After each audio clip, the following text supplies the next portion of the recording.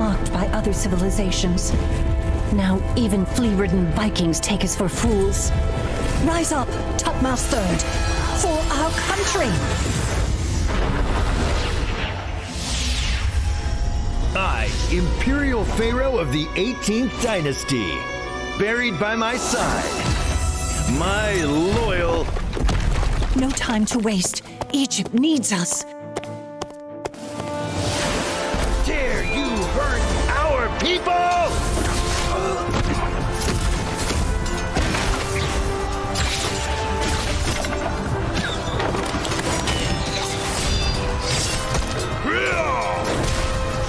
Brothers, follow me!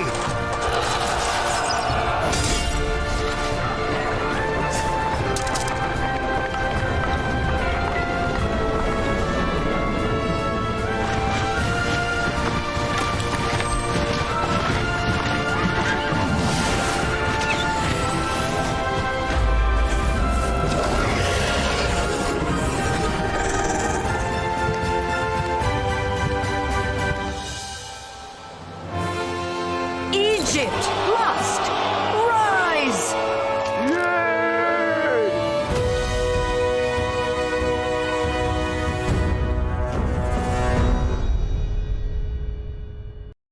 Dear Governors, welcome to Rise of Kingdoms, rules of the first ROK Anniversary Grand Prix. The Grand Prix is divided into the following 3 stages: Team Registration, Team Confirmation,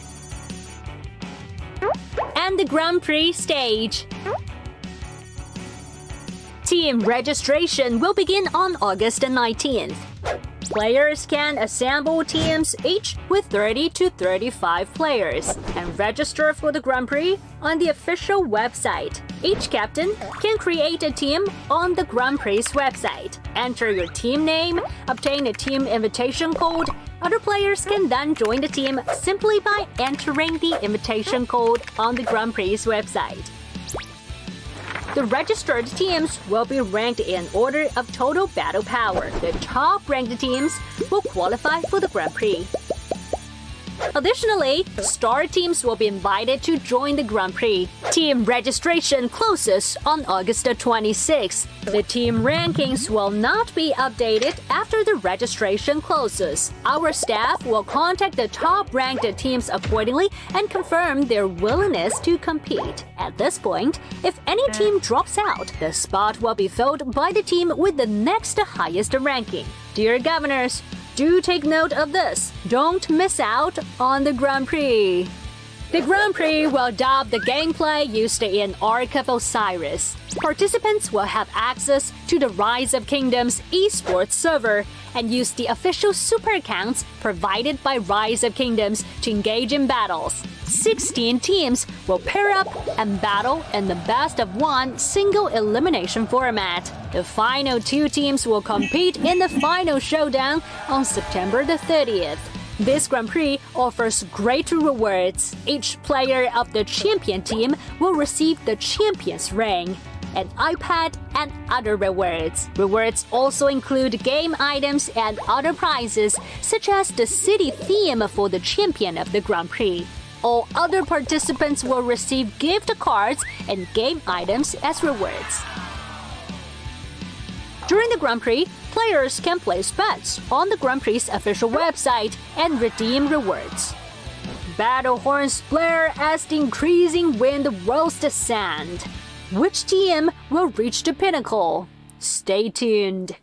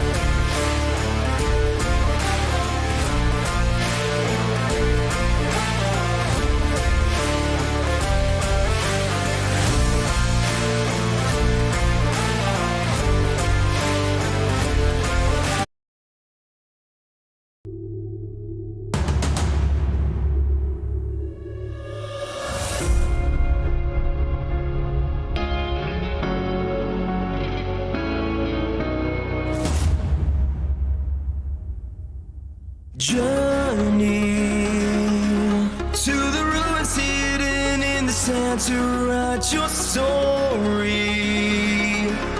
With the mist so close at hand, your heart is soaring. Take hold of your command and march for glory. Hear the call of Seth and make your stand to the end.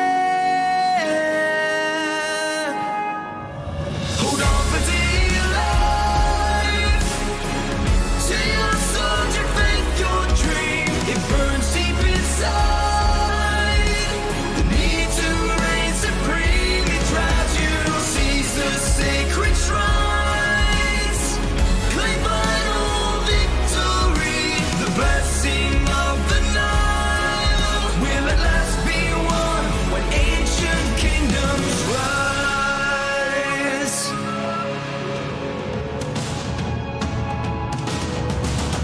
For glory!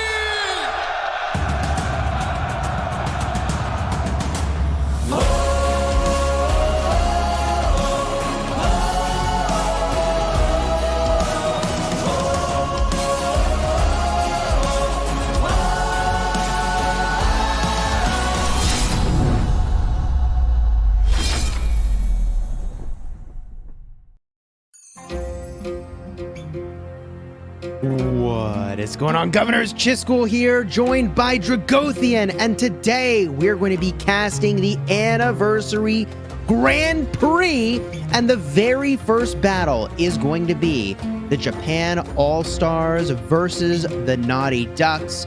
Drago, how are you doing today? Oh man, I couldn't be more excited. And, for wherever you are in the world, whether it's super early, like myself, or in the evening, welcome to the Anniversary Grand Prix. I can't wait to join my partner over here and cast what will be an amazing match. I'm really looking forward to it. Chiz, what are we looking for today? We got something going on down here at the bottom. Oh my goodness.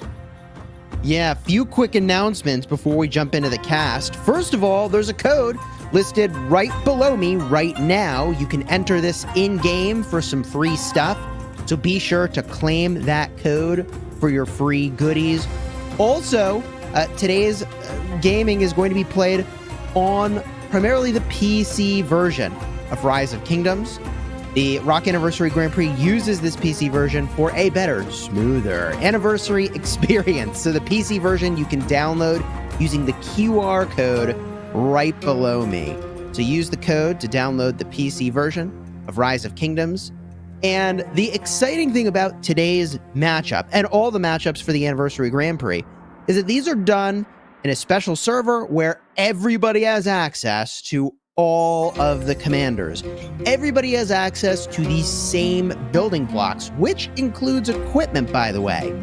5 pieces of each type of equipment, including sets, including KVK weapons and helmets, including KVK accessories, you name it, they've got access to it. No special talented gear, however, for whatever that's worth, but access to a lot of stuff. So it's going to be really exciting to see how these teams ultimately play. And ultimately, by the way, I mean, not everybody has a garrison captain on their main account, right? But everybody's got all the garrison captains on these accounts. So it's just going to be really interesting to see what sort of strategic things unfold in this style of gameplay. Yeah, I'm likening this obviously to the grand finals that we used to have in the Osiris system. This being a new Grand Prix system, another piece of the Rise of Kingdoms franchise, right, that we can really sink our teeth into and get around and start to strategize for. Whether you're in Kingdom 1 or Kingdom 2900, you can really start to look forward to participating in a match like this. It all comes down to, are you able to strategize? Are you able to communicate effectively with your teams and come out on top after that 1 hour of massive battles, whether it's in the middle, fighting for the Ark, or are you going to be able to hold those structures on either side, those critical altars, pushing towards the shrines and making sure that you're keeping your enemies spread out throughout the match? That's going to be critical. I'm looking forward to seeing what these two teams can do. Obviously very selective this time around, the Grand Prix coming at you with I'm looking at the alliance insignias at this point. Both of them are ducks. Let's see which duck comes on top. I mean, we want to make sure and see which one's going to be the best duck, right? We have to go ahead and see which one's going to come out on top. So looking forward to this, Chisco. I can't wait to see how this plays out. I'm liking the new setup as well, by the way. A little bit of nice, sweet graphical digs. I'm really digging the new setup here. And again, we've got Osiris League coming up too. I mean, this is going to be really good. Yeah, there's a lot to be excited about right now. And in this Grand Prix, the prize pool is also pretty exciting. You get, if you win, the winning team gets a championship ring and more. And all the teams participating, I believe, get some amount of prizes. And possibly later in the season, there'll be ways for everybody to be participating in maybe some speculation as to which teams will win and maybe get some stuff as well. So be on the lookout for more information about that. Yeah. So in a few moments, we'll jump into this match. Camo in blue, that's Japan All-Stars, versus the Naughty Ducks, ND exclamation, in red. This is the 12 UTC matchup, and there'll be a matchup every couple hours. In fact, 12, 14, 16, and 18 UTC. 4 matchups today and 4 more matchups tomorrow. The key combatants are displayed on screen here. These are players actually chosen by the teams to highlight. In blue, we've got Camo, KZK, Hanki, and Ryusuke, 06GT. Now keep in mind that these teams, by the way, were formed from players all throughout the Rise of Kingdoms universe, so you could be in any kingdom and group up with other players that you might not normally be playing with. In red, the highlighted players include Skinsy, Maru, 1-2, Hero, Mkiz, and, yes, there he is, Skinsky, again, the captain of the team.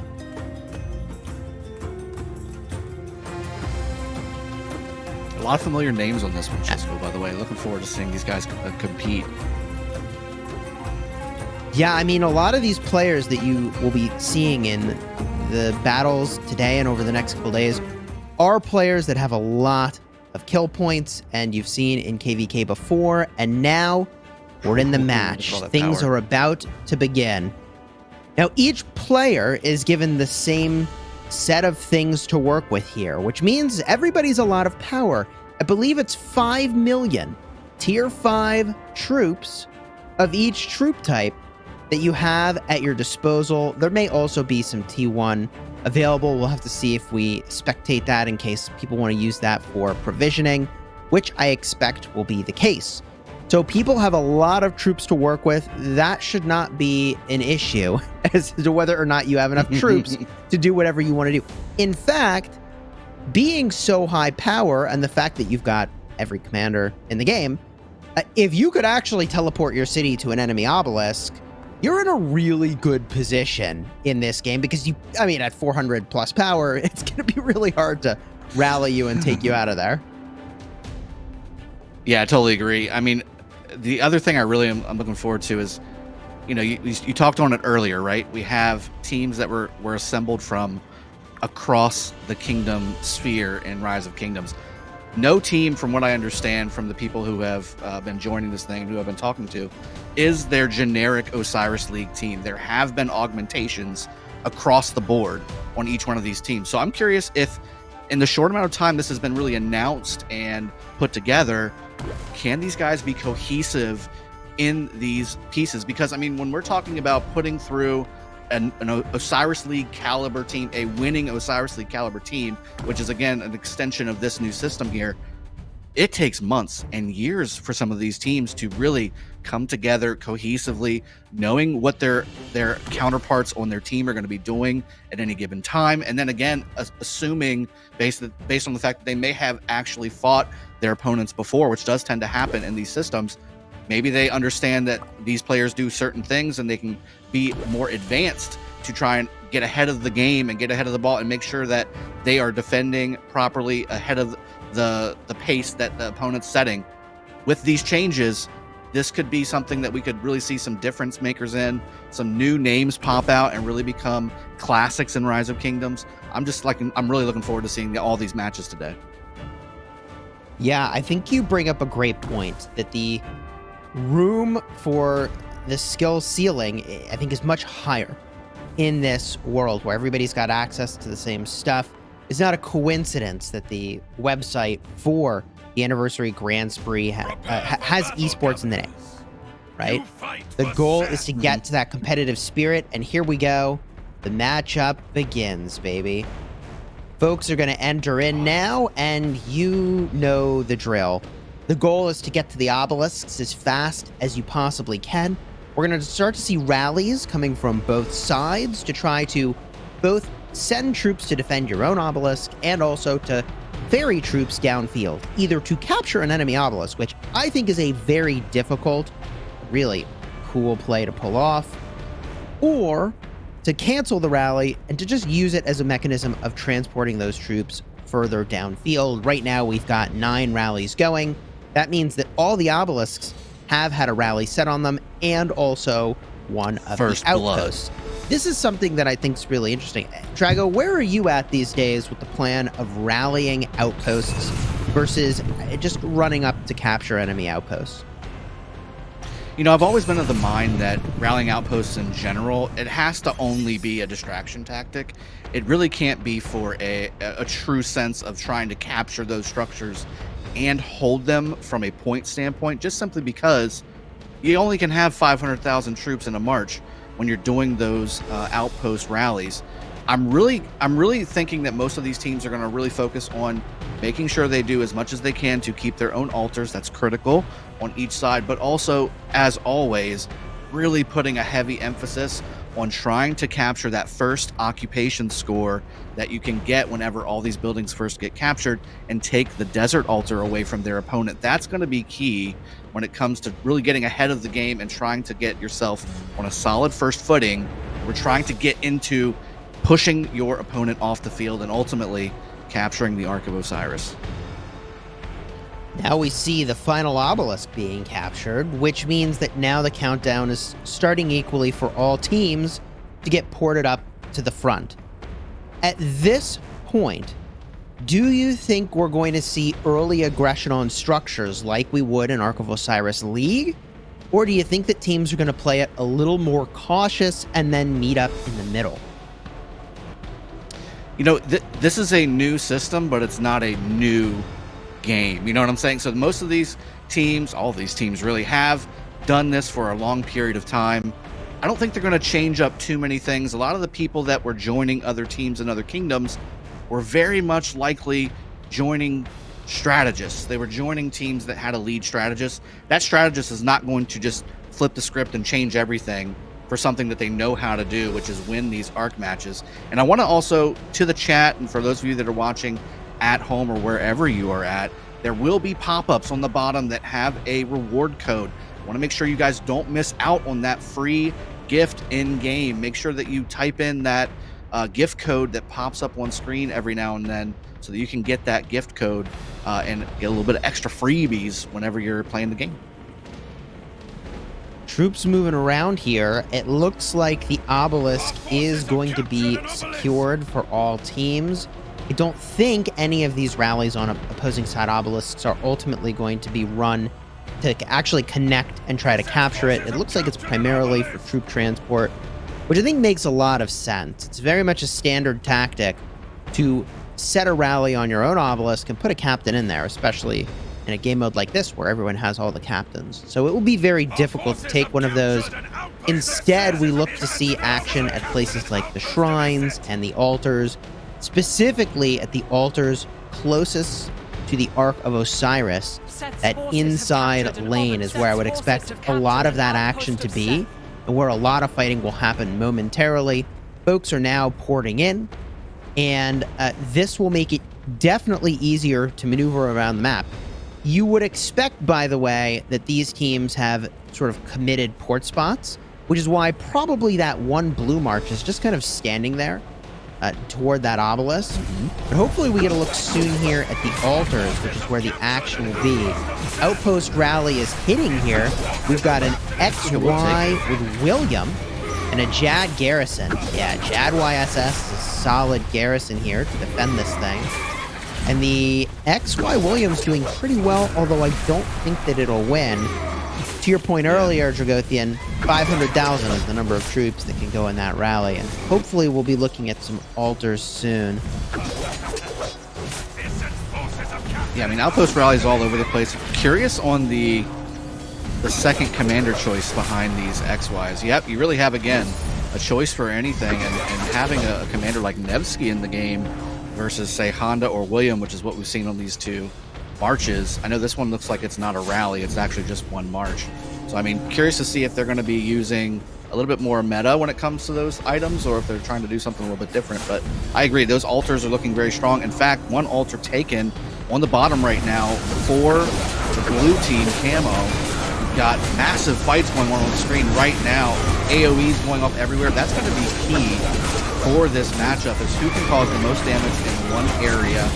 Speaking of which, that middle fight that looks to be coming up in about 5-6 minutes. We have to watch that timer throughout to make sure that we are on point for when those rallies start hitting structures, while simultaneously middle fights start to occur. Big push. Yeah, Camo has a really commanding grab here on the altar, which is surprising. So they've got 3 altars, and they're now sending their troops down toward the obelisk. I think that move, by the way, is just to reset those troops. Hopefully we'll see as that happens, to spectate what they actually do here.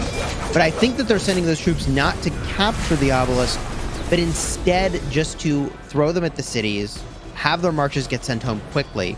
Maybe we'll see some sad faces indicating that. And I do see one coming back now. I think that's likely to be the case. A few more. We flip over the Shrine of War, however, and we've got Flavius Primary, likely to be either a Skippy or Zeno secondary. You know, I will say Flavius Skippy is probably not the pairing I would have picked to hold a garrison in Ark of Osiris League, especially, or really at almost anywhere.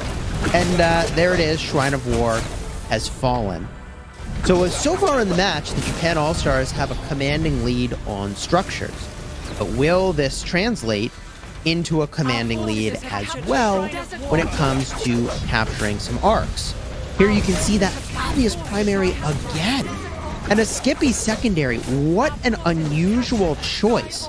Access to all the commanders, and I would have expected that they go for something that has a lot more staying power than the high punch AoE damage of a Flavius Skippy. To me, and again, I haven't had an opportunity to practice with these specific commanders under these conditions, but to me that feels like a really aggressive play where maybe you knock out a lot of the enemy's troops, but isn't the goal here to hold the structure? Survive longer? It really is. It really is just, well, I'm looking at this as a total domination right now. Japan All-Stars really holding all 4 altars right now. And with this kind of a start, I think Naughty Ducks really needs to understand what's going on right now. They are going to be behind by an arc score right off the bat. I mean, they're going to need to get this arc immediately. With 4 minutes left until that arc spawns, they should be going to the middle right now. They need to understand that they don't have their altars. They're not going to have them. They're going to lose those first occupation points. Even the Sky Altar on the top lane for them. It's insane how dominating. Yeah, I mean, this is like a landslide right now. Yeah, this opening feels very one-sided. However, Naughty Ducks capture the Desert Altar, which is on the side of Japan All-Stars, bringing them back to 1 altar. They need to get back to 2. Here you can see a really cool view of the Desert Altar that we were just looking at, and another Desert Altar falling down. So there's the 2. They're back to 2 and 2. They've evened it up for these altars now. And at this point, we should be looking to see what's going on in the middle arc fight. With 3 minutes remaining till the arc fight, teams should be positioning by the Temple of Osiris. So that is the area where I expect to see both teams kind of jockeying position. I've got Boudica Prime as the captain of the Desert Altar. This is not the garrison captain you're looking for. Not optimal. I think what's interesting here is that the coordination still really important to have the right commanders in the right places. Speaking of the right commanders there, I mean, it held. That red obelisk held with the Xeno YSS. I think they really need to take a page out of what they just did with that obelisk and put it across the board here. Put those in your altars, put them in your shrines. You need Zenobia, YSS, or you can even do a Zenobia Flavius if you want to. The AoE damage isn't nearly as important in this game mode versus the staying power, like Chisco said. So you need to have those captains being as tanky as possible, holding the structure as much as possible, versus going after that maximum AoE damage. We're getting a look at the middle here. 1V at the top there, the most recent Osiris League champions. Really looking forward to seeing them as the playoffs start to get rolling here in about a week and a half or so. That being said, looks like ND is getting to the middle at this point with 1 minute and 50 seconds. This seems to be a bit late for me, Chisco. What do you think about the timing of both of these teams? So late to the mid-fight. I mean, it's just like there's an unspoken pact between these two teams, right? Yeah. If you're late and I'm late, Gentleman's agreement. Neither of us is late. But this is the point in which you would typically see fighting already starting to break out. That 1 minute 30 mark, you would expect that if they're not about to clash, then they have already. Because now you can see Blue's got a really commanding position. Honestly, I don't know what they're even waiting for at this point. They have so many more players. I think they can just roll over to the other side of the temple and claim this thing basically whenever they want. So I think that Japan All-Stars is positioned not only after having a dominating presence through the structures and getting an early point lead by an arc, more than an arc, 5,000 points of lead, right? Yeah, almost. I guess 4,500 or so. But now, if they get this first arc, they're going to be really well positioned. There's hard push by ND. Okay, now this is interesting. I think that's late. So the reason that ND is not in the middle is because that was apparently not their plan. But unfortunately for ND, if taking arcs is not their plan, they're not doing a great job of taking buildings. They're going to have problems here. They're not going to win this on provisioning. Ain't going to get it done, Chisco. Yeah. So I mean, 3 altars still in the hands of Japan All-Stars. Sure, they've activated hard push, but now they need to actually take 3 to 4 altars and hold them for a prolonged period of time. And I just don't see that being overly viable. Here we can see the fight about to break in middle. The thumbs up from a player from Japan All-Stars. And there it is. Mystical Formation activated by Camo. That's Blue Japan All-Stars. Maybe they'll use more skills, but if I was in Blue, I would not be thinking that I need more skills to get this arc. And if you don't have to use the skills, you may as well save the points to use them for a subsequent arc. There's the carrier, snags the arc, easy grab, 1 player, Maru, riding the carrier with archers. And they are the Ottoman civilization, which is a great choice for the march speed and skill damage. Henry is working down that carrier, but not doing a ton of damage here as that arc is crawling its way toward the blue side of the map. Although ND, the Naughty Ducks, have done a really great job of disrupting the outpost point flow in the back, the outposts really aren't all that important. And I do see the obelisk flashing, which I think is really interesting. I wonder if there's a proper rally on the obelisk right now, and if they're going to try to port into the opposing side. But even if they did, I don't know what you actually accomplish from there. Here you can see, wow, the arc carrier is actually getting away still with a sliver of health. Another player working down the carrier. The carrier's fallen. But the problem is, the folks in red activated hard push. They didn't use skills for middle because they didn't have the bodies in the middle. And they're, with hard push active, at 0 altars owned. So not only is Japan All-Stars in a very commanding position with this arc, but they also have all 4 altars, which means this is potentially going to turn into a landslide.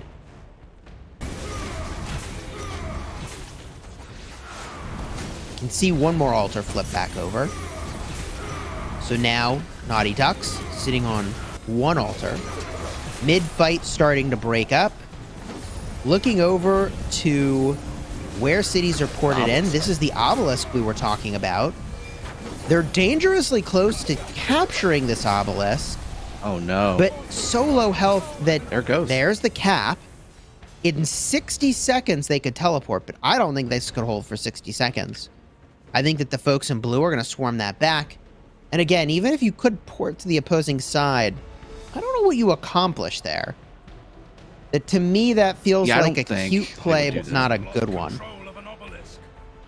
Yeah, I don't think they're going to do that. I mean, they already took it back, so it's not even a conversation anymore. But what I wanted to say, you know, after that middle fight started to really wrap up is, I mean, even Japan All-Stars is just really dominating right now. I mean, even during that really quick catch and grab and then dominating mid-fight by the blue team, Camo Japan All-Stars, they also took the Sky Altar on the top lane away from the Naughty Ducks, simultaneously while grabbing the Arc, simultaneously having a 5,000 point lead, simultaneously losing and then recapturing their obelisk, simultaneously defending a desert altar, while also taking a Shrine of War. I mean, they just are all over the place and really dominating on this battlefield. And again, you have to understand, everything is even. There is no advantages when it comes to the actual accounts of these players. This is all strategy. This has nothing to do with some players having more VIP 18 players. No difference whatsoever. This all has to do with strategy and gameplay and knowing the match setup and executing on these setups. And we're seeing the Arc Carrier continuing to go back. There is a few people here, Chisco, that could at least disrupt a little bit. I don't know if disruption is going to be enough, though. We do have a 5,000 point lead for the Japan All-Stars, which, like we talked about earlier, is almost 2 arcs by itself. Plus, this 3,000 point arc will really put them over the top, and having an 8,000 point lead with at least 1 arc to go, maybe. Are they going to hold it, do you think? I was wondering the same thing. Do you hold the arc or do you score it? I think you score the arc. I honestly think if I'm watching this from the Japan All-Stars perspective, that I'd be feeling very confident in this moment. And I would score it, I'd go for more arcs, and I would honestly consider racking up the score. Because, I mean, the sort of board state that we see unfolding is the sort of thing that you see when, like, a team is running out of troops. But they're not running out of troops. I think they're just being outmaneuvered here. So if I would be feeling really confident here. Now, that said, I don't think that's the most strategic play. All you need to do is win by 1 point. I'm not aware of any tiebreaker mechanics that would even come into play in this anniversary Grand Prix where you would need to win by more points and that would matter. So if you win by 1 point, you advance to the next round, and that's really all that matters here, is advancing to the next round. So maybe they will play it a little bit safer under the assumption that at any moment in time, the Naughty Ducks could kick it into high gear, could change around what they're doing, and something funky could happen that could flip this scoreboard. But with a 5,000 point lead and an arc in hand, that's already a lot of wiggle room. Yeah, I would say so. I think anybody playing in this matchup, you know, over the next today and tomorrow, if they've got an 8,000 point lead, they got to be feeling pretty confident about themselves. Even the 5,000 lead that Japan All-Stars is currently enjoying is a godsend, and really asking for any more than that is pushing your luck. So I think that, you know, again, with this Arc Carrier kind of meandering through their cities at the obelisk on the bottom lane, they're looking to hold it. They're looking to hold it and be a little bit more conservative with their gameplay. But we do have Grandpa OG from the Naughty Ducks coming over here with another player trying to do a little bit of harassment on this arc. And while it is likely that they may drop the Arc Carrier here, unless there's nobody in the obelisk, and the only way this is going to work, right? So Chisco, let's do some strategy here.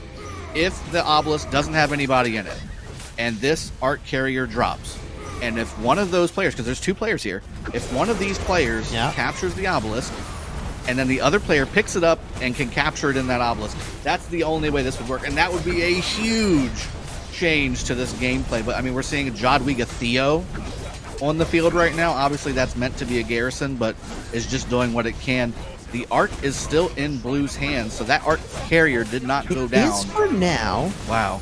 They're under pressure, though. They're sending in more marches. I think this is interesting distraction. I mean, honestly, if I was in blue, I would just score the darn thing and lock in the points. Yeah. Feel good that you've done it. Because now they're going to have this arc drop. Right now. Yeah, and this gets really weird. So I'm a little confused by this play of sort of holding on to the arc and giving the opposing team just the opportunity. Why leave the door open to get this arc and do something with it? And I think red is right to pressure the carrier a little bit and see what will happen. Because you can see, look how many marches are committed to defending the arc right now. 6 are on the board. And those 6 marches are not somewhere else, and it was less than 6 marches committed by red to do that. So when you think about arc in terms of the number of marches you commit to an area versus the number of marches an enemy commits to an area, I think there's a big insight there as to how it is you would be able to outmaneuver an opponent. So I like that red was pressuring the carrier there, even though it ultimately didn't result in a takedown. And now we see the board did even up a little bit more, but that did not hold. So yeah, it didn't at this hold. point, Yeah. 2 It extra went structures right in back the to hand blue. of the Japan All-Stars. That's the altar and the shrine. Yeah, Naughty Ducks really enjoyed a little bit of a reduction of points per minute. Again, for those of you that are just joining and not really fully knowing the abilities of what this matchmaking setup can entail, each one of these structures has a designated points per minute value. That's why these structures are so important, and some of the most important ones on the field is this altar that you see in front of you. That's 150 points per minute per altar, meaning these are the structures that you really want to focus when you're talking about devising a strategy to take points away from your opponent. And Naughty Ducks did have a pretty sizable advantage there from a points per minute standpoint for maybe a minute or two. But again, Camo, Japan All-Stars coming through, getting all those structures back. Now they have a 3 altar advantage plus the shrine on the bottom. And again, pushing back the red juggernaut of Naughty Ducks. And I got to tell you, having the arc, having this point per minute advantage, then having the total points advantage. Here's another player, Nerf, again, same individual, probably the one that's taking care of the outposts would be my guess. That's why we saw Jadwiga Theo on the field trying to get this altar as well, or this arc as well. Coming over to the obelisk, I wonder if we've got a little bit of a sleep at the wheel thing for Mariana. This is a scary situation, actually, for Camo. We can't see if this is the case, but if that obelisk doesn't have a garrison in it as well, then theoretically this carrier could get knocked down and the arc could get scored by red. Just tap it in this instance. And I don't know. Oh, I don't get it. Okay, they're going to let the arc drop. Oh my gosh. That's going to reset it. I honestly... That's going to reset the timer whenever they go to pick it up again. No, they scored it. Where did it go? They scored it. Oh, they did. They scored it. Okay, that was. They did score it. Thank goodness. The last 'Cause I possible was second. getting really. I thought the march had fallen. They really I was kind of curious where it went. Yeah. Yeah. Oh, and you see, they took the obelisk. Do you see that? Oh yeah. Oh wow. So that was dangerous. Yeah, I mean, it was exactly what I was afraid of. It's like they left the obelisk empty. They literally left the obelisk empty. The carrier was alone. Like, there's no way that obelisk. If they did not score that arc right there the way they did, wow, then Naughty Ducks could have turned that in. Could you imagine? I mean, unbelievable. That was the thing. I was like, man, what are you doing with this arc? Like, stop fooling around. And they scored it. Thank goodness. I was anxious. I was literally, I'm sweating over here for them, man, because that was just nerve-wracking. I mean, I'm sitting here like but here saying, we are. there's no way. You know, there's no way there's a garrison. Yeah, There's not a no, garrison in there. There's a the way. arc is sitting right And there. They found it. I mean, this They is what I found like it. to do when we cast, right? Like, what would need to happen? ... That would be it. Sometimes those nightmare Massive situations mistake. actually happen. Yeah, I mean, So we're looking at what? now We're at a 9,000 point lead for Japan All-Stars. I mean, this is really starting to get away from the Naughty Ducks. That's right. It's interesting to see the Xeno Garrison choice here. I feel like it's more uncommon to see the Xeno Garrison these days. But maybe I'm misreading on what people like to use. I mean, Xeno's a great commander, don't get me wrong.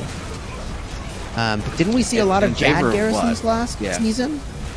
Yeah, I was going to say, so a lot of people have started, a lot of the main teams have started to really shift towards the Jadwiga garrisons, just if for nothing else, the fact that they're faster to reinforce the structure. You have Cavs reinforcing the structure from the obelisk areas.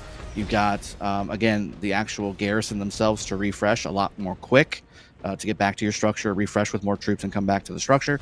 So, I mean, a lot of the main teams in this type of setup have been going hard with Jadwiga YSS, or even Jadwiga Nevsky now is an option in this game mode too. I'd love to see some of the main teams trying that combo out and seeing if it works out the way that it does in at least KBK action. So maybe that'd be a little more tanky or not. I'm not quite sure. I think probably YSS would still be a little bit of an advantage. But I think that when we're seeing Zenobia, so Zenobia is still a really solid garrison and probably offers, in my opinion, a little bit more staying power than maybe a Jadwiga YSS or a Jadwiga Nevsky in this game mode. But the thing is, we just talked about it, the speed at which you can reinforce, because you're bringing infantry troops more often than not, those are going to be a lot slower than obviously a cavalry unit and a cavalry commander setup to reinforce and also to refresh your garrison.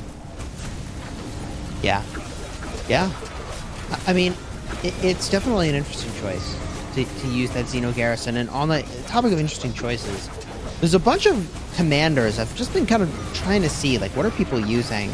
And I am seeing a surprising amount of XY with Mehmed on the field, because I would have expected Honda to be there instead, but Honda must be somewhere else. You know, they've got access to all the commanders here, so it's interesting to see what choices they're using. Otherwise, things are very much what you would expect to see. There's a lot of Skippy Prime. I suppose people are using the Skippy Honda combo. We see a little bit of that. I see a Budokatami on the field. I think Henry is a great choice for swarming garrisons, which you would expect these teams are doing. There's Boudica Artemisia on the field. You still see some Trajan Ethel and some Ethel Trajans running around, which I think is interesting that teams still feel like that's a meta choice here. I don't know where you're at with Trajan these days, but depending on who you talk to, they'll either say Trajan is really good in the open field, or they'll say that he's complete trash, total garbage. I can't believe you'd use him. But in Ark of Osiris League and here in the Grand Prix, Trajan has a star role. Would you agree? I mean, the more Trajans, it's literally more Trajans equals more victories when it comes to Osiris League system play, as far as I'm concerned. And you know, it does, having fought a previous Osiris League champion in 960 just recently in KBK, it does translate very, very well to the open field in KBK when it comes to full combat. I mean, we're talking massive difference, huge difference. And then combining Mulan inside of that structure as well with a Trajan Mulan, or like you said, a Trajan Honda or a Trajan Scipio Prime is fine as well. Trajan Ethelfled, those buff debuff combos, when you bring a couple, don't mean a whole lot. But when you bring 30 of them to the middle, it's a huge difference. Everybody's getting that buff. Everybody on your opponent's side is getting that debuff. Huge, huge bonus that you can bring to the table here and really push anything that you want around. That's how these 1v and 60 GT teams are so effective. That in combination with, you just mentioned earlier, that Mehmed combination, even XY Mehmed, even though Honda technically should be a little bit better, having him somewhere else is perfectly fine. Throwing Mehmed behind that XY combo, a Zhang Yu combo is really strong. They have so much utility, and ultimately, the more AoE, the more Trajan buff plus Mulan / Ethelfled debuff / Honda massive AoE, the better off you're going to be. The more mid fights you're going to win, the more open field fights in general you're going to win. Speaking of mid fights, 2 minutes till this mid fight results in the Ark spawn, and one side maybe emerges with the Ark. I would say these look like they're about even. Maybe even Japan All-Stars was a little light. And it looks like Naughty Ducks is realizing that. They're kind of moving up closer to the temple. Inching forward, Is this closer an and Ark closer. We've seen Drago? a lot of these teams doing this. Do you think we're going to see to the death here? Is this the arc where it gets thrown down? I mean, what does Naughty Ducks have to lose? I mean, they need a Hail Mary throw, and they need to get some points like right now. They got 30 minutes left, less than 30 minutes left in this match, and they are down by almost 2-1. It's 20,000 almost to 10,000. They need this arc. They need some structures. They need to get maybe another arc. They need to insta-capture this arc as quickly as they can, and then go after another, because they're going to need some serious point totals bringing in the bacon towards the end of this matchup. I wonder if they're provisioning at all. I know we haven't really peeked around at any of the nodes to see if either of these teams are provisioning at all, but I'm curious to see if maybe there's a nice little 3-4K provisioning total coming in from Naughty Ducks. That might be why they're getting so manhandled on the open field. That's a possibility. Yeah, I think likely both teams are doing big provisioning. There's War Drums Mystical for Japan All-Stars. They're going to choose to break this fight. Mystical formation for Naughty Ducks. And perhaps another skill. There it is. To the death for Japan All-Stars. Heaven's Grace for Naughty Ducks. Wow, is that a 10-point... Oh my gosh, 10 ability points for Japan All-Stars? Just blown. I feel like blown right through it. that is going to really hurt Naughty Ducks. And I didn't see them using enough skills to counter that. Sure, they used Mystical Formation. Sure, they used Heaven's Grace. But I don't know if that's enough to counter War Drum's Mystical and to the death. I mean, that's the big play. It's the play that you would have expected Naughty Ducks to be making, quite frankly. Yeah, I agree. That said, Naughty Ducks carrier. Slick grab, moving it toward their side. Double sees the carrier there. Carrier falls briefly. Arc now slightly south of its previous position. Screen looking very blue, though, in my opinion. Japan All-Stars, as I was suggesting, using all those abilities, I think is just going to clean up this temple area and then take the Arc at their leisure. Japan All-Stars holding the Arc, and this field is basically mopped clean. Yep, they're just taking that Arc and running. Shiz. I mean, I'm really looking to see a little bit more of a better fight there from Naughty Ducks. I know that we just talked about the alliance skills being used. I agree. I couldn't agree more with your assessment. Not only did they use the skills that I thought that Naughty Duck should have used, but I still feel like they might have been a little bit light from the reinforcement standpoint in that fight. You see more and more Japan All-Stars coming to the middle. Not necessary. They can easily switch to the structures right now. Maybe keep a little bit of a contingent to handhold and escort that Arc to a safe area. I look to Camo and Japan All-Stars to probably hold this again. I mean, maybe hold it until maybe 15 minutes or so left in the match. Maybe let it be one more Arc to spawn. If they drop it and capture it with another individual, though, they could actually extend this timer, this 14-minute timer that is now on the Arc to get captured before it resets fully to the rest of the match, and then that would be the end of all the Arcs being able to be played. So if they want to go ultra conservative, Chisco, they could certainly do some crazy things with it. They could even use a caravan, some little next level strategies, guys. Use a caravan to drop the Arc on their own and then pick it up with a different individual to reset that 15-minute timer should they choose. Yeah, I mean, I still feel the same way for Japan All-Stars as they did earlier in the matchup, which is that I just score as many Arcs as I could here. Just run up the scoreboard. If you felt like you were in command of the situation, if for no other reason than to put pressure on yourself, you know, as like sort of practice for other matches, but because it feels like they've got pretty much the entire time a kind of commanding presence on structures and also the temple and the Arc. Yeah, and keep in mind, so I'm also trying to be very mindful of our chat. So again, this is a very community-driven game. The community really makes this game as enjoyable as it is, on top of obviously all the amazing things that the game offers that not really any other game can provide. But I'm paying attention to some of the chat comments. I'm really liking the engagement from the community as we see this Arc continue to go back to this top lane obelisk for Japan All-Stars. There are no kingdom teams, guys, so I want to make sure that everybody is reminded these teams are assembled from across the kingdom sphere of Rise of Kingdoms. These teams have multiple kingdoms multiple alliance players inside of them. So there is no one kingdom per team. That's why you don't see any kind of a kingdom list on these two teams on the graphic above the fights that you're seeing. The arc does go down though, Chiskel, and there is a decent amount of red there looking to maybe do some action. Let's see if they maybe try and go and see if an obelisk is maybe not garrisoned again. Maybe that's the case. Could be hard push activated by ND. So they could convert a building faster, certainly. Several marches on top of that arc spot. All from the same player here. This is interesting. Now, a couple marches getting reset back to the blue player cities here means they'll be able to run those out and immediately jump into this brawl.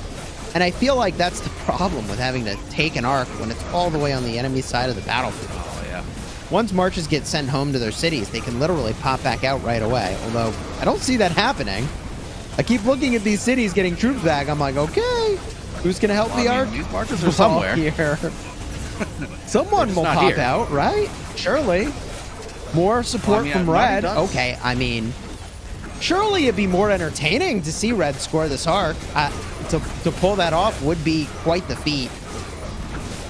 Here we go. Now some of the folks that got reset cities are joining this, saying, wait a minute. Did you know the arc was in jeopardy right outside our cities? You have to think. Okay, here we go. Trying to get some cities. Some marches out of these cities. I mean, we're looking at two split screen fights here. Obviously, one being at the Desert Altar at the bottom. It is red now, so Naughty Ducks do have both Desert Altars, which is nice, but to counter that, obviously Japan All-Stars have both Sky Altars, nullifying any kind of points advantage that they may have been looking to gain. And this arc fight is still not over, although again, Camo does pick it up and likely to start moving it, but Red does have a few more marches here. I think that it will likely be cleaned up, though. They're almost gone. And with an Ethelfled left after these two cav marches go down, that will likely be the end of any kind of push that Naughty Ducks is looking to do against this. Oh, even losing another march right against that arc carrier. The arc carrier is now alone with a circle contingent in front of them. Everybody's starting to move out, trying to recapture some of these structures. I mean, I will say, top lane looking very strong for Japan All-Stars, grabbing almost everything except the obelisk. But bottom lane, Naughty Ducks at least has their own and did have a little bit of extra structures for the red team, at least stopping points from being generated for the blue team. But again, very dominant performance by Japan All-Stars. Now Naughty Ducks has two Desert Altars once again. Yeah, I feel like that's a strategic choice I probably wouldn't have made. Well, by that I mean, at the time that they were also contesting the arc, they were taking altars. And I just feel like with the scoreboard being where it was at the time that was happening, like, you got to just go for the arc. You got to go for broke. And maybe the way they played it is better. They have a couple people try to get the arc. If they get it, then they have some altars and they have an arc. And maybe that's the only way you win from that position. But like, if you don't get that arc, like, you're probably losing overall, right? They're down 11,000 points. To make up this point gap, what would have to happen? They would have to get the next arc, and they would have to hold 4 altars for like the remainder of the match. It just feels really unlikely. It really does. I mean, this game was headed this direction within the first 5 minutes of the match starting, with the Japan All-Stars coming out so dominant, taking 3 or 4. I don't know if they got the 4th one from a first occupation standpoint, but they very well could have, with the amount of points they had extra as the first arc was spawning. That 4,000 point total was pretty intense at the very beginning, and it's only expanded from here. Looking at 11,000 points now advantage for the blue team here, Japan All-Stars. The split screen coming to you live. Desert Altar very heavily taken down, it looks like, by the blue team here. The countdown timer at 145 and looking to score some more points. Why not? Points are awesome. Let's go ahead and go for that. And then on the other side, again, another Desert Altar in red currently, with some more blue team from Japan All-Stars harassing and clearing the field first before going for the altar. That's curious, a little bit of strategy there. I'm not sure if that's the plan or if they're just getting so overwhelmed on the field from the red team there that they just are just going to go ahead and reset themselves and try again, maybe. Yeah, I mean, I have to say that the split screen view, this particular one, This is I nice. really, it has to be my favorite view. Yeah. Yep. I like this a lot more than the picture-in-picture. This really lets you look at two places at the same time, and I think, you know, ideally this would be kind of a cool way to look at both shrines at the same time, both desert altars, you know, the sky altars at the same time, just see what's going on Especially at the in beginning. the same place in the other side of the battlefield. Very cool setup. And as we see, there's a little bit of fighting in front of the desert altar. I think it was on the camo side. Here's a rally on the obelisk. Gilgamesh rally. Gilgamesh is solid these days. I feel like you'd use that against a Xeno more than a Jad, but they've got a Gilgamesh Henry here. Yeah, that to me feels like some anti-Xeno technology. I'd probably use the Boudica Prime if you know they Here don't we have go a with the Xeno. Jadwiga. But you know what? Maybe they changed it up. Maybe they did have a Xeno and they changed it. I like this obelisk Yeah. play, though. All right, let's see some people port around. Let's have some fun. Although, you know what? I mean, at this point, Well, yeah. gee, I don't know what they're doing here. So, what's the play that they've made? They're rallying the obelisk, and maybe they were going to then have somebody run out after they take the obelisk and try to get the carrier or something, right? Like, it's a Maybe. Hail Mary. Yeah, it's a Hail I Mary. mean, there's no support for the rally. There's obviously people here that are in the obelisk area in their cities, able to come in and swarm down this rally. And you know, I'm not able to kind of see below this obelisk as far as if there is a play where the arc is at right there, as you see right there. There is a red line there. I don't know if that's one player coming from across the map or not. But again, the split screen, huge desert Love this altar view. fights here. 1-4. Yeah, I just love it so much. It gives you a perspective of the gravity of both sides here. Two desert altars, two colors. Let's see which ones battle it out and win. I see a lot of blue coming on the right side and a lot of blue already on the left side. So this could be dangerous for both teams. Yeah, you know, I feel like there's War Drums activation, by the way. I feel like when you have access to all these commanders, like swarming is just so powerful, especially when you have zero concern about your quantity of troops. So we do see Boom, Those skills Swarm, used on the flips left structure over. Those What's alliance that? skills were used on the left side here. The left side of this split screen, those alliance skills were used for Naughty Ducks on the left side, trying to swarm down the structure, and they did take it just now. You know, it is interesting to use abilities outside of the fight for the arc. I suppose, though, if you think you're going to hit 10 points in your ability points and kind of cap out, you may as well fire off 2 points worth now. Although the ability might be on cooldown for your next arc brawl, but at this point for Naughty Ducks, their goal, I think, is to just narrow the gap in the final score as much as they can. I don't know that they can actually Some garbage time find points. a path back to winning this match.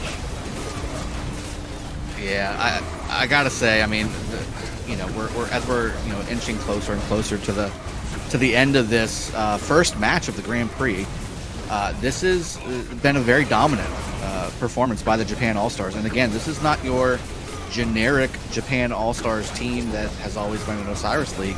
This has been augmented from alliances around the rock world in different kingdoms. So this could be a new team that could be looking to maybe do some migration later. You never know. And again, just to remind everybody, as we see this arc carrier getting ring around the rosy here at their own, holding by a Guan, by the way. There's the capture. But again, reminding everybody the link below, little code that you can use to get a few nice little juicy rewards in game. Make sure you type that into your redeem box code in the settings in game. You'll get some speed ups, from what I understand. And we all could use some more speed ups, whether you're fighting with them or whether you're growing your account. Yeah, I'm got my device ready. I'm entering the code Drago the next time that shows up on screen. I want my speed ups. I hear speed ups. Yep. You said the magic word, free speed ups. Okay, I'm listening. Yeah. I'm listening. So looking in at how things unfolded in this match, Drago, what are the big takeaways? I mean, I'm quite confident, in fact, as I look to the to the chat here, the live chat for the stream, I do see a non-trivial number of people who are playing on other teams, watching to see what's going on here, right? And commenting on as this unfolds. What are the takeaways for teams that are playing in matches later today and tomorrow?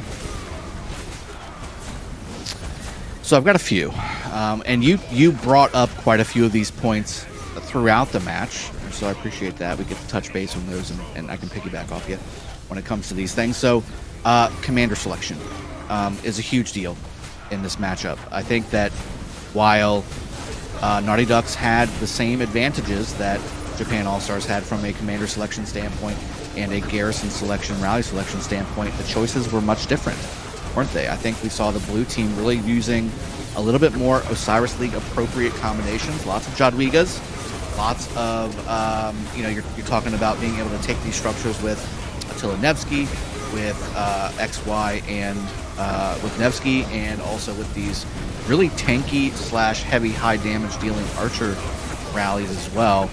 And then the other thing I think we need to really kind of stress is the pace of this game. While it is the same kind of matchup as an Osiris League team, because it's such an exclusive event, the Grand Prix is so exclusive, with only 16 teams being able to join this matchup, conservatism is kind of a thing. So you may have to incorporate that into your strategy. If you're the ARC planner or if you're the Grand Prix planner for this game mode, you may need to incorporate maybe a little bit more of expecting your opponent to be a little bit more conservative with these ARC captures, trying to play a little bit more prevent defense instead of being best defense is a great offense kind of situation, where you tend to see that a little bit more in the Osiris League team playoff system. So the mid fight's definitely dominated by the blue team here. I think, again, that's a combination of using your alliance skills effectively while also using your best commander choices.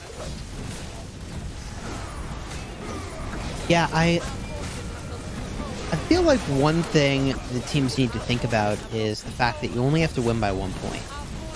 So you might play a good bit more conservatively, right? Like if you think you're just better than the opposing team, right? You try to go for those arcs and just hold your structures.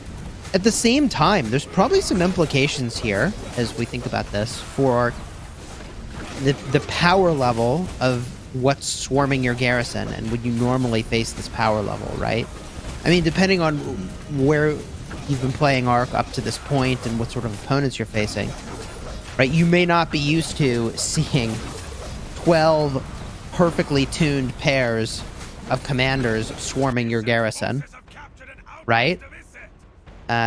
So, yeah. Can and maybe that's why they decided on the Xeno. Maybe they thought that was the better choice.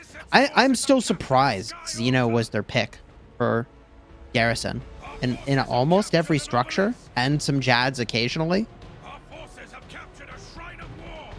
That's kind of what I've been seeing, right? I mean, we've seen Jadwigas mostly on the blue team when it comes to defense and Zenobias, and we've seen more Flaviuses and KVK style garrisons for the red team, Naughty Ducks. So I mean, I think that's one thing that does not translate over as well, because the objectives are different, right? In KVK type battles or even inner kingdom battles, you want to cause maximum damage, inflict the maximum amount of damage, and that's where those Flavius Scipio garrisons come into play. Those AoE style, still tanky but AoE style setups. But for Osiris League, it's all about being as tanky as possible. Nobody cares about how many severely wounded you get in this game mode. It's all about keeping your structure and keeping those points ticking for your side. And I think that Japan All-Stars really understood that really well, and even including their rally choices. I mean, I think they did a great job across the board for picking their commander selections properly.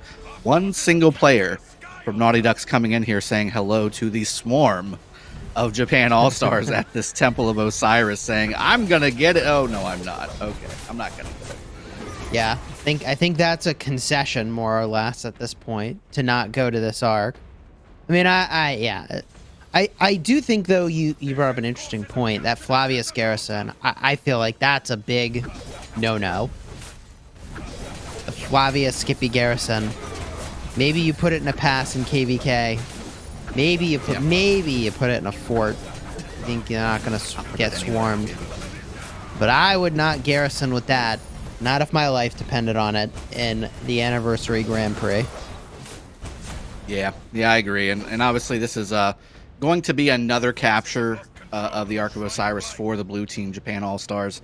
ND doing their best to at least make the structure game honest, but it looks like I can't see the points per minute right now, but obviously it's a basically 2-1 score in favor of the blue team here. More swarming from the Naughty Ducks here. It looks like the blue duck, which duck will reign supreme? Looks like the blue team duck here, Japan All-Stars, is going to take the victory. And really looking forward to seeing their next matchup as they start to progress through to the next round. We do have 4 rounds, guys, of these types of teams, this caliber of teams to look forward to. Yeah, one other thing that would be worth talking about here toward the end of the match is to maybe try to peek at some of the civilization choices that folks are using. Because there's very little you can do to differentiate your account here, right? Yeah, so that will determine your troop type for your special unit. That will give you a little bit of a buff one way or another.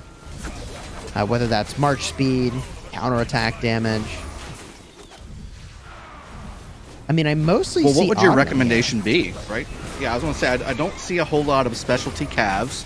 Usually I would only expect that to be on a main rally leader if they are main cav rally focused. So your Attila Nevskys, your XY Nevsky rallies could be Arabia instead of Ottoman, if that's your main role in your Osiris League system. Red dominating the map, by the way, right now. If they could have done this maybe, I don't know, 45 minutes ago, this would have been a very different matchup. But obviously the game's winding down at 6 minutes left, 30 seconds until the last arc spawn. And again, 13,000 points in favor of the blue team. I think general consensus, right? Ottoman is one of the best ones just because of the extra skill damage and the march speed bonus. And if you are an archer player or at least have a few archer marches, you're going to get some decent health bonuses from that civilization as well. So, Obelisk Garrison by Guan with a little bit of a Nevsky William action tapping on it. I still think this is funny though. Well, look at this. They ported 4 cities in. Guan sandwich. It is. Nevsky getting that Guan sandwich. Can't say you see that every day. That's it. The Guan cities sandwich are ported in, like you at said. The obelisk. Quite unusual. Seeing if they do little fun things going on. Yeah, Red actually does have a lot of structures on this map right now. I assume that's because Japan All-Stars are all at the Ark? But, like, this whole map actually just turned red, and I'm now somewhat concerned. What's happening here, Drago? It's 5 minutes left. If you have all the buildings, I think it's what, like 1,100 and some change points? Or 1,200 and some change points? Like, it's not a massive amount, and with 5 minutes left, even if they keep all the structures, which they don't, yeah, it would be like 6,000 points. So it'd still be a massive change. You do have a little bit of a flanking maneuver from Nerf over here on the Naughty Ducks team, and immediately turning around is that arc carrier. He's like, oh no, we gotta go south. There's too many red north. Let's go the different direction. I don't think this arc's gonna get captured if I'm trying to read the tea leaves here. It's getting harassed. There's 4.5 minutes left. It probably won't be captured. So here's a question. I only just noticed this. But I see 27 players for the team in red. Naughty Ducks. Has it been that the entire time? I was going to say, has it been that way the entire match? Heaven's Grace used by Naughty Ducks? If it's been that way the entire time, that might explain the one-sided nature of how this ultimately unfolded. Let me see if I can scrub back on the feed. Yeah. I cannot. I don't have buffering on it. No, I was just trying to do that myself as well. Yeah, that's a good point. Has anybody... Let's get the community involved. Let's get some crowdsourced community investigation. Has anybody noticed the total combatant amount for Naughty Ducks? Has that been 30 the whole time, or were there 3 rage quitters inside of this match? Rage quitting. I don't know. Oh my gosh. In the chat it says 4 players have rage quit. So I'm hoping that's not the case, because this was a good match. That's definitely funny. Either way. However, we have more matches today that you're going to want to see. At 14 UTC, we've got a match. 16 UTC, 18 UTC. There's going to be a lot of Ark of Osiris for the Anniversary Grand Prix today and tomorrow. So you're definitely going to want to see that. Subscribe to the channel if you haven't already.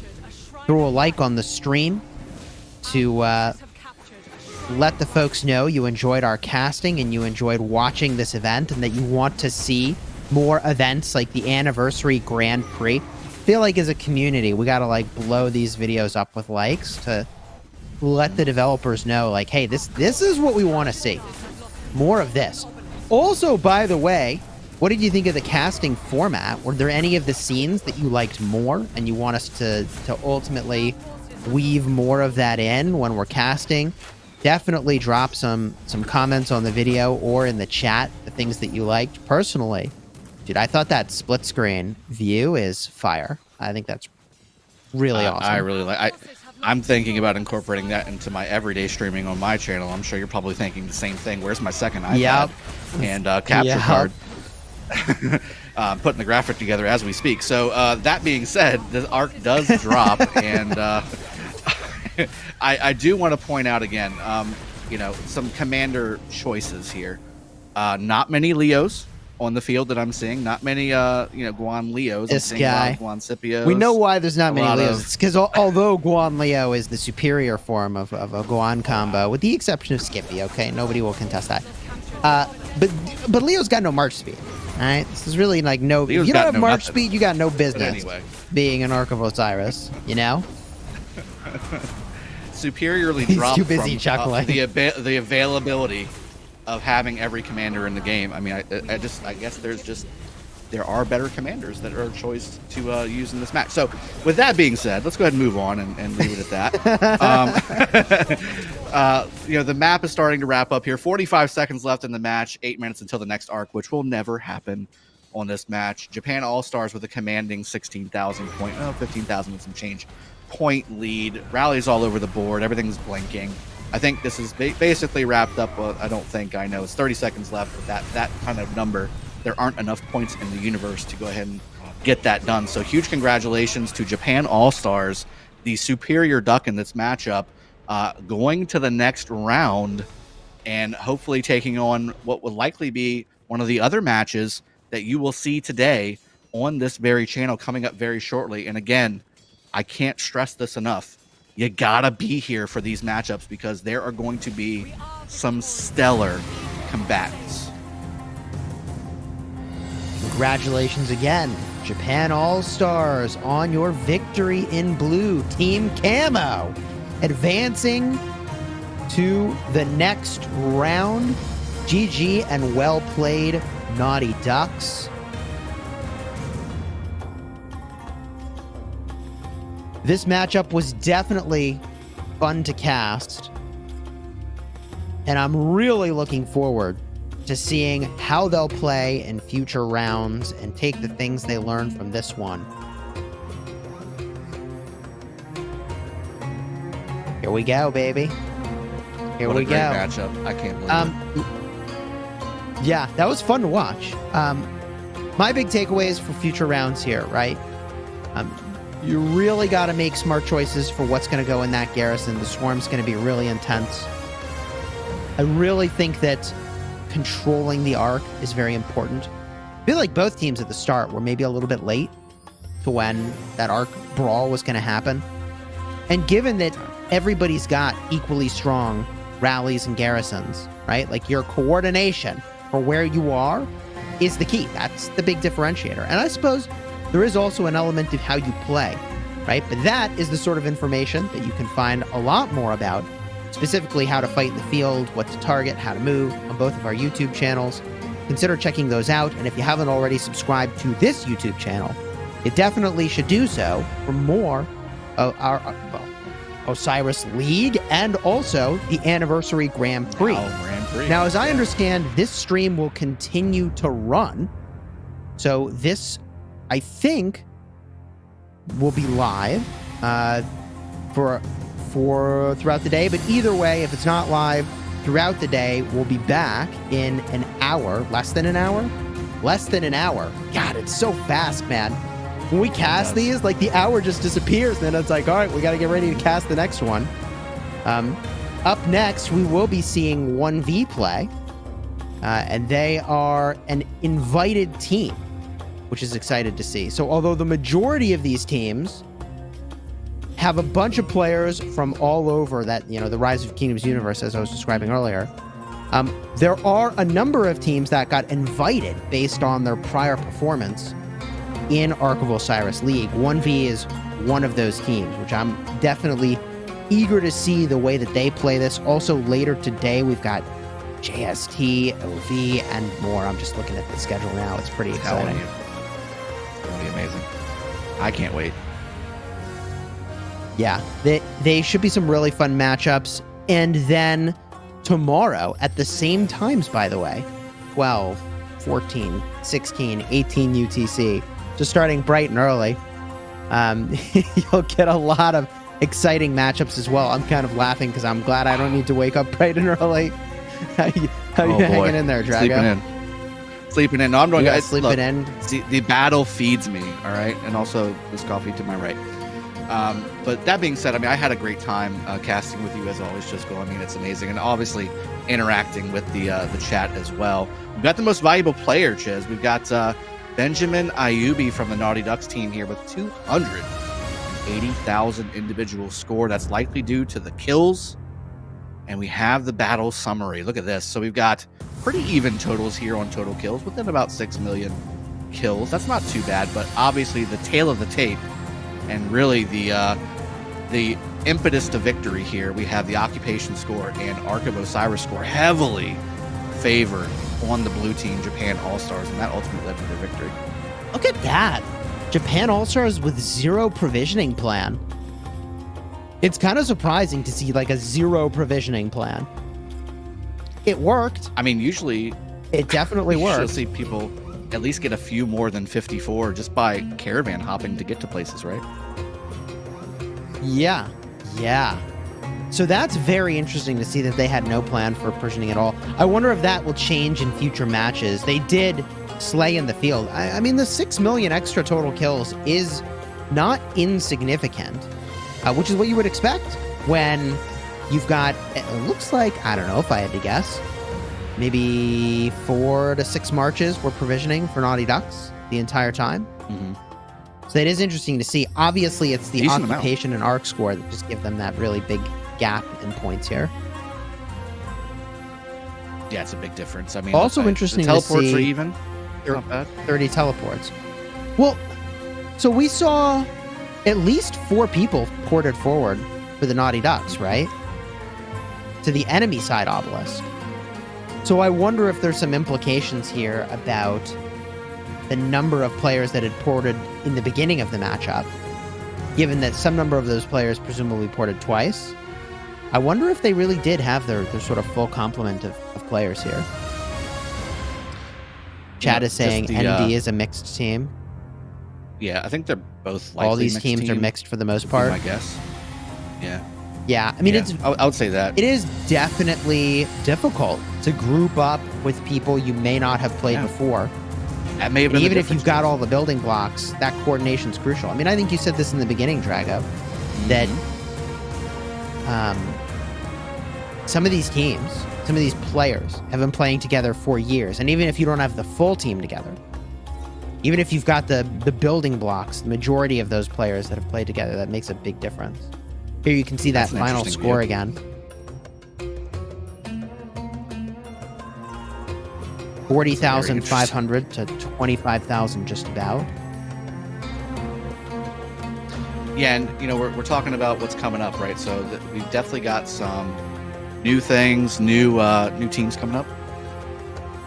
And one new thing that's going to be happening is you're going to get to see a little bit of a nice little replay of this match. Another new feature of the casting system here that we're trying to get for you guys, really updating what we can provide you from an experience standpoint. Here we go. Here's a quick replay and outline of what happened in this matchup.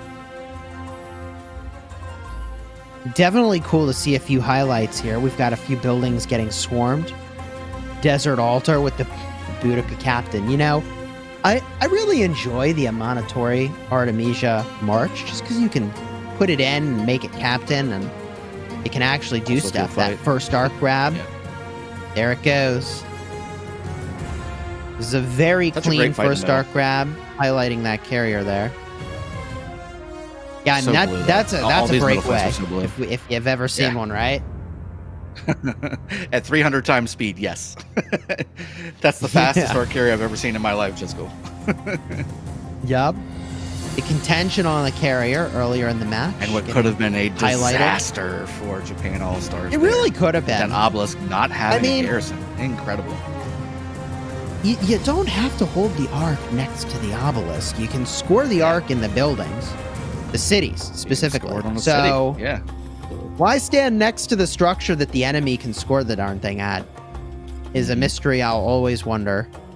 Here's that second arc fight with To the Death, Mystical, and War Drums activated by Camo and Blue. One of the Grand Prix players in chat demanding his iPad for being MVP. So that's interesting. But that being said, the arc carrier is again Does it work that peeling way? out of there. Is that how that works? I don't know if that's how it works, Jessica, but it's always I worth don't a think try, so. You know, I would. Yeah, do it. yeah. I would You'll never definitely know try if it. you don't ask, right? I That's got right. MVP. That's right. Do I get an iPad, please? All right. Here's the Updated bracket.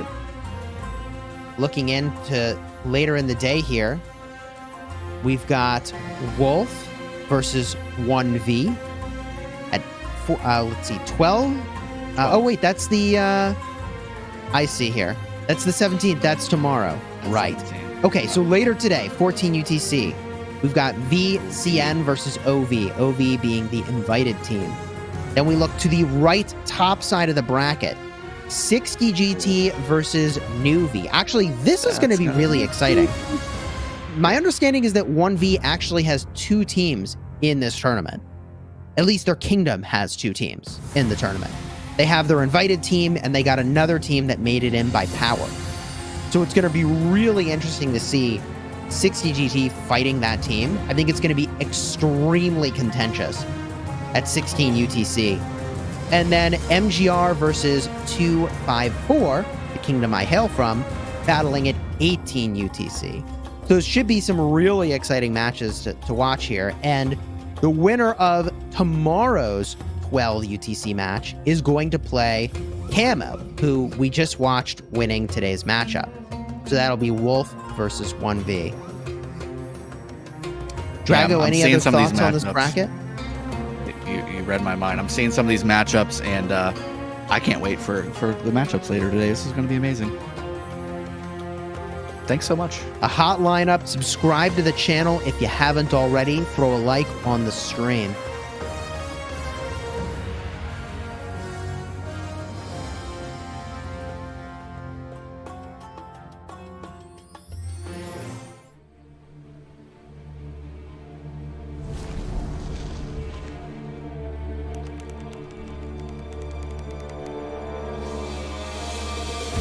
Time to end our alliance with Barbarossa and his friends.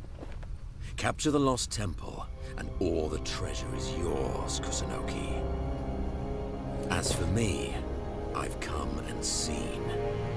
Now I shall conquer.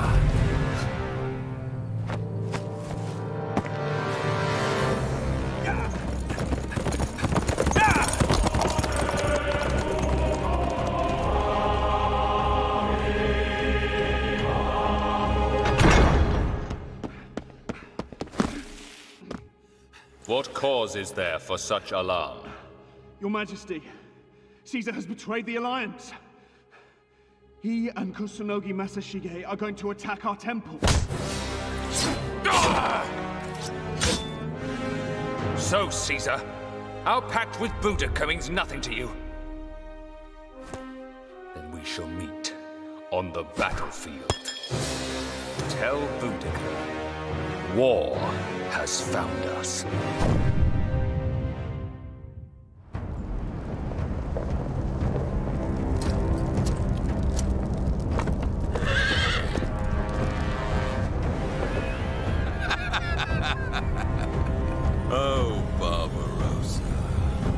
Destroy the temple!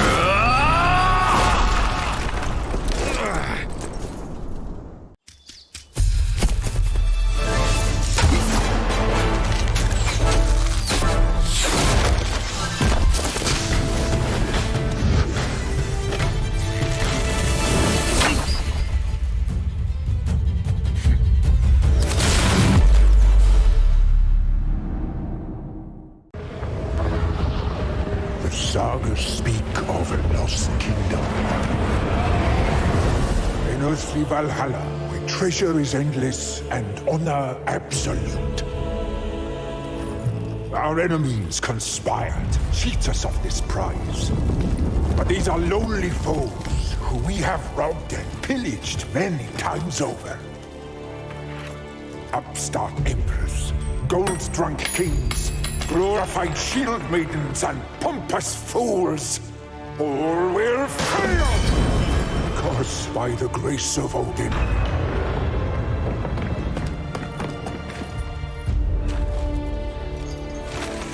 The sacred map is ours. So prepare, cherished enemies, for the glories of battle, the forge of war, and the joy of the feast. Where death is glorious, and strength rules all!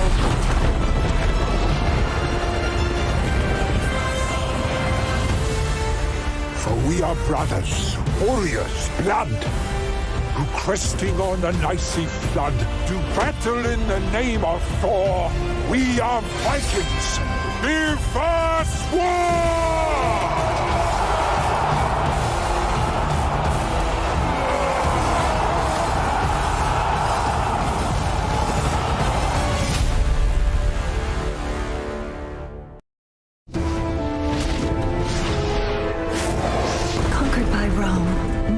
Other civilizations. Now even flea-ridden Vikings take us for fools. Rise up, topmost third, for our country! I, Imperial Pharaoh of the 18th Dynasty, buried by my side, my loyal... No time to waste. Egypt needs us. Dare you hurt our people?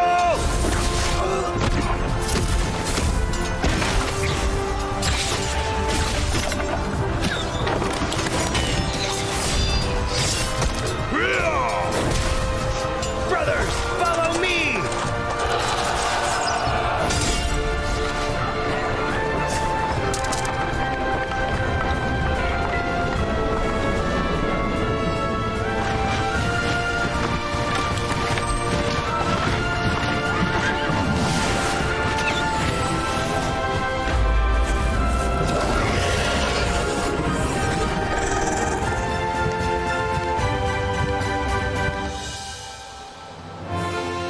Egypt must rise!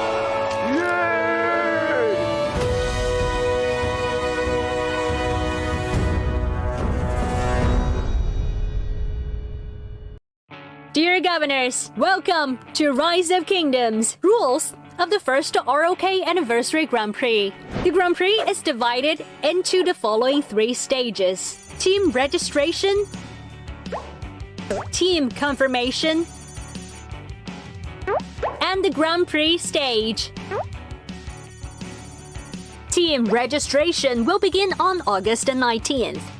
Players can assemble teams each with 30 to 35 players and register for the Grand Prix on the official website. Each captain can create a team on the Grand Prix website. Enter your team name, obtain a team invitation code.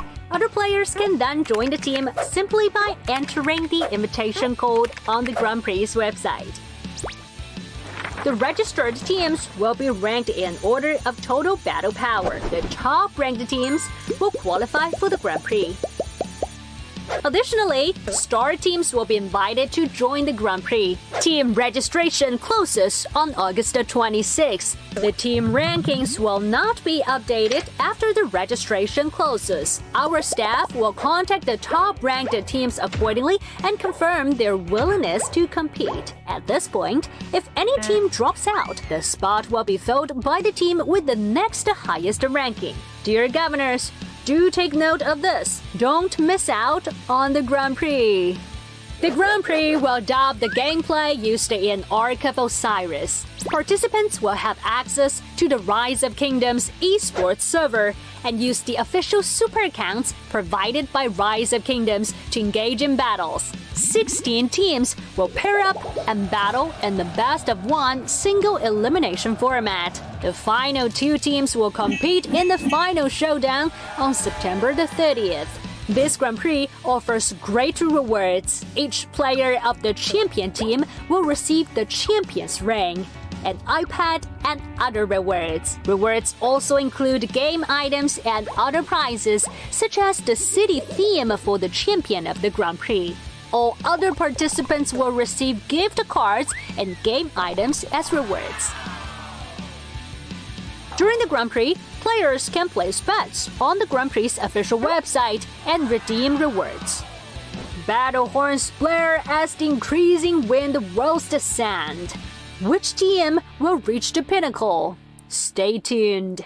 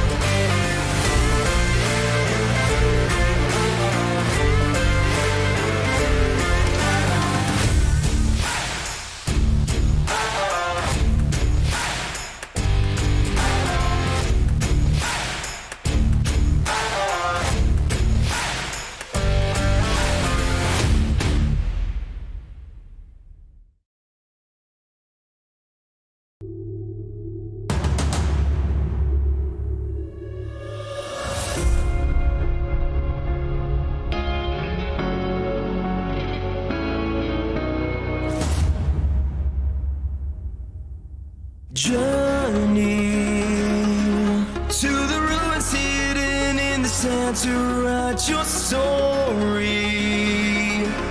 With the mist so close at hand, your heart is soaring. Take hold of your command and march for glory. Hear the call of Seth and make your stand to the end. Hold on for dear life. To your soldier, faith, your dream. It burns deep inside. The need to reign supreme. It drives you to seize the sacred shrines. Claim final victory. The blessing of the Nile will at last be won when ancient kingdoms rise.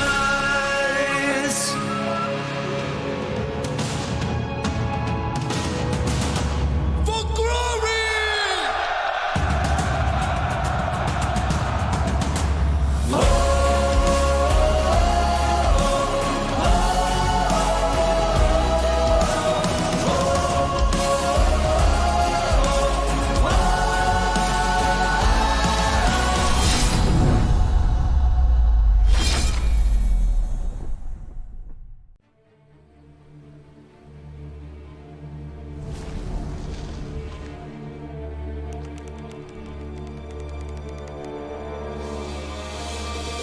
Time to end our alliance with Barbarossa and his friends.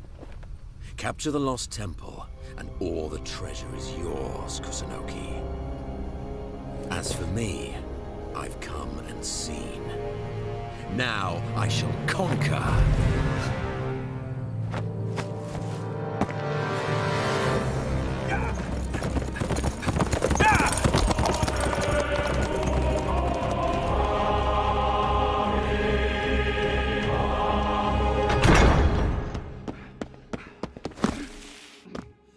What cause is there for such alarm?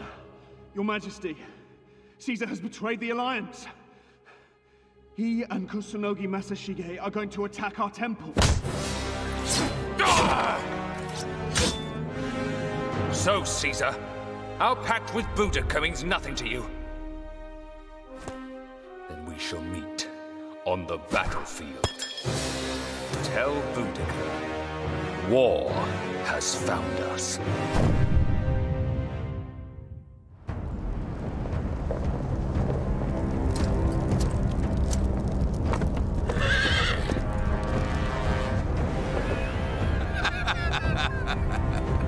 Oh, Barbarossa. Take the temple!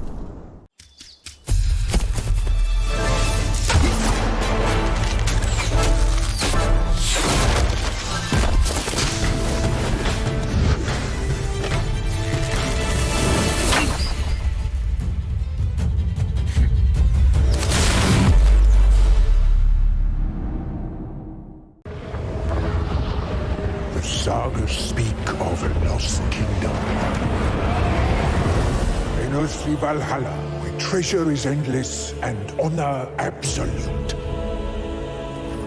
Our enemies conspired to cheat us of this prize. But these are lonely foes who we have robbed and pillaged many times over. Upstart emperors, gold-drunk kings, glorified shield maidens, and pompous fools. All will fail! Because by the grace of Odin,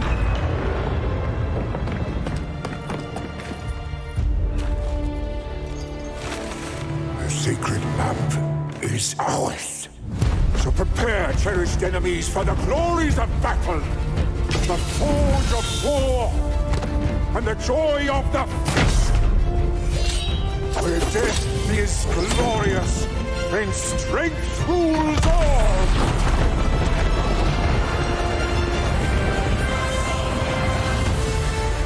For we are brothers, warriors, blood, who cresting on an icy flood, do battle in the name of Thor.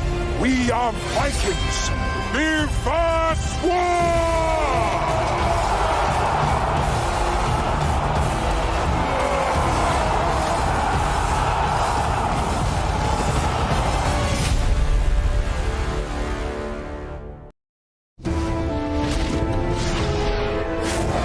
Conquered by Rome, mocked by other civilizations. Now even flea-ridden Vikings take us for fools. Rise up, topmost third, for our country! I, Imperial Pharaoh of the 18th Dynasty, buried by my side, my loyal... No time to waste. Egypt needs us. Dare you hurt our people?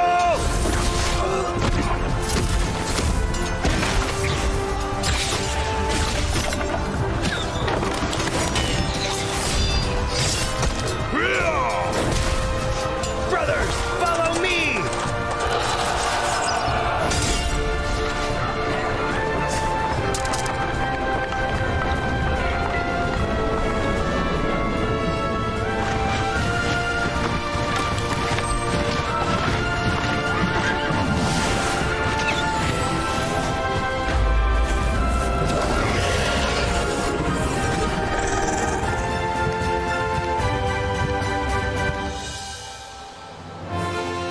Egypt must rise!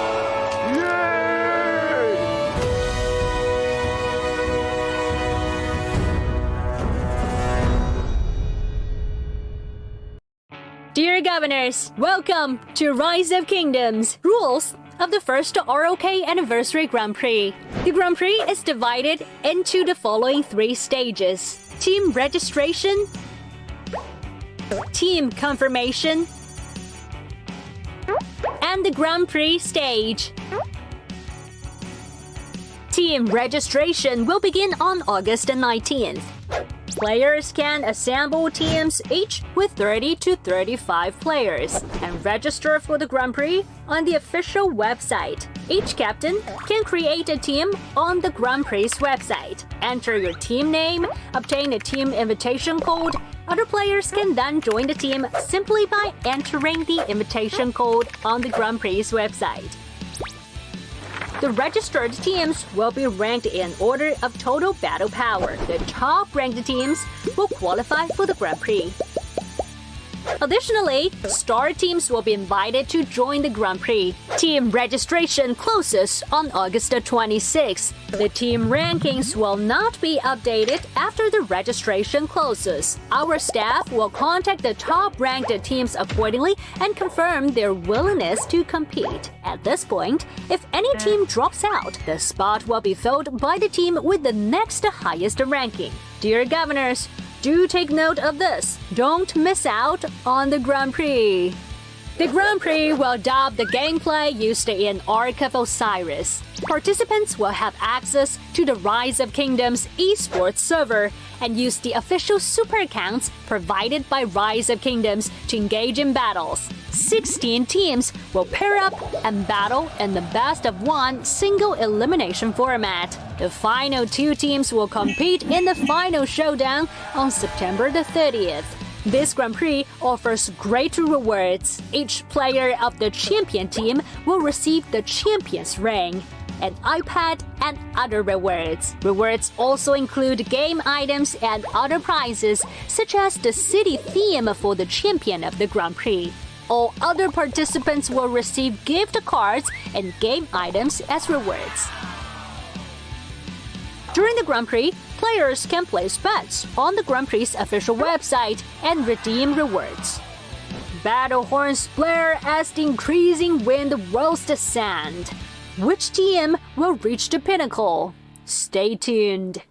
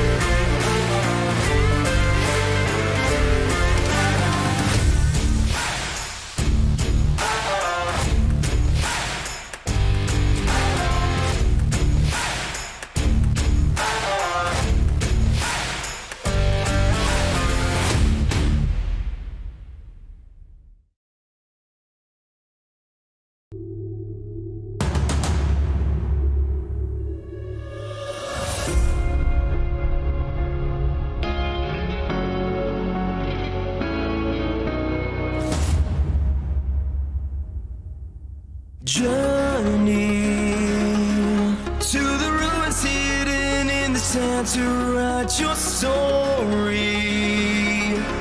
With the mist so close at hand, your heart is soaring. Take hold of your command and march for glory. Hear the call of Seth and make your stand. To the end. Hold on for dear life. To your soldier, faith, your dream. It burns deep.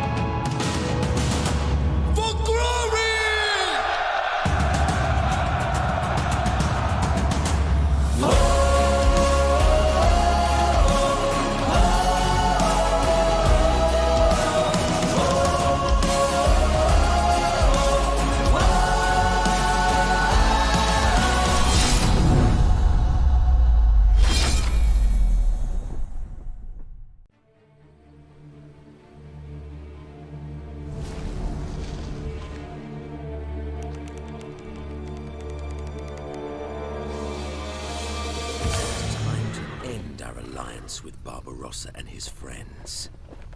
Capture the lost temple, and all the treasure is yours, Kusunoki. As for me, I've come and seen. Now I shall conquer.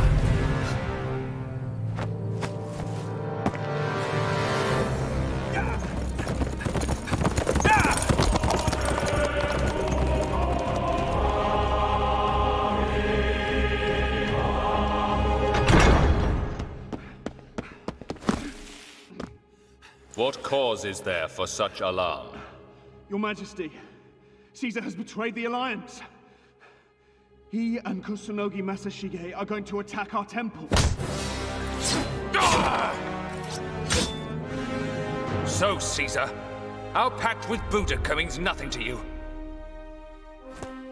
Then we shall meet on the battlefield. Tell Boudica, war has found us.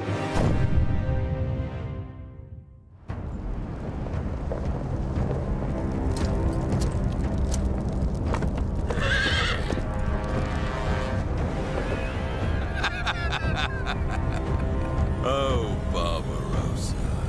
Take the temple!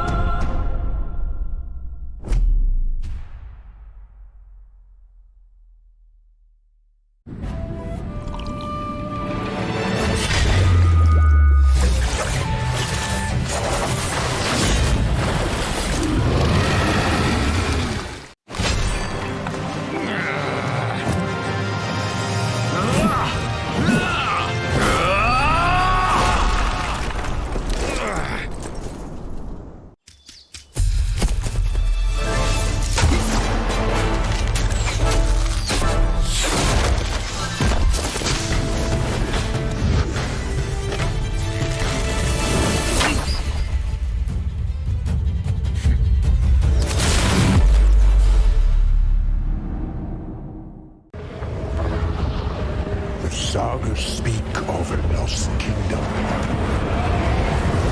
In earthly Valhalla, where treasure is endless and honor absolute. Our enemies conspired to cheat us of this prize. But these are lowly foes who we have robbed and pillaged many times over. Upstart emperors, gold-drunk kings, glorified shield maidens and pompous fools. All will fail, because by the grace of Odin.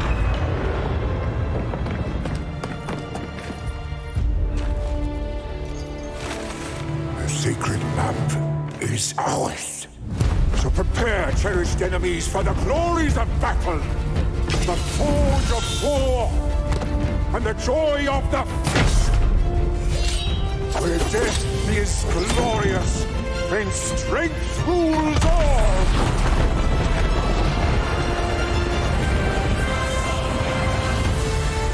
For we are brothers, warriors, blood, who cresting on an icy flood, do battle in the name of Thor.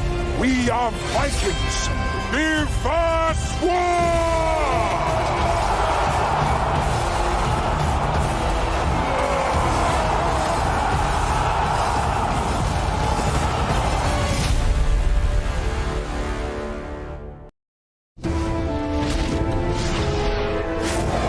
Conquered by Rome, mocked by other civilizations. Now even flea-ridden Vikings take us for fools. Rise up, topmost third, for our country! I, Imperial Pharaoh of the 18th Dynasty, buried by my side, my loyal... No time to waste. Egypt needs us. Dare you hurt our people?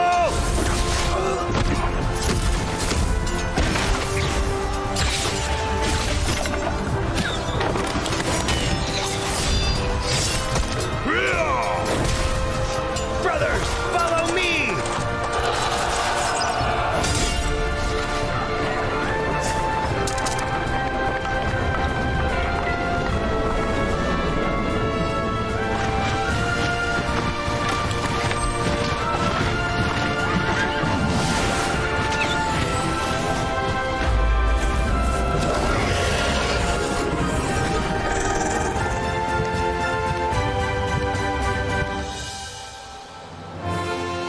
Egypt must rise!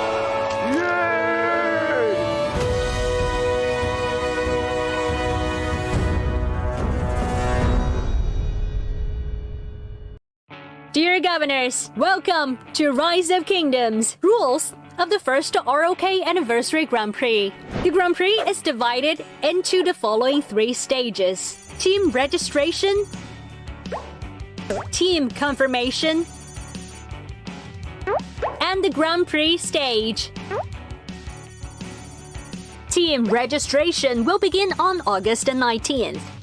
Players can assemble teams each with 30 to 35 players and register for the Grand Prix on the official website. Each captain can create a team on the Grand Prix website. Enter your team name, obtain a team invitation code. Other players can then join the team simply by entering the invitation code on the Grand Prix website. The registered teams will be ranked in order of total battle power. The top-ranked teams will qualify for the Grand Prix. Additionally, star teams will be invited to join the Grand Prix. Team registration closes on August 26th. The team rankings will not be updated after the registration closes. Our staff will contact the top-ranked teams accordingly and confirm their willingness to compete. At this point, if any team drops out, the spot will be filled by the team with the next highest ranking. Dear Governors, do take note of this. Don't miss out on the Grand Prix.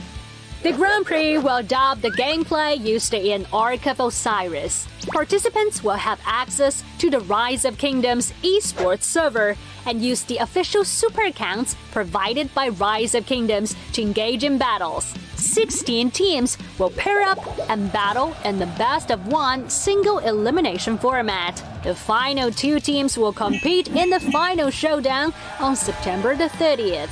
This Grand Prix offers great rewards. Each player of the champion team will receive the champion's ring, an iPad, and other rewards. Rewards also include game items and other prizes, such as the city theme for the champion of the Grand Prix.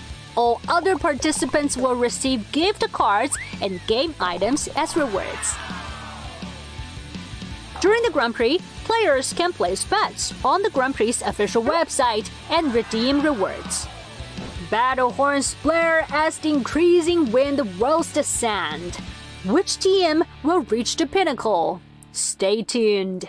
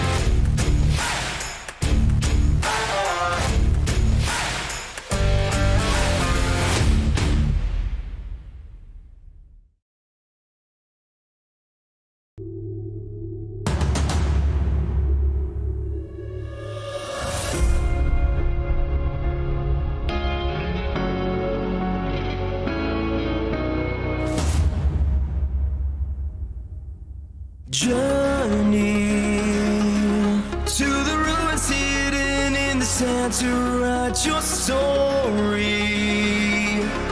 With the mist so close at hand, your heart is soaring. Take hold of your command and march for glory. Hear the call of Seth and make your stand to the end. Hold on for dear life. To your soldier, faith, your dream. It burns deep inside. The need to reign supreme. It drives you to seize the sacred shrines.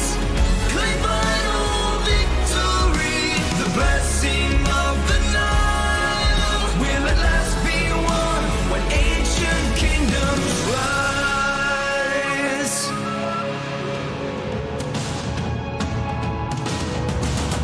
For glory!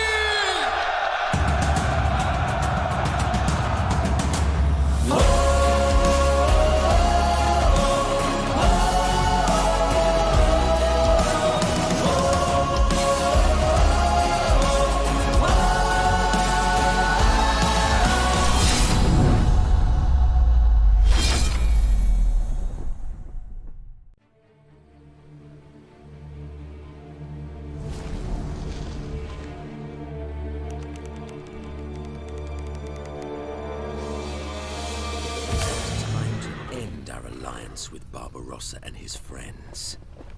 Capture the lost temple, and all the treasure is yours, Kusunoki. As for me, I've come and seen. Now I shall conquer.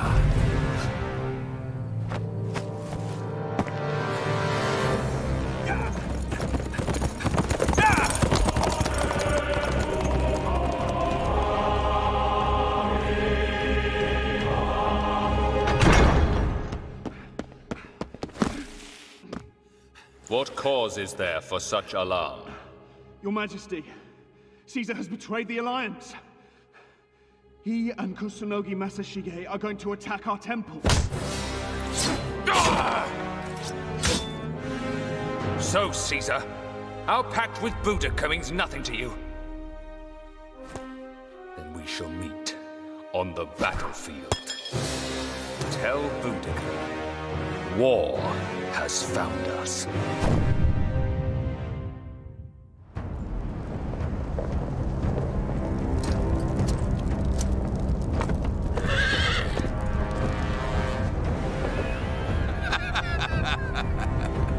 Oh, Barbarossa. Take the temple!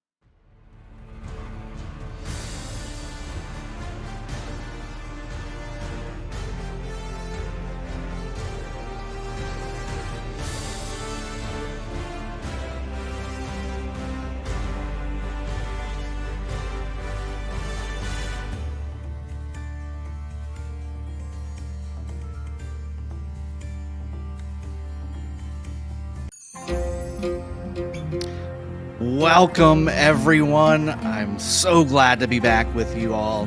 We just finished our first matchup where we saw the Japan All-Stars defeat the Naughty Ducks. If you missed it, can't believe it. Where have you been?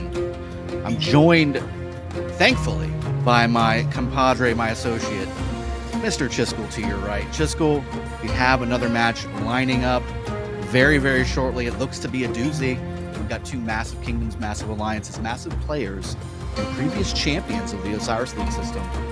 What are you looking forward to as we jump into this next match? Hey, Drago. You know, it's great to be here. I'm really hyped for this matchup because OV is one of the invited teams. And they're fighting against a team that I think is able to maintain a lot of their own players from their own kingdom. In other words, they're fighting 5-5-6, a team that I think has a lot of players all from the same kingdom, which means both teams should have a lot of coordination. The other thing I want to say about OV that's pretty exciting is that although they were a prior champion, I think some number of players had ultimately moved on from their kingdom and gone other places, which means the question will be, does OV have the depth of player base to bring in the skill that I think they honestly will be able to bring in to potentially win this match? So I'm really hyped to see how this will go. Also, a quick reminder, a few announcements popping up down below us, including a QR code to download the PC version, and also a code to get some speed ups in game. You don't want to miss that. Yeah, I do enjoy me some speed ups. They're very tasty. They're usable in all modes of the game. Really appreciate them handing those things out. But I couldn't agree more with that breakdown between these two teams. Massive kingdoms, massive alliances, heavy hitters across the board. And again, like you said, even though OV has been a previous champion, something to think about is the fact that some of those previous championship teams aren't necessarily still together. They have went on to form their own teams on the different kingdoms, etc. But the cool thing about the Grand Prix system is that maybe they can bring those two teams back together for a tour, an encore tour to go ahead and win again, old school style. So really looking forward to seeing this matchup, and again, the strategies employed by both teams. Just a quick reminder as far as the way the game mode plays out, these two teams have been offered the same commanders, the same amount of troops, the ability to be able to deploy whatever, wherever they want, opening up the strategy showcase pretty much to the point where there is no way that you don't have what you need to be a successful winner in this game mode. If you've been a fan of the Osiris League system in the past, we had the Grand Finals system. This is very similar to that, where it really shows the strategy being deployed of both teams to be able to go ahead and move forward with a victory, or again, if you are not executing on that strategy, the defeat will be visiting you very shortly. Now, again, we have some things coming up when it comes to the strategy we just talked about. Speaking of strategy, what do you think, Chiskel, is going to be coming to us as we see today's matchup on the screen?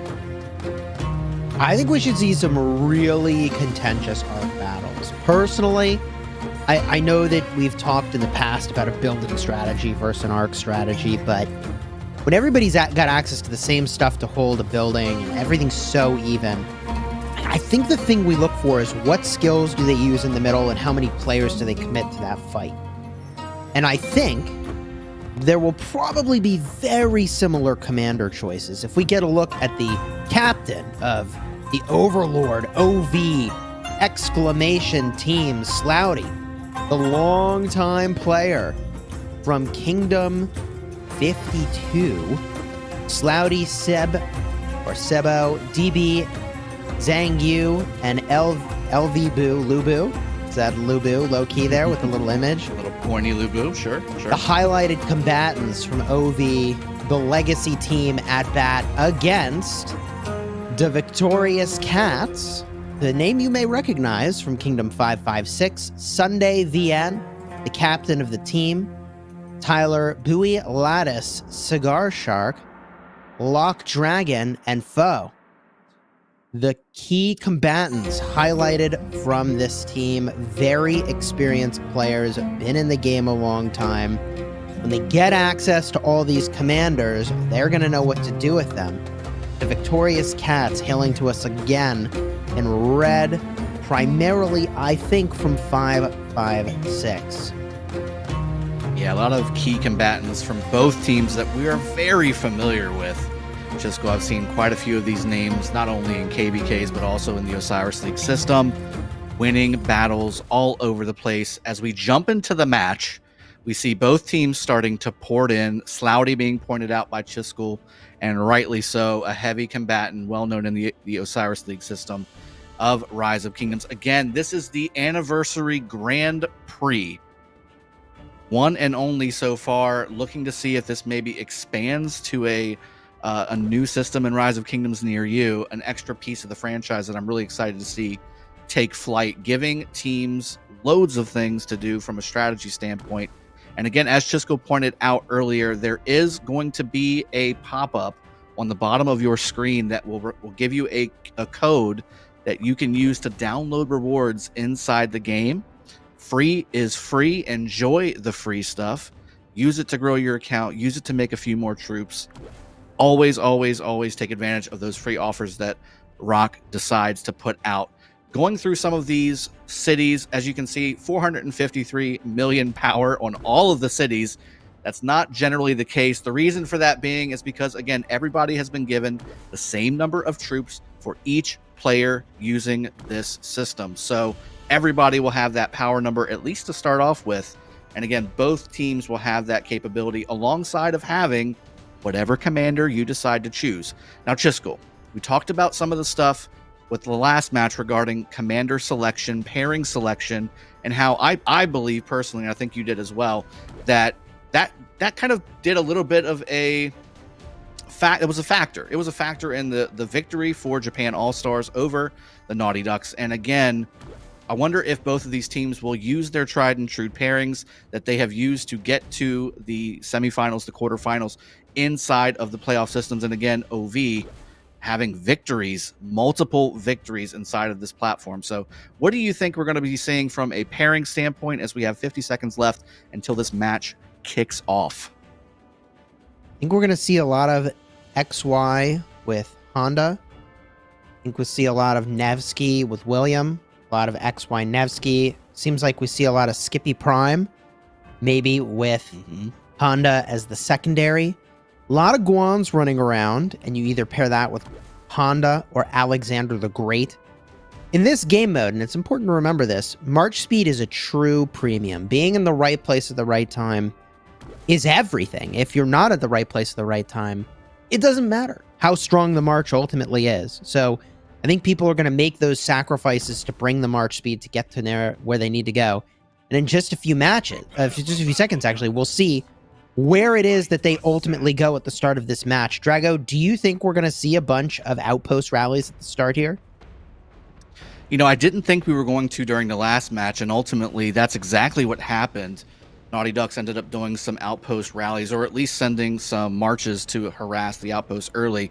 Jumping into the split screen on your screen here, we do have both teams pouring out of the gates. Of course, again, you're really only going to see tier 5 units and maybe some tier 1 units to go capture those obelisks Siege, as quickly baby. as possible.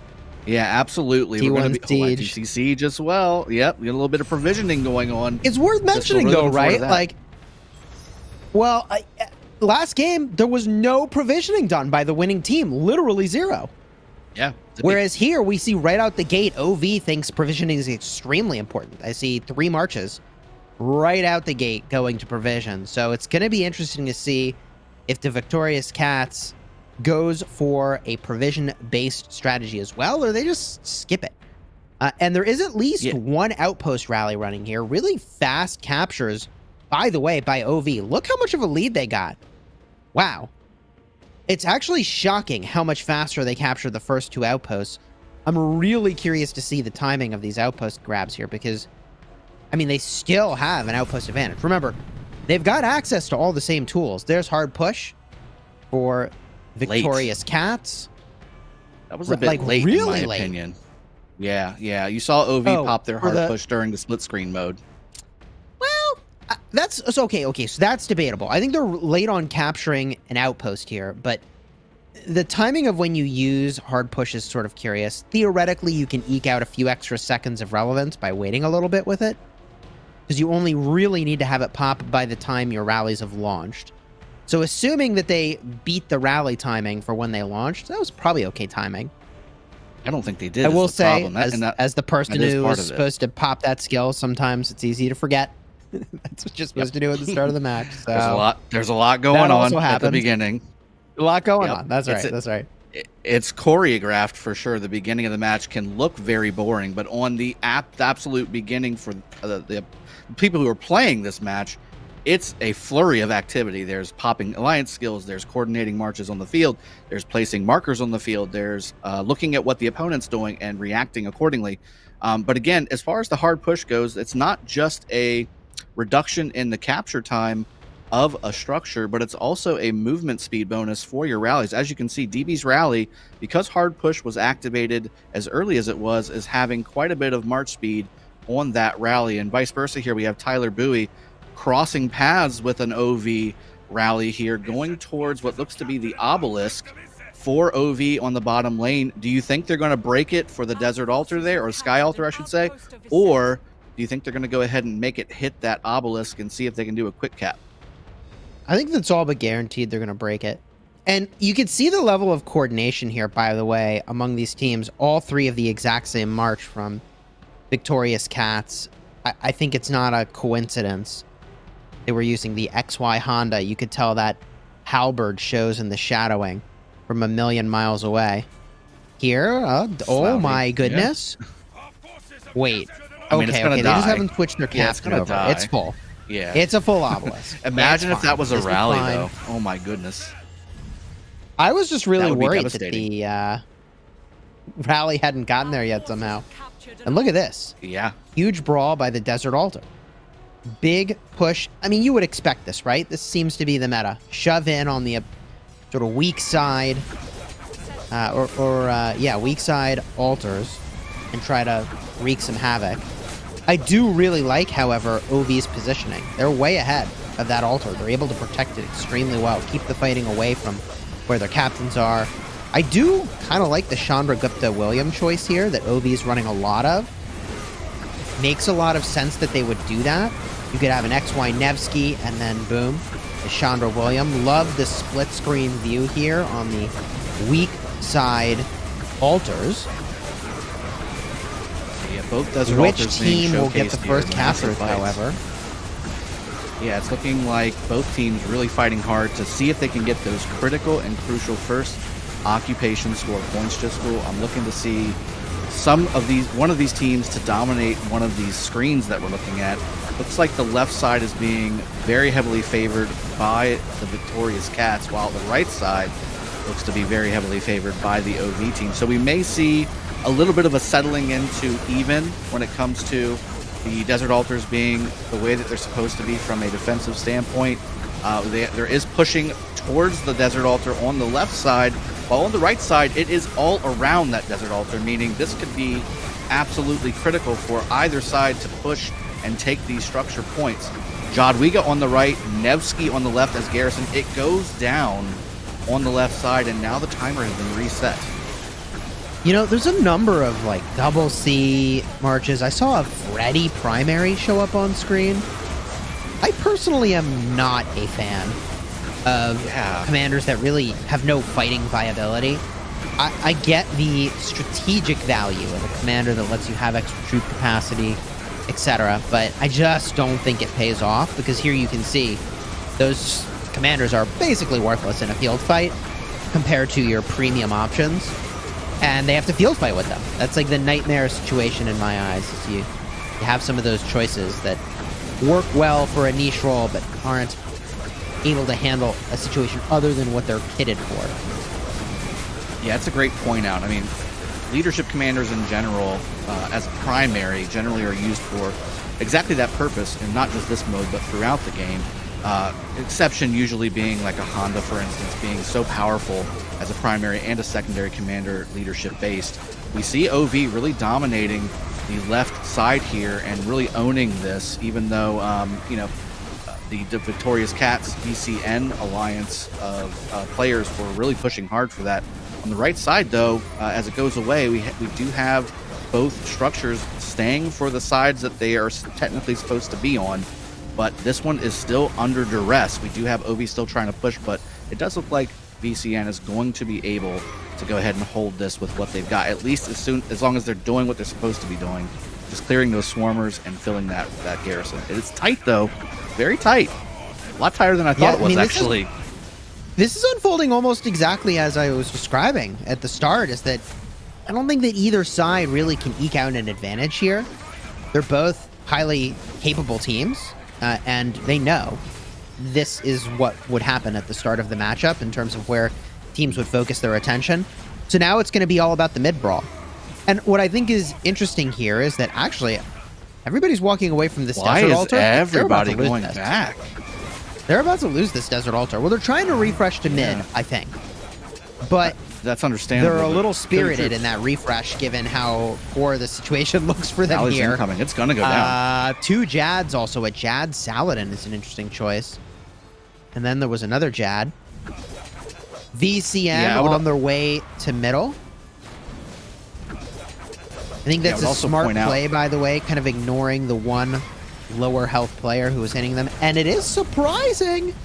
VCN still somehow has that altar. There it is.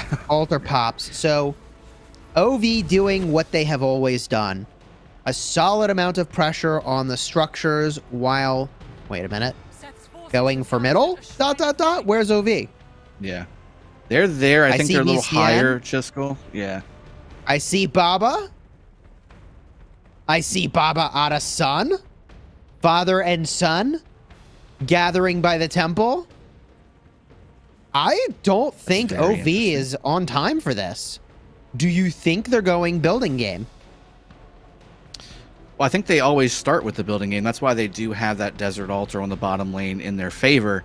VCN really making the decision to abandon that, assuming they were going to lose it with a rally and swarm on their desert altar on the bottom lane. So they have to, I have to assume that they knew they were going to lose that, and they chose to go mid as early as possible. Now, the only reason to do that would be to absolutely dominate that mid fight, which means they need to push forward into the assembling OV mass.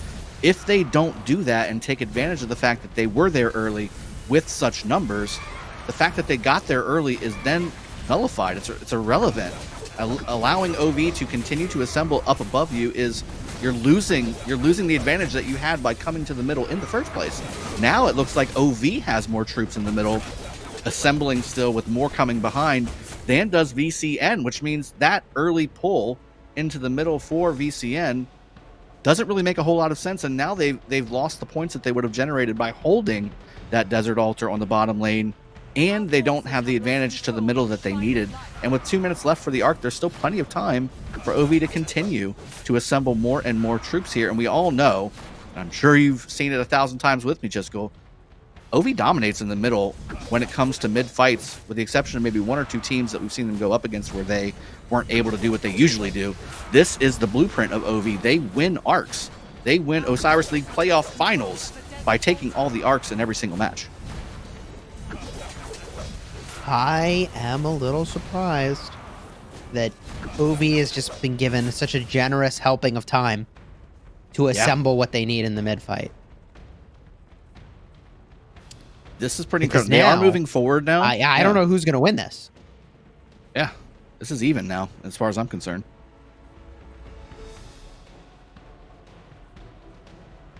Drop a comment in the chat. Who do you think is going to win this first arc? OV or VCN? Which will it be? This is going to be an epic battle in the middle. There is positioning for VCN on the top side near that 1v trophy platform, having been the most recent Osiris League playoff champions.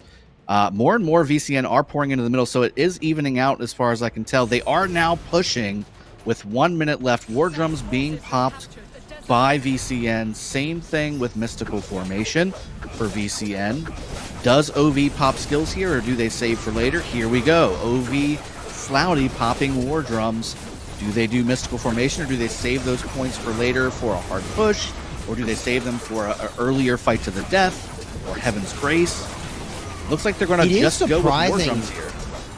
It's very surprising to see only one ability being used by OV. I find that surprising because the Mystical War Drums combination is the standard tried and true opener.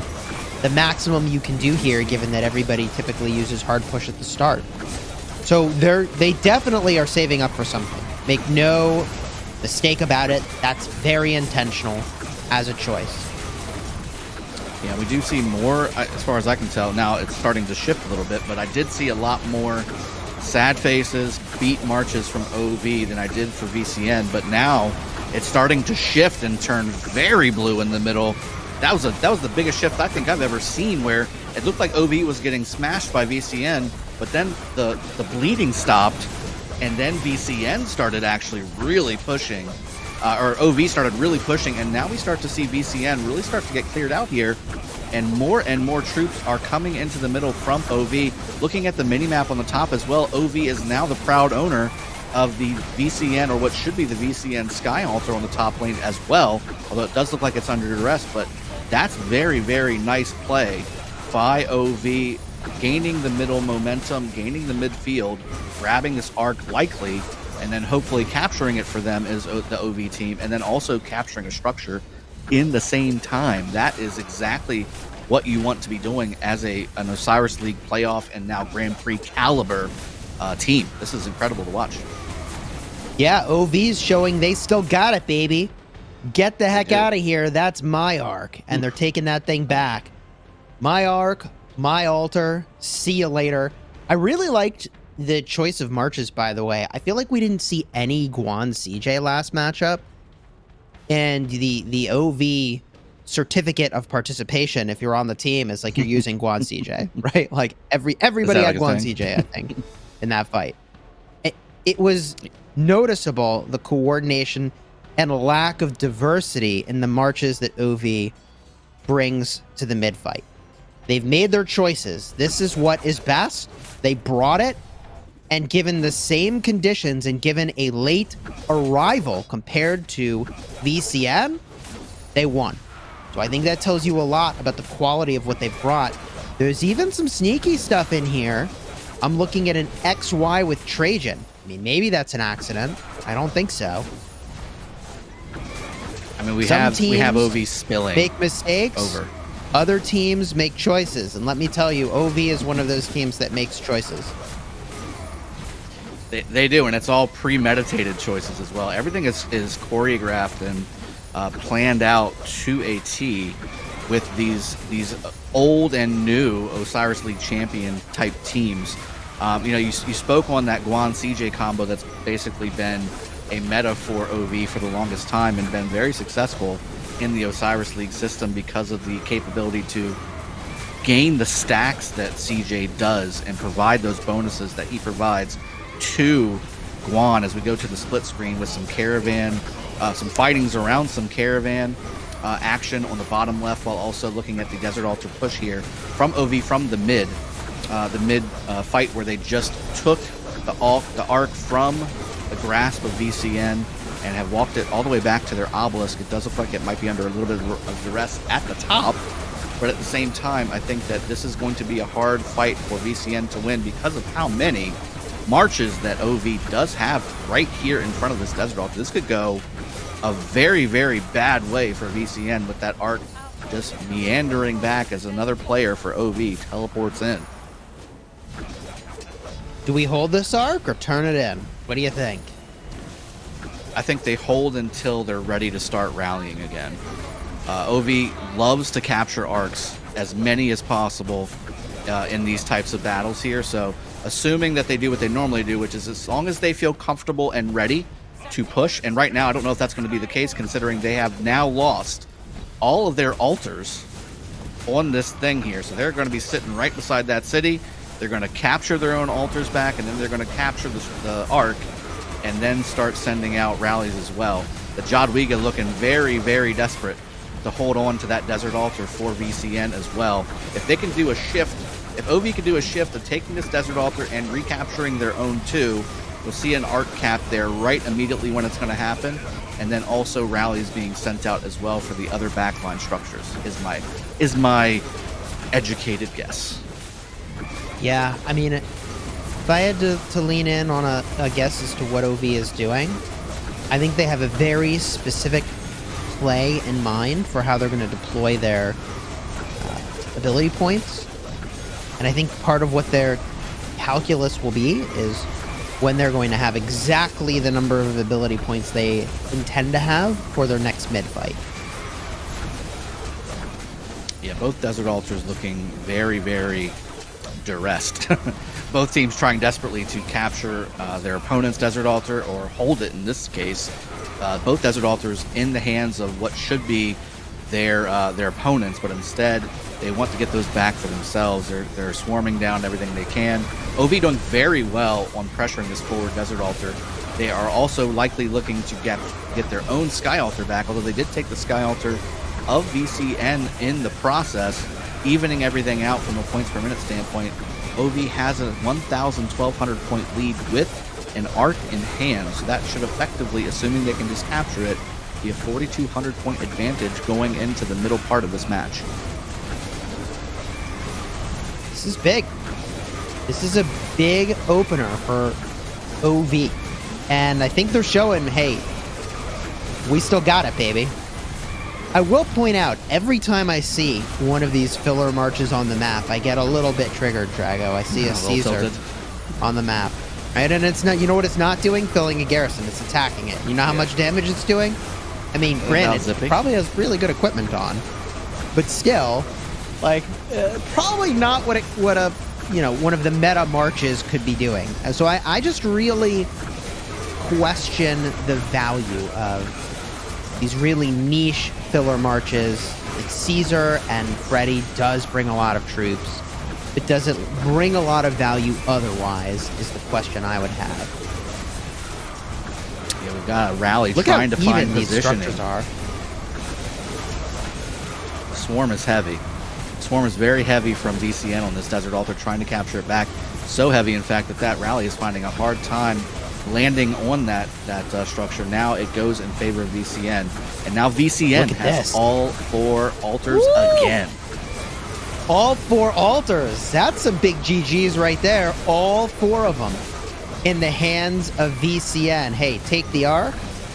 We'll take every altar. Now, you would expect OV to be under a lot of pressure after they successfully capture an arc. This is always the case for any team that successfully grabs the arc, because a bunch of those marches are still in the middle, slowly walking their way home, whereas the opposing team has a fast walk home when they're sad face, and they're very quickly applying pressure with full marches somewhere else, right? So you kind of expect a little bit of a disadvantage to the team that is holding the arc. But actually grabbing all 4 altars for even any amount of time was a big deal. Now, granted, they just lost 2 of them. OV took them back. So good counterplay by OV, trying to get stabilized now and determine when they're going to turn in this next arc, because they haven't used any other ability points. And they had 2 ability points left over, presumably, because they didn't use one of the 2 commonly used openers for the mid-fight. I forget, it was, I think, War Drums they left behind. They didn't use it. So if they don't turn in this arc soon, they're going to have way too many ability points to be able to use them. They'll just be sitting at 10. Yeah, maybe another hard push getting popped here in just a moment with 35 minutes left in the match. That's about 20 minutes after the match truly starts from a fighting standpoint. So I would expect here in the next minute or 2 for hard push to be used by either or both of these teams. And again, like you pointed out, arc still not captured. Both sides basically even on the structures when it comes to the color. Now, obviously, there's some timers that are getting negotiated here with recapturing some of these Desert Altars back to their original owners. But looking to see some moves and some pushes here from OV as the 6-minute timer gets passed here in about 12 seconds for OV. I would have expected them to cap it at this point and then started the rally process and then started positioning themselves for a push and then pull from the push to the middle. That's usually their MO. That's usually their playbook, but maybe some different changes going on from what we've seen in the past. That's a good augmentation from what we've seen prior to this Grand Prix. So what happens next? The board's even. Several buildings flashing. Shrine of War, 2 altars, Shrine of Life. We're waiting for OV to cap. At this point, I mean, I think they're going for a full hold. Do you think OV is going to go just for a 2-arc game? Keep it simple. That does vary from their normal MO, like we discussed earlier, but it's not necessarily the worst idea. I mean, VCN clearly is capable of taking not only structures, but owning an open field section. So, I mean, it's not like OV necessarily has an automatic win in the middle, and if you do offer your opponent too many opportunities in the middle to get a 4,000 point bump in your favor, I mean, that could be a disaster for you as a playoff team here. So, I mean, we're talking the possibility of maybe 2 or 3 arcs max at this point. I think 2 is likely more the case. Would you agree, Chiz? I feel like, given how successful their first arc was, I want to go for more arcs, not less. And there it is.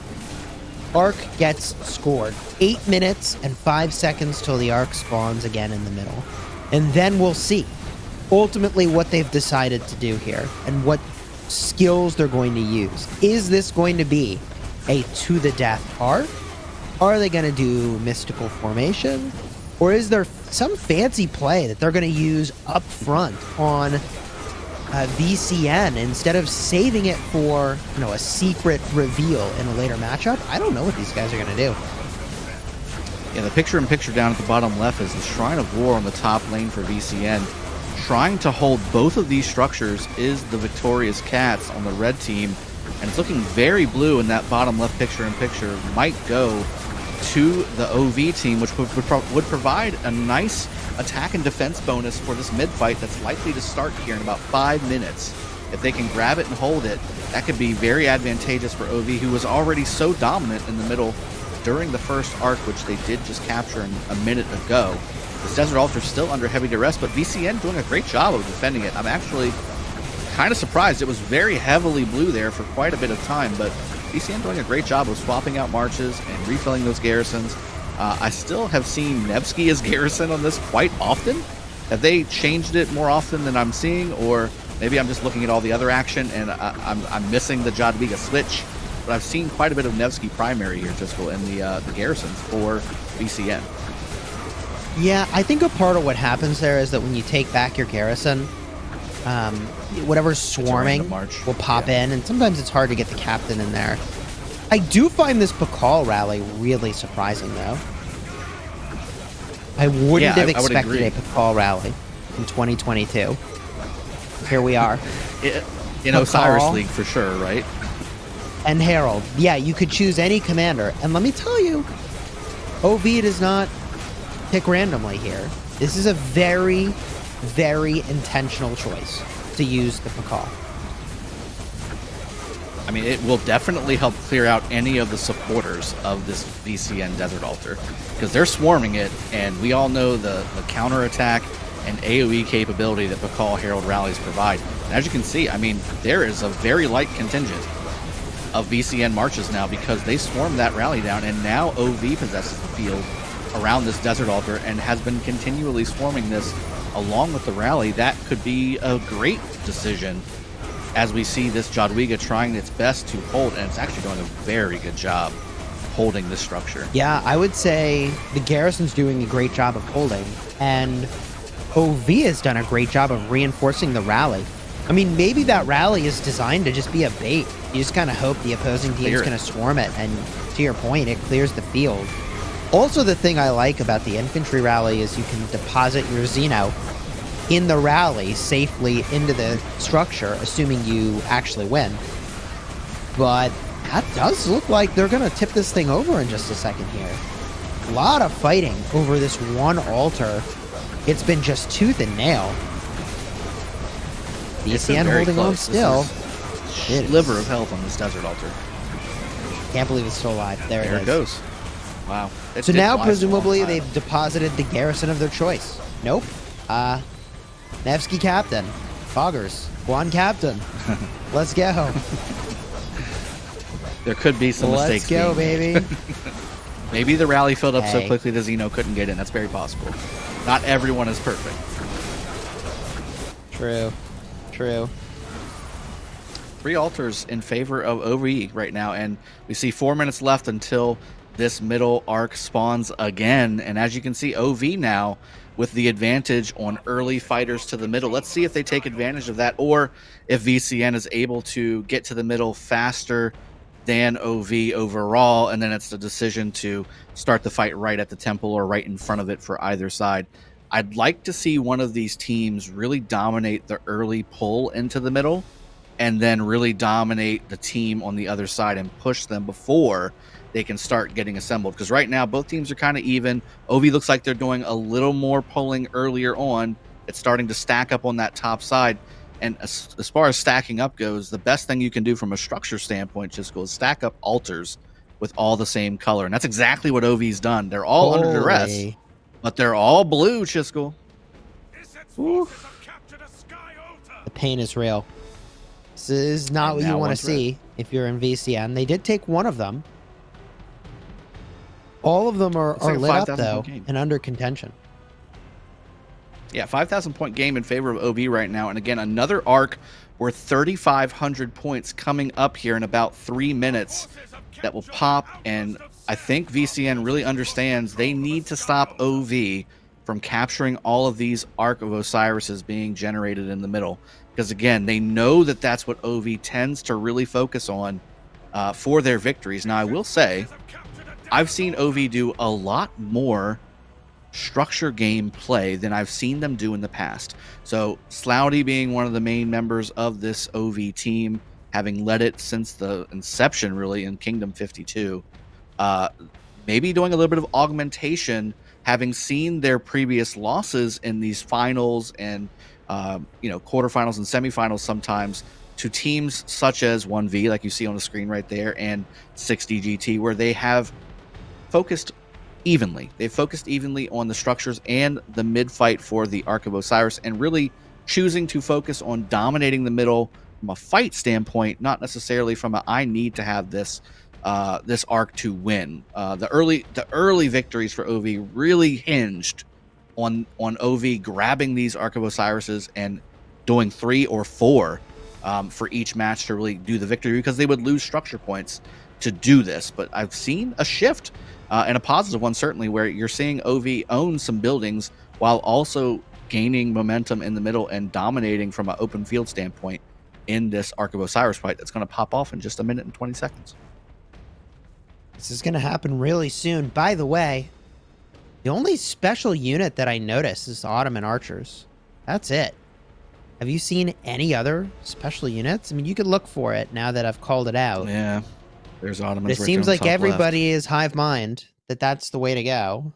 And there, we were talking about this in the previous match. There are some other civilization choices that are kind of interesting. I mean, if you care about the infantry garrison, Vikings are pretty, in my opinion, solid, right? The counterattack's really good.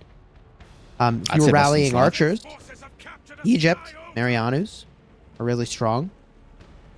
But we don't really see those. I suppose you just use Ottoman. You want the march speed.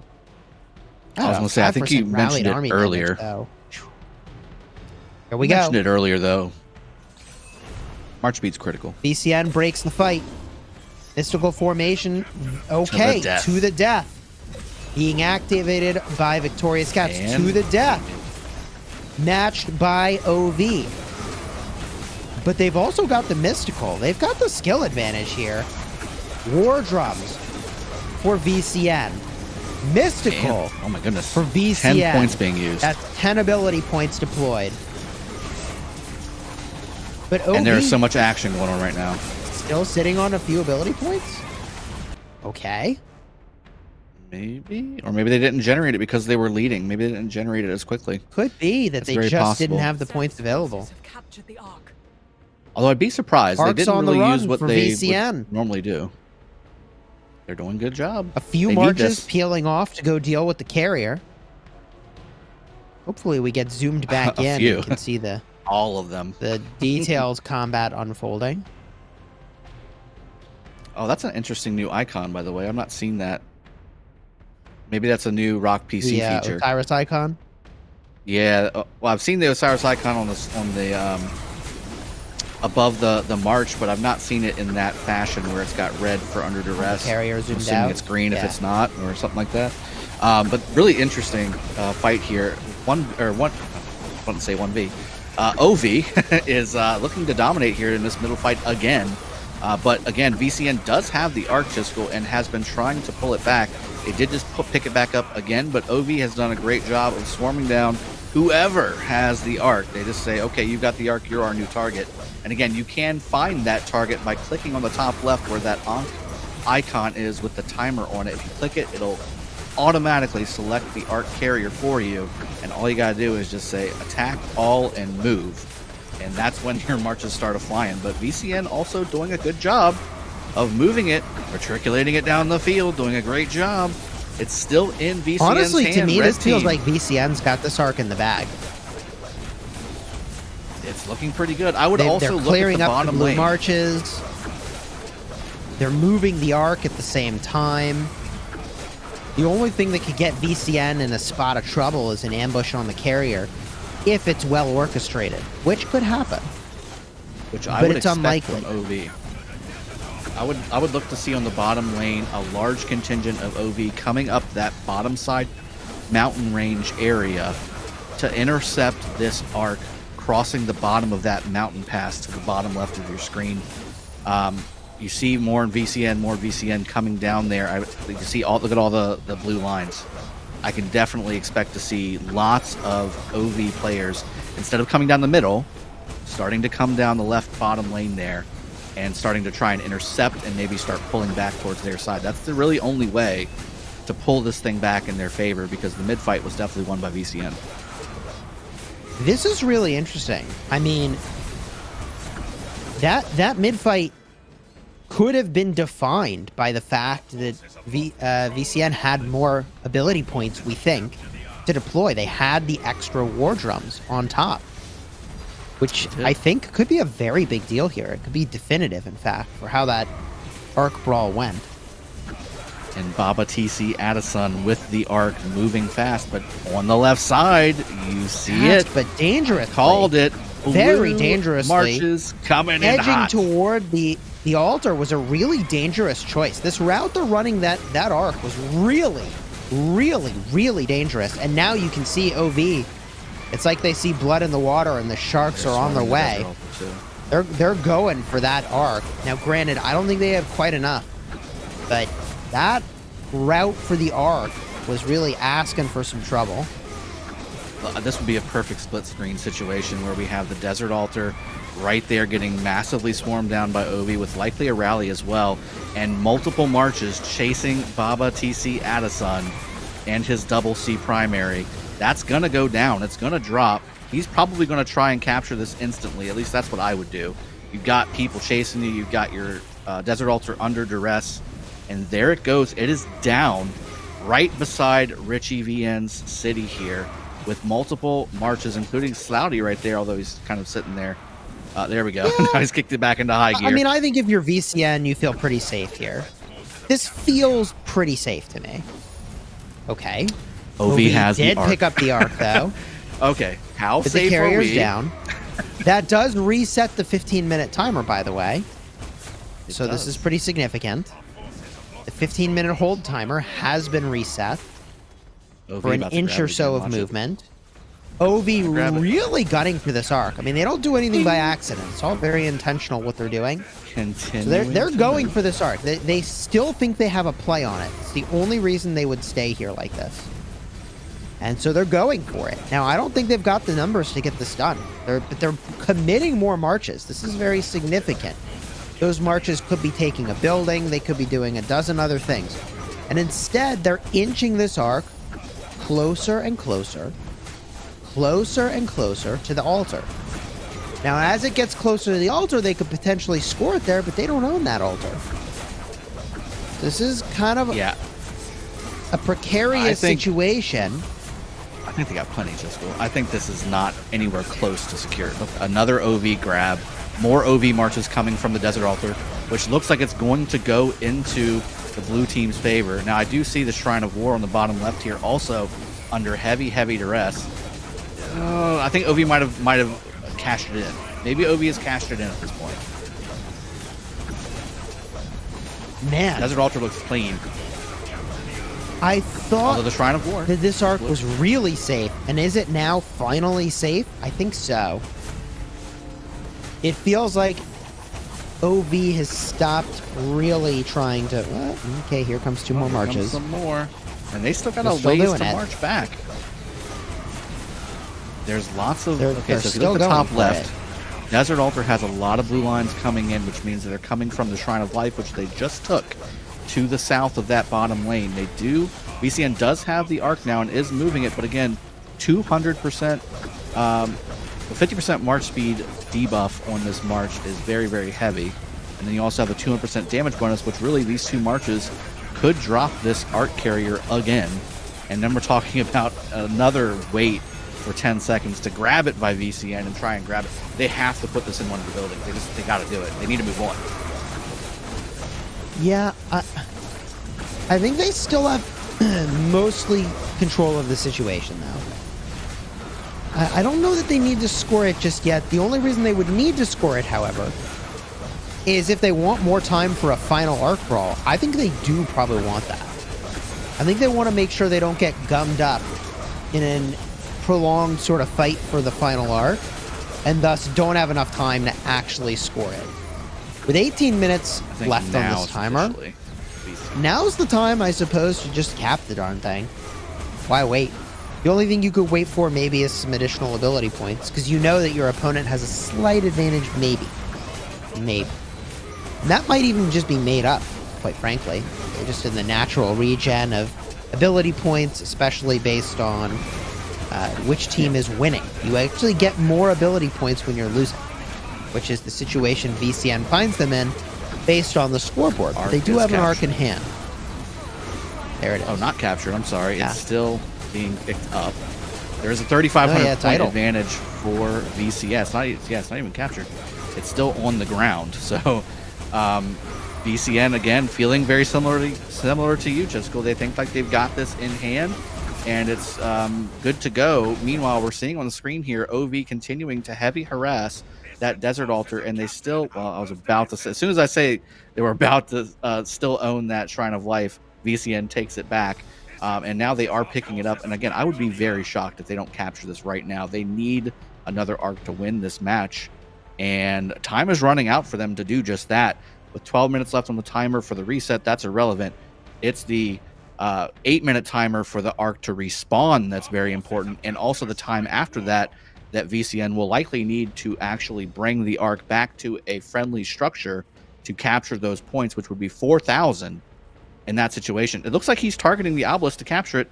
He should know he could easily drop it into one of those cities. Oh my gosh! Oh, Slouty's gonna is there jump a in. garrison? Is there no garrison? No. Oh my god! Just go into a city, bro. Just grab this. This oh is now. goodness. This went from cute to dangerous, right? Like, okay, you're holding the arc, whatever. Slouty is going to score this arc if he doesn't go in a dank He's listening city. to our my cast. God, He's like, I'm gonna wait have a minute. a freaking. There's a city right here. Let me do this. Score the arc. You mean I can score the arc in a city? What? Okay. Another GG. point Scored right the arc. here. That situation went from safe to throwing to safe again in the freaking blink of an eye. Unbelievable. There was 4 obelisks Okay. owned by OV, by the way, for just a moment. The top obelisk on the top lane there for VCN, which should be red, is still blue. I wonder if there's going to be some teleports going in there as we look at this blue Desert Altar with blue marching reinforcements from OV coming to reinforce and field fight and keep that Desert Altar structure for more points, which again, points-wise, they are up by 4,000 with VCN capturing, luckily, this latest arc that they just worked so hard for. Obelisk is on the bottom left as well, being swarmed by VCN, what looks to be the top lane, which they now take it back. So looks like no teleports for OV on that top lane, thankfully for the VCN folks, because that could spell disaster, not just from a possibility of getting harassed, but taking that obelisk over and over and over again is really demoralizing when you have to focus your attention on that obelisk to keep it while also trying to go to the middle fight, which again will start very momentarily here, 6 minutes 45 seconds until this next arc spawn, which is critical for VCN. Yeah, this is really close. Anybody's game. Anybody can win here. This arc, in my eyes, is what determins how this is going to end up.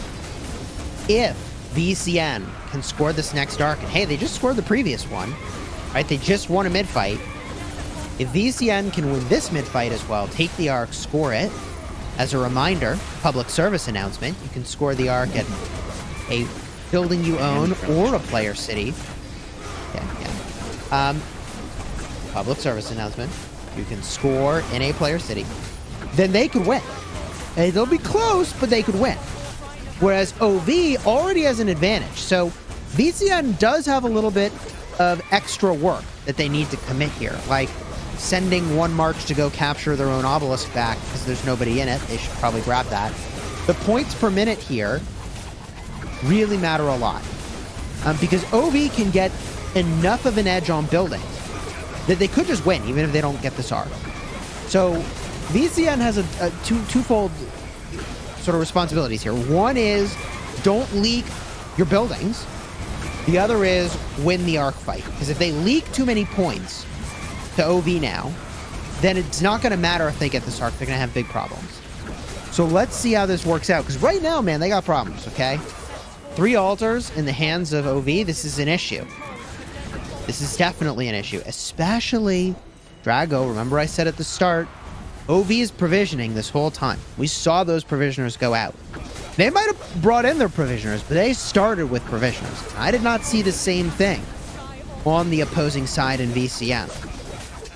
So, yeah, I don't know if everybody expects, because everyone has all the commanders, it's going to be just happy fun time open fielding.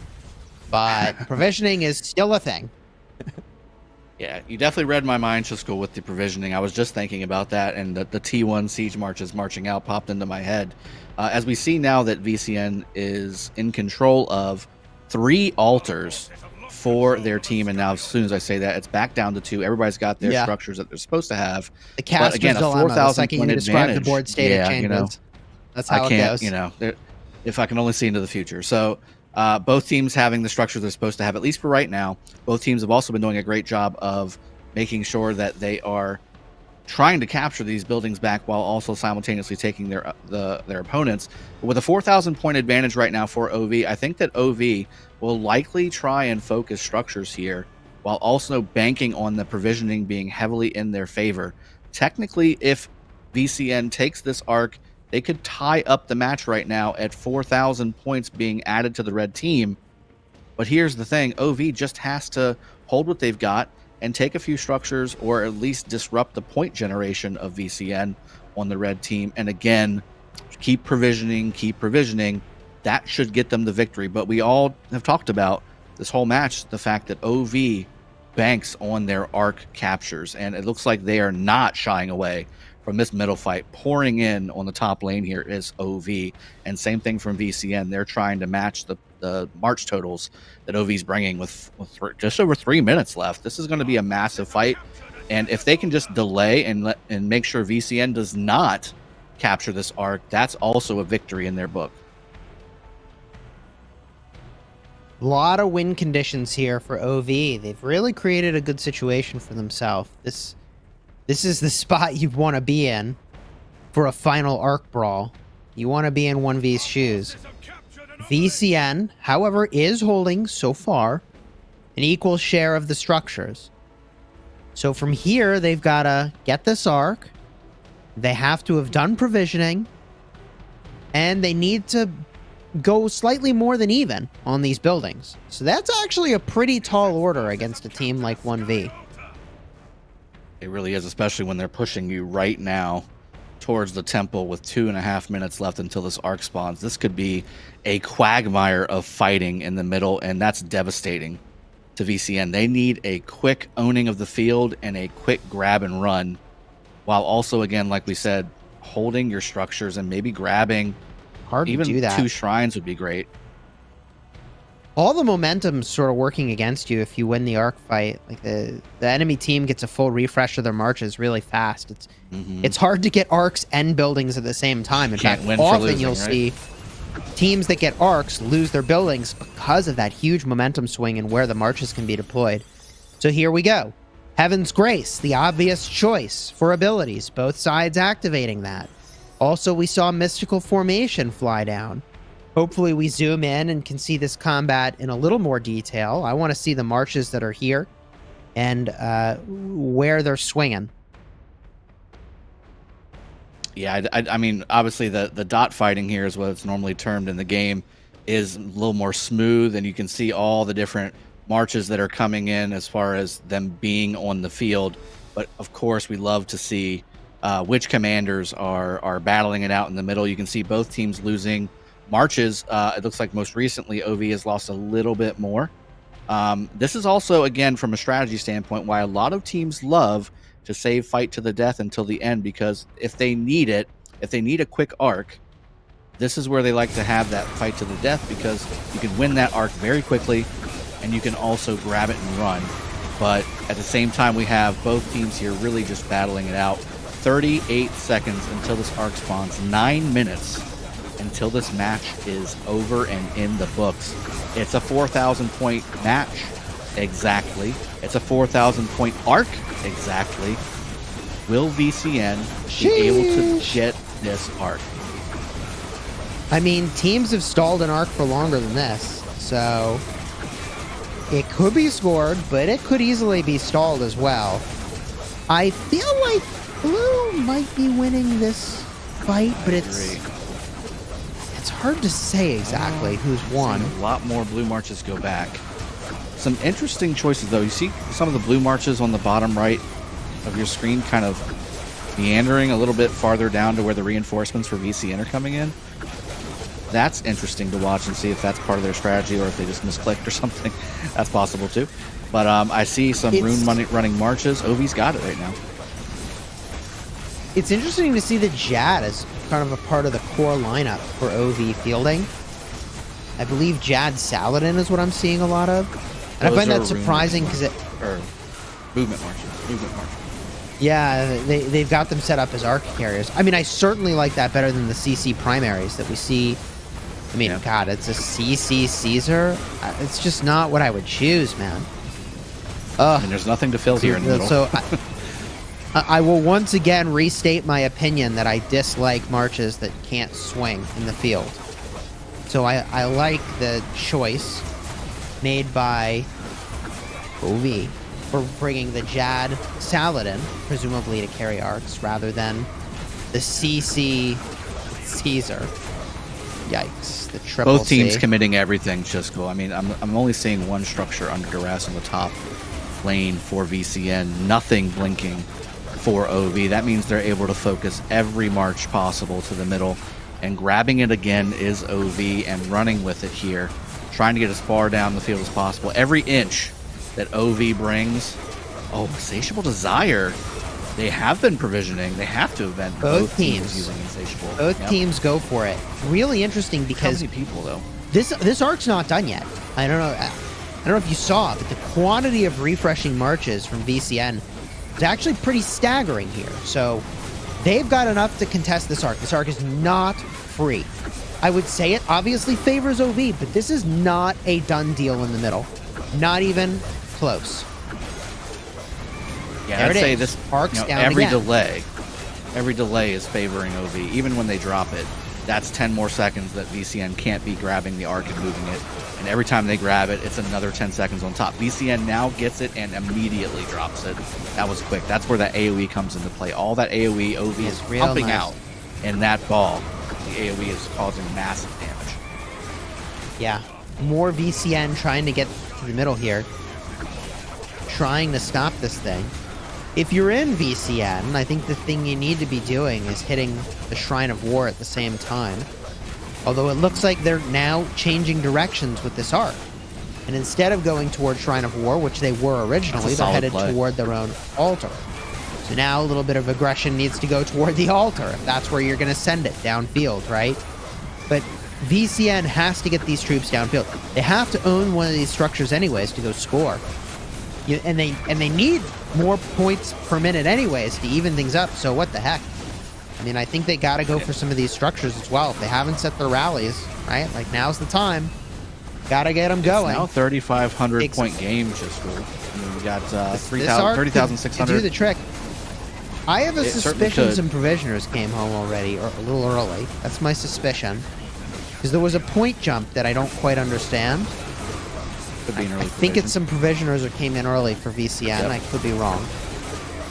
VCN did lose their Sky Altar in the top lane too, and I think the reason for the shift as well is because VCN was anticipating them taking the arc to the left and sent a large contingent of marches along that bottom mountain range, again, just like we saw OV do on the other arc earlier on in the match. And then again, OV tentatively grabbing that knowledge and shifting their pathing upwards, which effectively increases the march time for those VCN marches to actually make it to the middle. So, I mean, great job from an awareness standpoint, a situational awareness standpoint. I mean, this is looking very blue in the middle, and this is exactly what VCN did not want to see happen.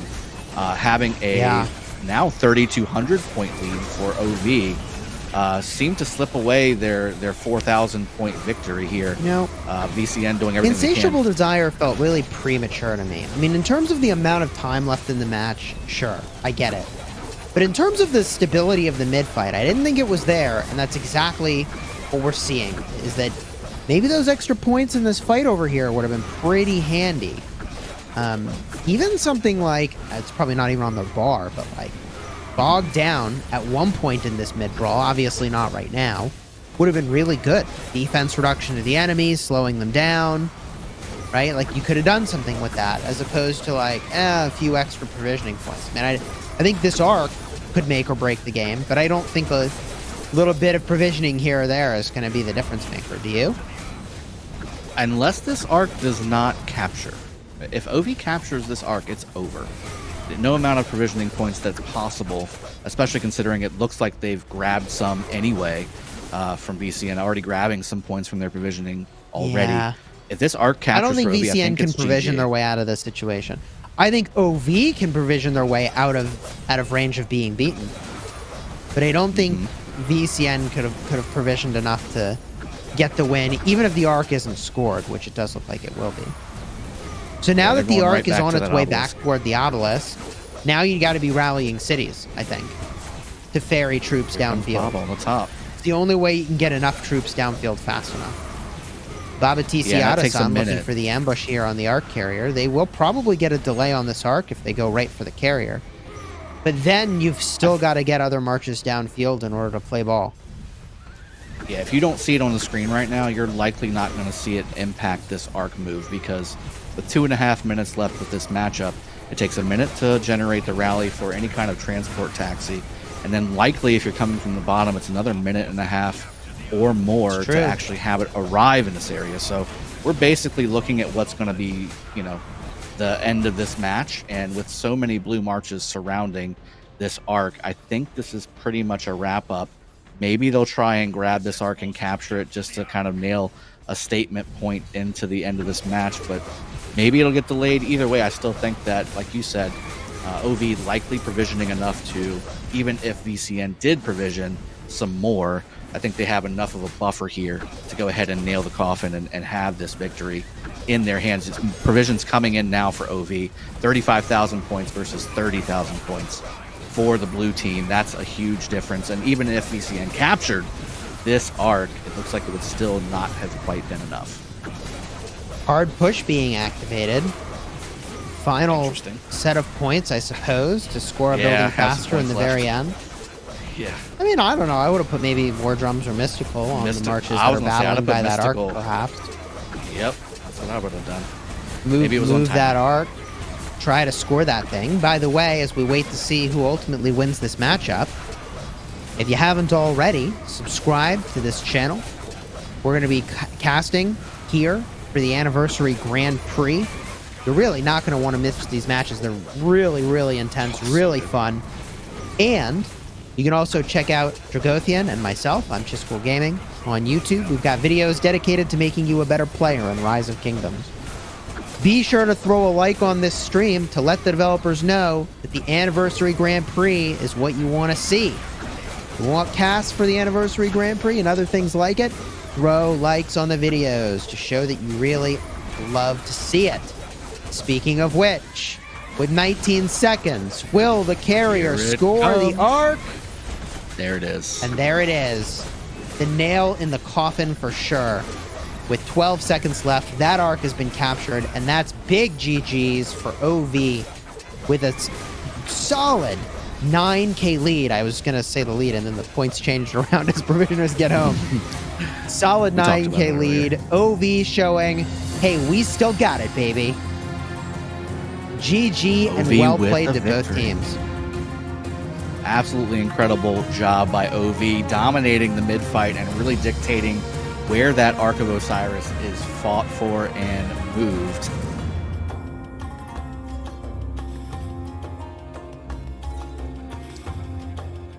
Welcome back to the casting booth. We've got Chiscool here with me. I really enjoyed casting this match with you, Chiscool, and then certainly again with you all, reading your comments, reading the commentary from the community. It's been incredible to see the engagement that we're getting from everybody playing Rise of Kingdoms on this Anniversary Grand Prix. OV winning this match, defeating the victorious Cats with a Z at the end. VCN going down to prior Grand Champions OV. Chisco, what was the main difference on this victory? What do you think was the nail in the coffin? I mean, the first thing I'll say is this is the performance you would expect from an invited team. They're showing they belong to be here. We won for a reason in the past, and baby, we still freaking got it, okay? So, congratulations to 1V, and well played by VCN, by the way. Like, OV has got to be one of those teams that when you get them in the draw, you're like, is this really who I want to face in the first round? That's a tough team to have to fight. I feel like, for me, I still question how valuable really are these filler marches that otherwise can't field fight. I personally am all in on marches that can fight and then have other utility maybe, but the fighting is the priority.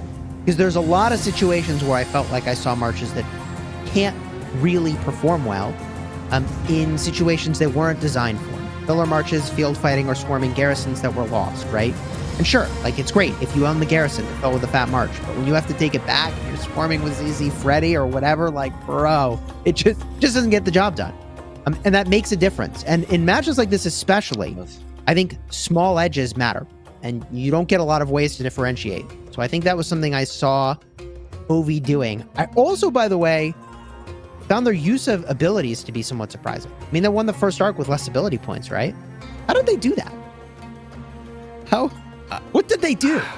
Did they have more marches? I don't know if confidence is a direct tangible thing inside the game, but likely very confident for their victory in the middle because, again, like you said, they did not use more points than their opponent and still got the victory in the middle for that arc.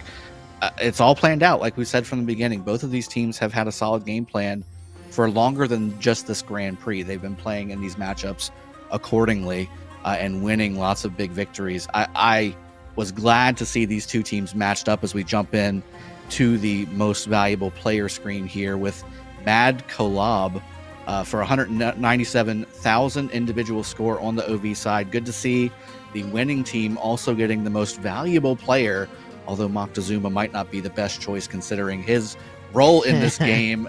Not really seeing too many of those on the OV battlefield. Commander. Right. I mean, he is cool looking, but he is very cool looking. And we do see the summary here. 40,405 points with the victory is OV versus 31,460 for the victorious Cats VCN. Chisco, what jumps out at you here as we look to the breakdown on what happened this match and led to the OV victory? There's a couple of things that jump out to me. And first of all, obviously the Osiris score is significant. OV scored more arcs, but they also got more buildings. So they won on occupation, they won on arcs.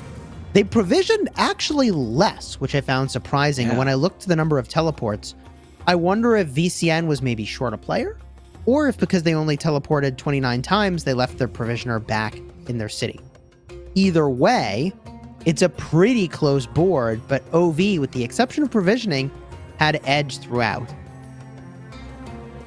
They definitely did, and as we wrap up this phase of what is going to continue to be a long stream today until about 1930 UTC, we have our second match completed. OV has gained the victory against VCN, the victorious Cats, moving on to the next round, and we will see their next competition tomorrow on what will be another action-packed bracket of matches, which will be commentated by Bulbaritos and Redline, just like Dragothi and myself and Chiskel have been so rewarded being able to commentate these matches for you. We do have, again, more matches coming, this being the second match of 4. Third and fourth match will be coming up shortly. Next match at the next hour of UTC here coming up. Looking forward to bringing both of these to you as well. I've really enjoyed commentating with you, Chiskel. And again, everybody in the community, thank you so much for joining the matchup here and really engaging with us as commentators, as well as making your points known inside of this matchup. Mad Kalob, again, being the #1 individual score here. McNuggets, #2, by the way, and Super Shenron, #3, on this setup. Very, very nice. This is something that you don't tend to see, all these people with the above 100,000 point scores for many of your matches out there in OV, or in the normal Osiris League and Ark of Osiris packs.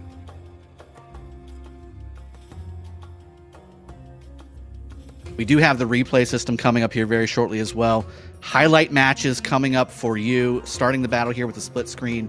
We have both teams pouring out of their gates respectively.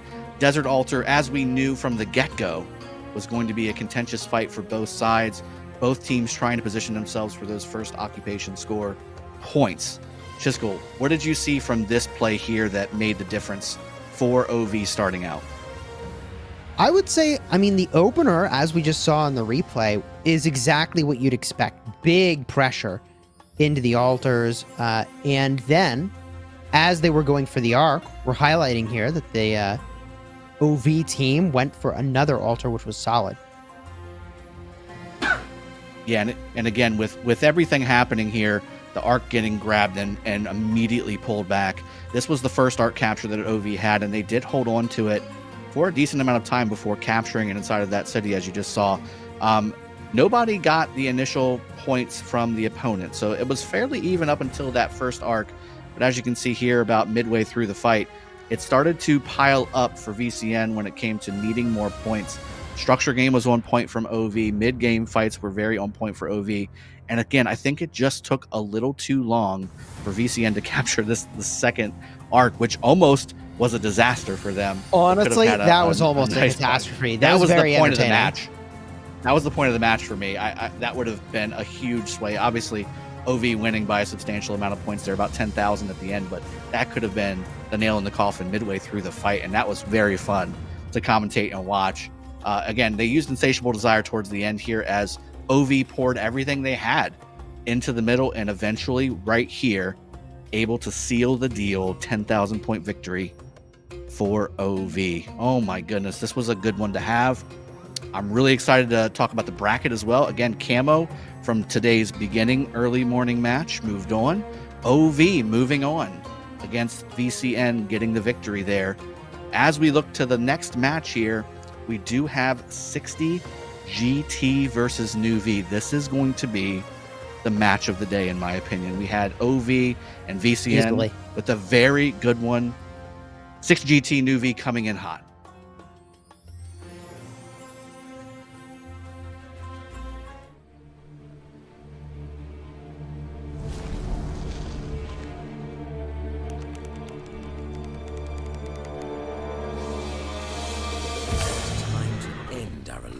With Barbarossa and his friends.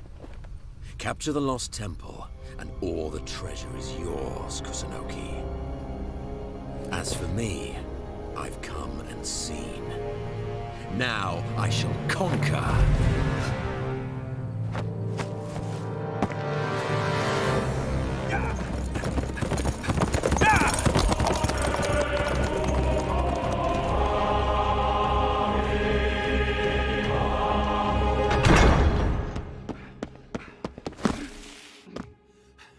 cause is there for such alarm? Your Majesty, Caesar has betrayed the Alliance. He and Kusunogi Masashige are going to attack our temple. So, Caesar, our pact with Boudica means nothing to you. Then we shall meet on the battlefield. Tell Boudica, war has found us.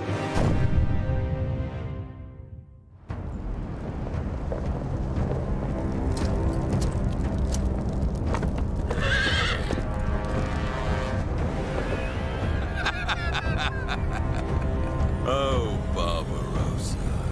Take the temple!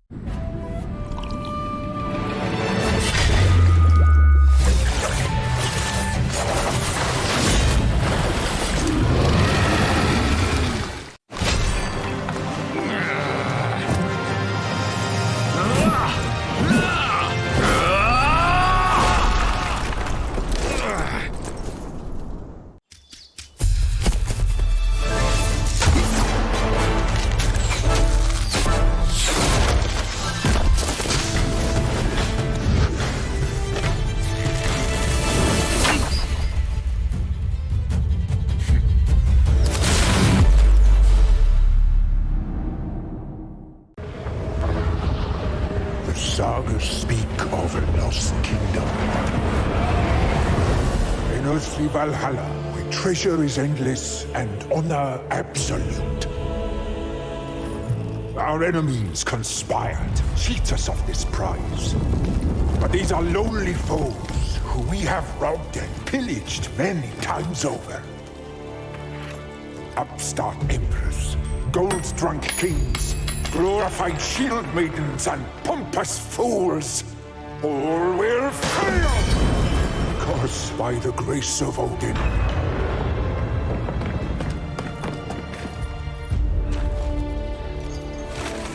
the sacred map is ours. So prepare, cherished enemies, for the glories of battle, the forge of war, and the joy of the feast. Where death is glorious, and strength rules all!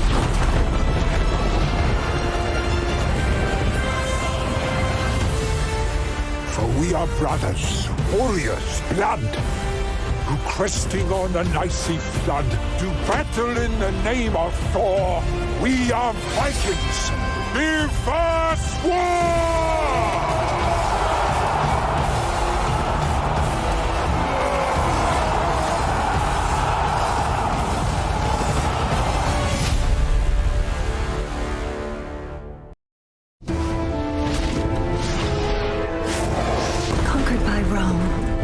Other civilizations. Now even flea-ridden Vikings take us for fools. Rise up, topmost third, for our country! I, Imperial Pharaoh of the 18th Dynasty, buried by my side, my loyal... No time to waste. Egypt needs us. Dare you hurt our people!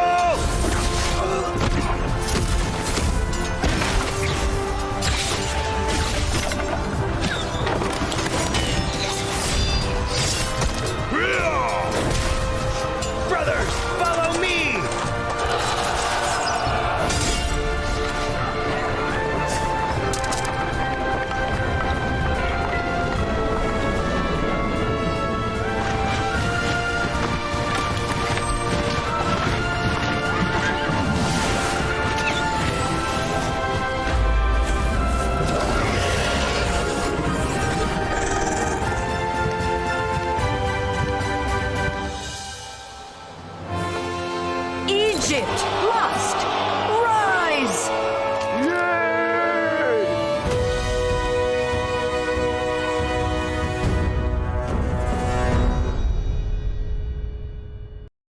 Dear Governors, welcome to Rise of Kingdoms. Rules of the first ROK Anniversary Grand Prix. The Grand Prix is divided into the following 3 stages: Team Registration, Team Confirmation, and the Grand Prix stage. Team Registration will begin on August 19th. Players can assemble teams each with 30 to 35 players and register for the Grand Prix on the official website. Each captain can create a team on the Grand Prix website. Enter your team name, obtain a team invitation code. Other players can then join the team simply by entering the invitation code on the Grand Prix website. The registered teams will be ranked in order of total battle power. The top-ranked teams will qualify for the Grand Prix. Additionally, star teams will be invited to join the Grand Prix. Team registration closes on August 26th. The team rankings will not be updated after the registration closes. Our staff will contact the top-ranked teams accordingly and confirm their willingness to compete. At this point, if any team drops out, the spot will be filled by the team with the next highest ranking. Dear Governors, do take note of this. Don't miss out on the Grand Prix. The Grand Prix will adopt the gameplay used in Ark of Osiris. Participants will have access to the Rise of Kingdoms esports server and use the official super accounts provided by Rise of Kingdoms to engage in battles. 16 teams will pair up and battle in the best-of-1 single elimination format. The final 2 teams will compete in the final showdown on September the 30th. This Grand Prix offers great rewards. Each player of the champion team will receive the champion's ring, an iPad, and other rewards. Rewards also include game items and other prizes, such as the city theme for the champion of the Grand Prix. All other participants will receive gift cards and game items as rewards. During the Grand Prix, players can place bets on the Grand Prix's official website and redeem rewards. Battle horns blare as the increasing wind rolls the sand. Which team will reach the pinnacle? Stay tuned.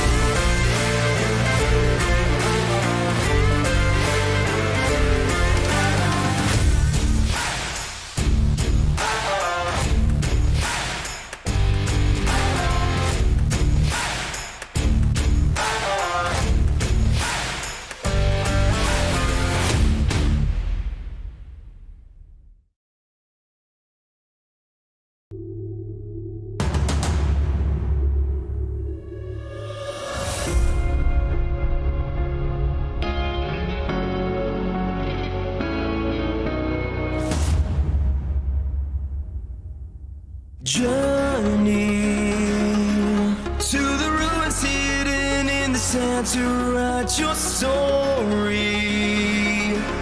With the mist so close at hand, your heart is soaring.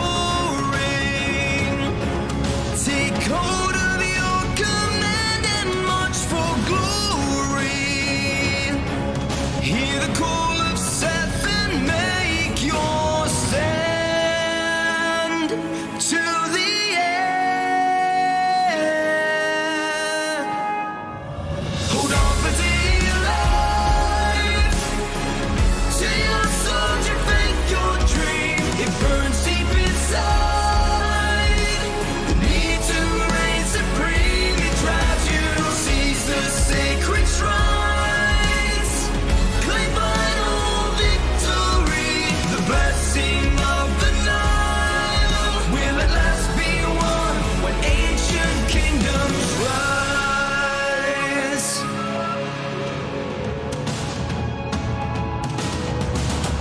For glory!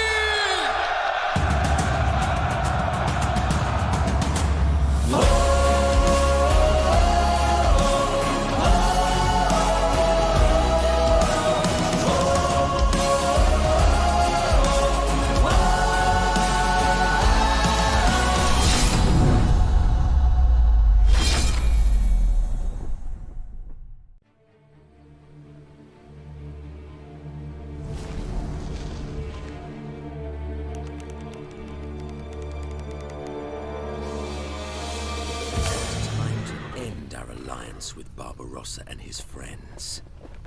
Capture the Lost Temple, and all the treasure is yours, Kusunoki. As for me, I've come and seen. Now I shall conquer.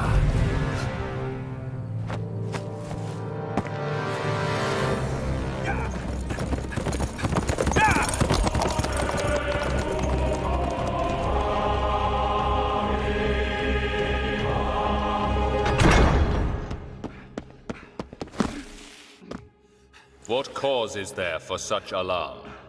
Your Majesty, Caesar has betrayed the Alliance. He and Kusunogi Masashige are going to attack our temple. So, Caesar, our pact with Boudica means nothing to you. Then we shall meet on the battlefield. Tell Boudica, war has found us.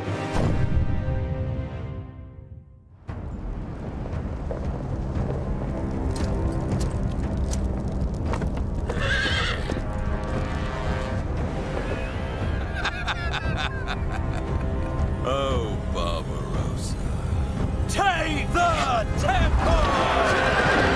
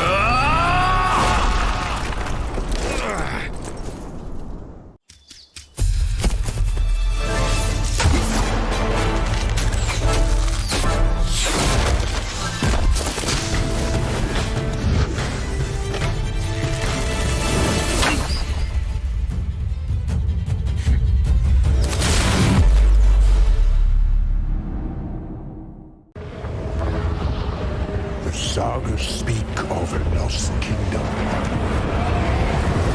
In earthly Valhalla, where treasure is endless and honor absolute. Our enemies conspire to cheat us of this prize.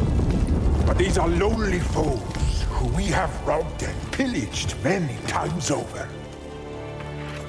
Upstart emperors, gold-drunk kings, glorified shield maidens, and pompous fools. All will fail! Because by the grace of Odin.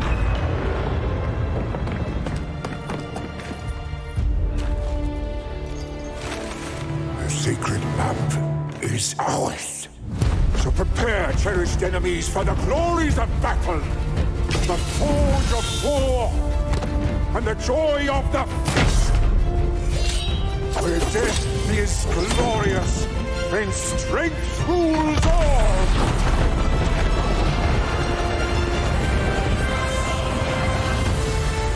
For we are brothers, warriors, blood, who cresting on an icy flood, do battle in the name of Thor. We are Vikings. Live fast war!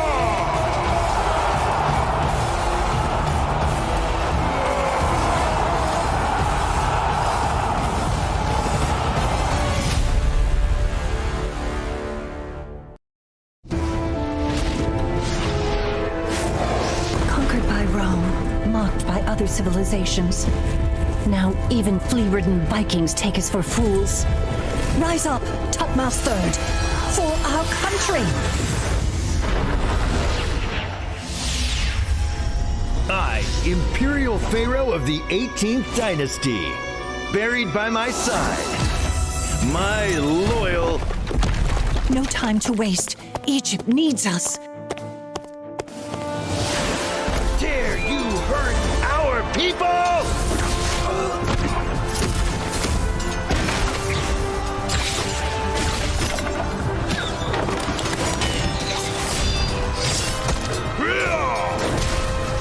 Brothers, follow me!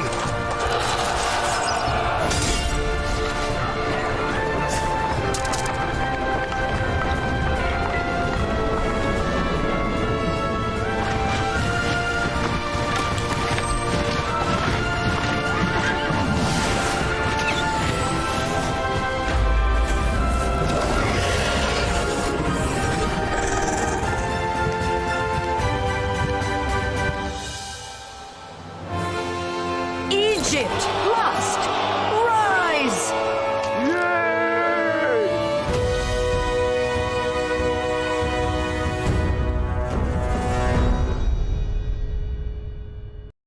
Dear Governors, welcome to Rise of Kingdoms. Rules of the first ROK Anniversary Grand Prix. The Grand Prix is divided into the following 3 stages: Team Registration, Team Confirmation, and the Grand Prix stage. Team registration will begin on August 19th. Players can assemble teams each with 30 to 35 players and register for the Grand Prix on the official website. Each captain can create a team on the Grand Prix website. Enter your team name, obtain a team invitation code. Other players can then join the team simply by entering the invitation code on the Grand Prix website.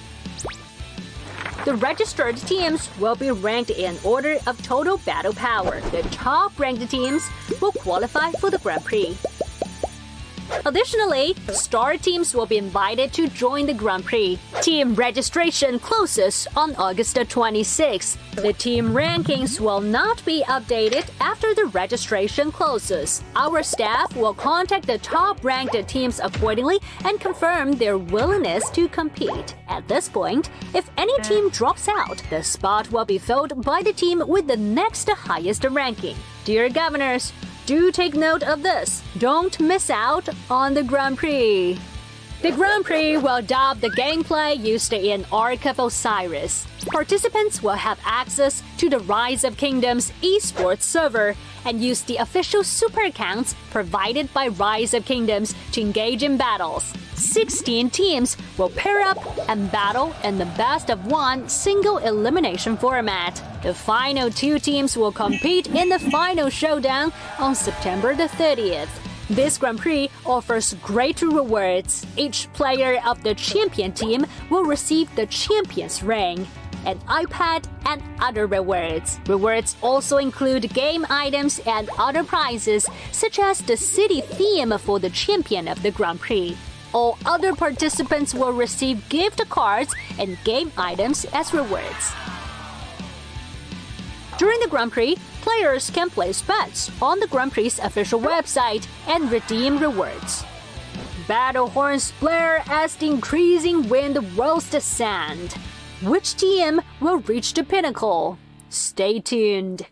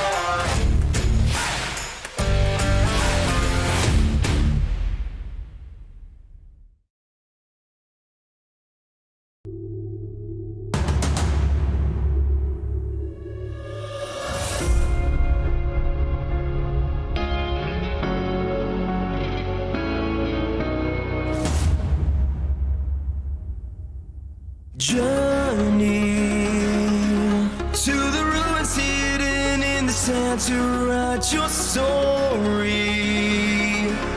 With the mist so close at hand, your heart is soaring. Take hold of your command and march for glory. Hear the call of Seth and make your stand to the end. Hold on for dear life to your soldier faith, your dream. It burns deep inside. The need to raise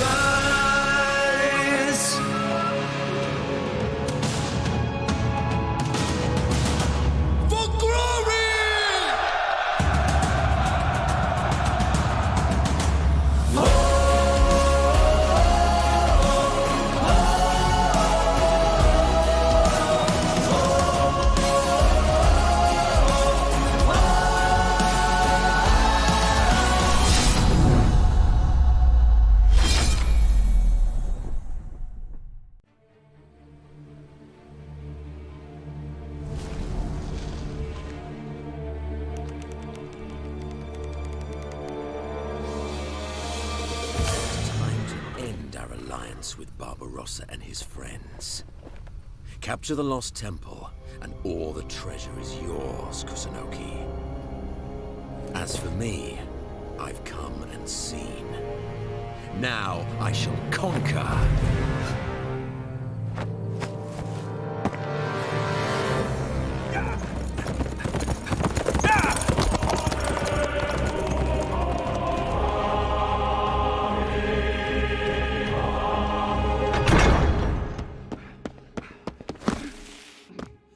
What cause is there for such alarm? Your Majesty, Caesar has betrayed the Alliance. He and Kusunogi Masashige are going to attack our temple. So, Caesar, our pact with Boudica means nothing to you. Then we shall meet on the battlefield. Tell Boudica, war has found us.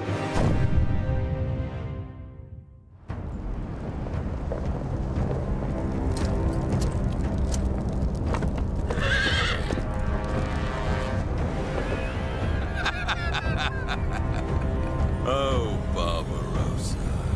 Take the temple!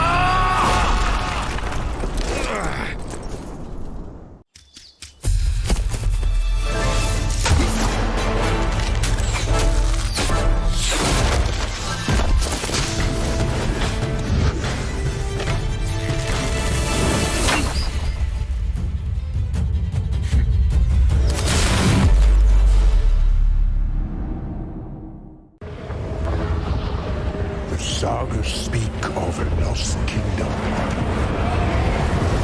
An earthly Valhalla, where treasure is endless and honor absolute. Our enemies conspired to cheat us of this prize. But these are lonely foes who we have robbed and pillaged many times over. Upstart emperors, gold-drunk kings, glorified shield maidens and pompous fools. All will fail! Because by the grace of Odin.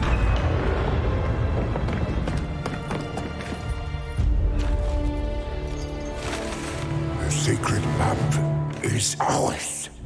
So prepare, cherished enemies, for the glories of battle, the forge of war, and the joy of the feast. Where death is glorious, and strength rules all!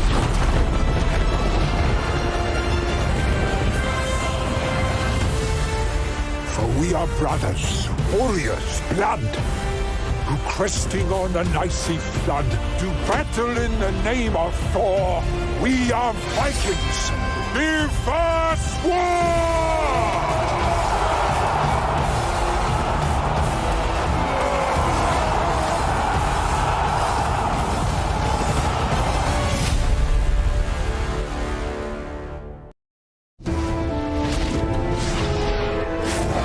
Conquered by Rome, mocked by other civilizations. Now even flea-ridden Vikings take us for fools. Rise up, Tutmouse Third, for our country!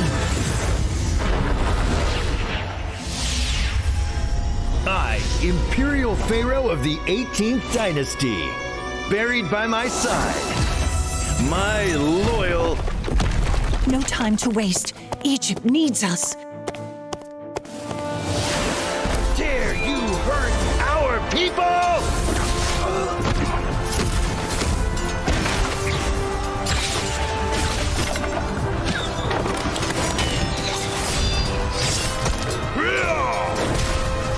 Brothers, follow me!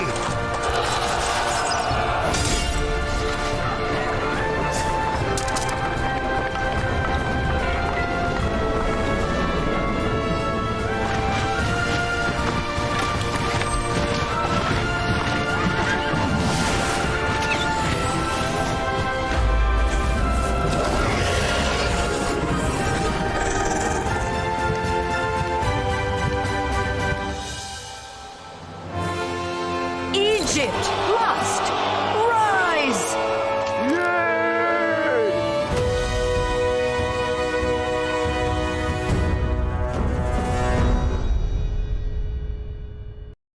Dear Governors, welcome to Rise of Kingdoms. Rules of the first ROK Anniversary Grand Prix.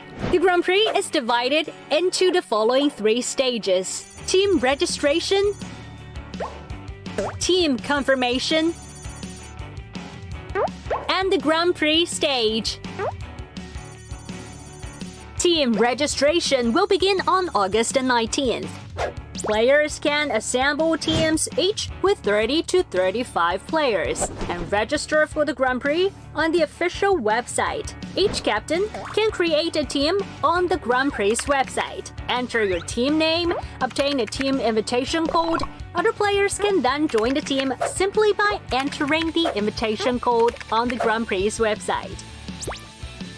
The registered teams will be ranked in order of total battle power. The top-ranked teams will qualify for the Grand Prix.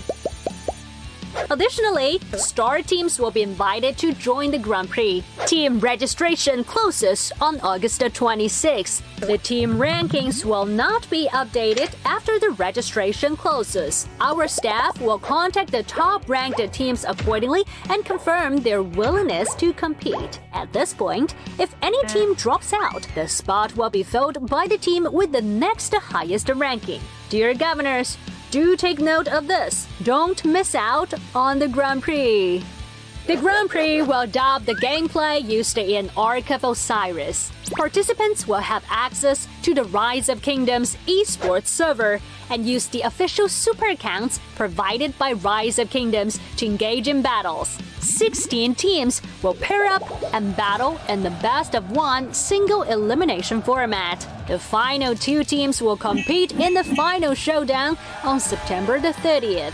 This Grand Prix offers great rewards. Each player of the champion team will receive the champion's ring, an iPad, and other rewards. Rewards also include game items and other prizes, such as the city theme for the champion of the Grand Prix.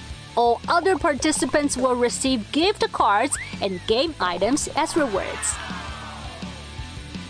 During the Grand Prix, players can place bets on the Grand Prix's official website and redeem rewards. Battle horns blare as the increasing wind rolls the sand. Which team will reach the pinnacle? Stay tuned.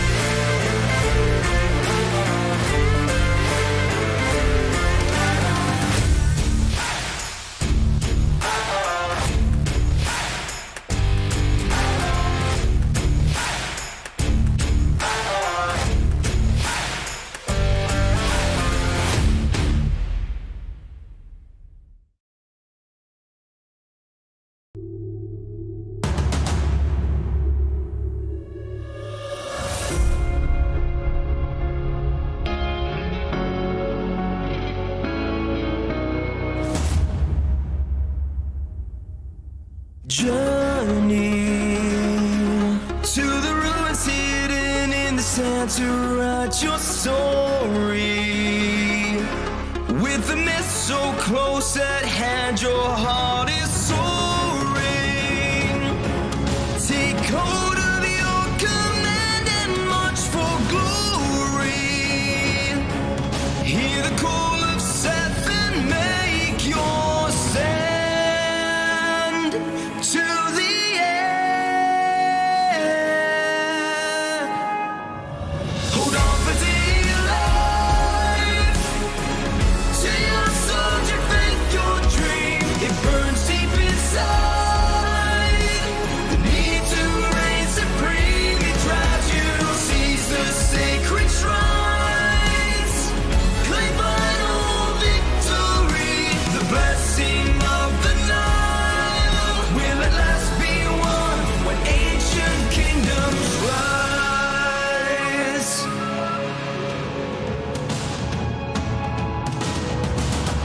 For glory!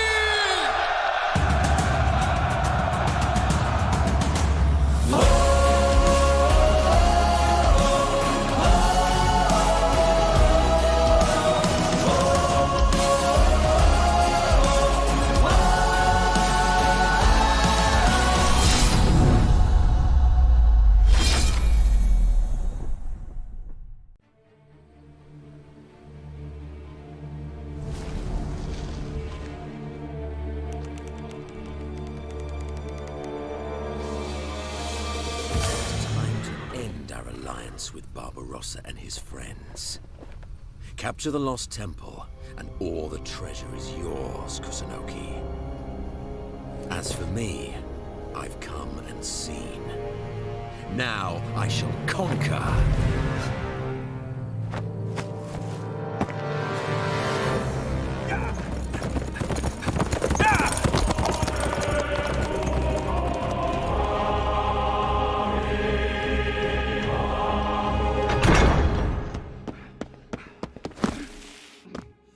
What cause is there for such alarm?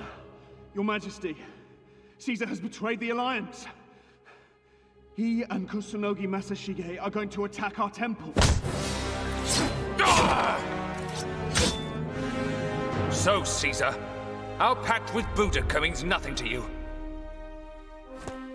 Then we shall meet on the battlefield. Tell Boudica, war has found us.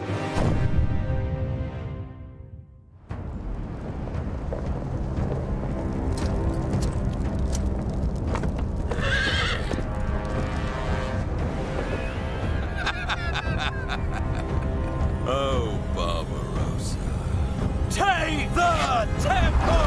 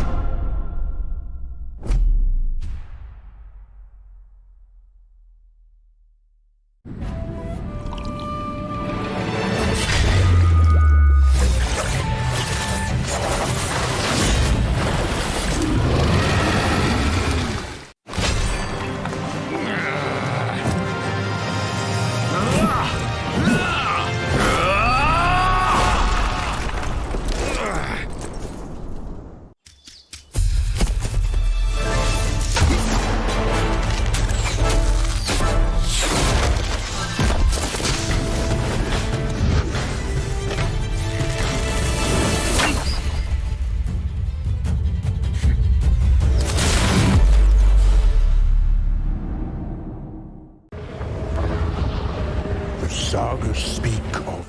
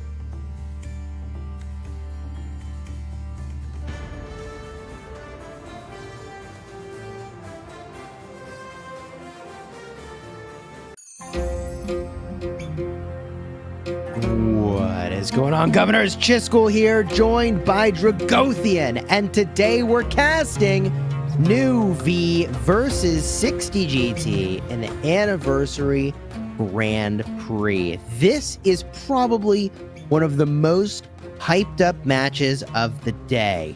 60GT versus New V. These are players who have probably battled against each other in the past. New V is from the Kingdom 1V, who we know has played against 60GT before in the Osiris League Grand Finals. Dragothian, what are you most hyped about for this matchup? Well, besides the fact that these are two, just top flight Osiris League champions, really, if we think about it, champion teams. First off, glad to be with you as always, Chisco. Really appreciate you joining me, and I'm joining you, and we're always having a good time together with these commentations. But the thing that's really interesting to me, and it's probably not something that anybody else is going to say, is the name of this team. So we all know 1V and their proclivity for victories in Osiris League. But New V is a new name, and I find it very interesting that the name of their alliance, or the name of their team, is Next Gen 1V. So am I to take from this that this is a team that is expected to perform better than the current Grand Finals and Osiris League playoff champions? Or are we talking this is a hype up moment, or what is it? What am I missing? Like, am I am I like looking into things that are not there, or what? Yeah, well, there are 16 teams that made it in to this tournament. 4 of them were invited teams. One of those invited teams was 1V because of their previous performance, but they had a second team qualify based on power. And it's important to remember that both 60GT and New V, 1V, are really large alliances with way more than 30 players that qualify for a top tier ARC team. In fact, they have multiple ARC teams from each of their alliances. So I think this is exciting to see for a number of reasons, in part because these are all top tier players with the same stuff. The format for this tournament is that everybody has access to the same equipment, the same number of troops, the same everything. So I'm pretty hyped to see them duke it out in a situation where, hey, if you think one side or another had commander advantage or equipment advantage, now that playing field is leveled. Pretty freaking awesome. Which of these teams will win? I don't know. but I suspect this will be an extremely close matchup. I would expect the same, Chisco. And really, the mid fight is what I'm truly interested in. Both of these teams are absolutely dominant when it comes to the mid fight and getting that arc going back to their team. And they've made their names on absolutely dominating an open field battle when they want to. So I'm curious to see both of these teams duke it out again. They did it in the finals during last season's Osiris League playoffs and grand finals. So I'm really excited to cast that stuff as we jump into today's matchup. New V will be in blue against 60 GT. This is the 16 UTC matchup. There also will be an 18 UTC matchup on this same stream covered later. So if you haven't already, subscribe to the channel. Rise of Kingdoms videos and Osiris League tournaments. 60 GT in red. New V in blue. The captain, I Am Strong, and their highlighted team members are on the screen. Duke and 4 others. These players all hail from 1V, an alliance with, as I understand, 3 different ARC teams in one alliance. The advantage of which is that you can practice ARC in your own kingdom anytime you want. But 60 GT has a similar setup in their kingdom. The highlighted combatants on the screen here, their name in red. Both of these kingdoms take a very different strategy than most do in this game, which is that they move all in on having one extremely strong alliance with maybe 1 or 2 others that also are strong, but not as strong. So they move heavily on one high-powered, high-activity, every player makes a difference strategy. Let's jump into the game. Here we go. We've got the match. Here we see the players porting in. No doubt about it. They've got an order how they're going to jump into the game here. So my suspicion is that they've got very, very specific sequencing for how each of their players is going to jump in. That's what they're doing now. Next Gen 1V. Yes, you can see it in their picture there. Does everybody have the same icon? Is that what they've done? A signal of unity? Okay, maybe not everybody with the same icon. PS on the screen is a code you can use to get a few speed ups. Yep, I would definitely take advantage of that. Everybody has access to it. And I will say I did see a few familiar pictures on the 60 GT side doing the same thing as them. I did notice a lack of one of the bigger players. They've got Leopard. I'm assuming maybe just not highlighted, or curious to see if he's on the main team or not. But yeah, Next Gen 1V there, Avatar prevalent on the majority of these cities, a few exceptions, of course. But like we said before, both of these teams, Chisco, are just stacked with top tier, top flight players of the Osiris League system. And again, there is no advantage for either side. They have access equally to all the commanders, all the troop types, T1, T5, siege units for farming. I mean, everything is at their disposal. Everything is at their fingertips. A lot of these players likely already have those things, but still to have the advantage of equal equipment as well could have been a major factor for these two teams to possibly fight each other in normal Osiris League fashion. But this Grand Prix allowing everybody equal footing, whether you're, you know, super active or kind of active or other things inside the game, like you have everything that everybody else has. There's no advantage other than strategy and execution, which is why this system inside of the franchise of Rise of Kingdoms is very, very nice to see. And I enjoy casting it with of course, my compatriot Chisco. Yeah, I'm hyped for this matchup, quite frankly. I mean, this thing fires up in 30 seconds. Do you have a sense of what you think will be a differentiator between the team that emerges as the victor versus the one that does not? You know, that's such a hard question, 20 seconds before the match to answer. You always get me with this stuff. But I will say that both these teams generally have a solid game plan that's pretty close to each other. Mid-fight victories are key And again, open field around the structures and timing. The timing for these teams is insane, as we likely will start to jump towards that beautiful split screen where we see both teams pouring out of their gates. Here we go. Let's see if we see any, just like last match, 1v pouring out a bunch of siege marches for provisioning. Let's see if either team in this matchup does the very same thing. I'm curious to see if they do what the previous winner of game 1 did and completely forego provisioning, or if they decide to check on what OV did and get at least some provisioning done in their victory. I'm seeing a lot of gold, not a lot of T1. Let's see if they go ahead and pull this out and start to pull their structures. Yeah. Worth noting that so far the highest provision score we've seen is in the realm of 4,500. So I suspect that provisioning is a part of the plan. Certainly 4,500 points is an amount you'd want to pick up.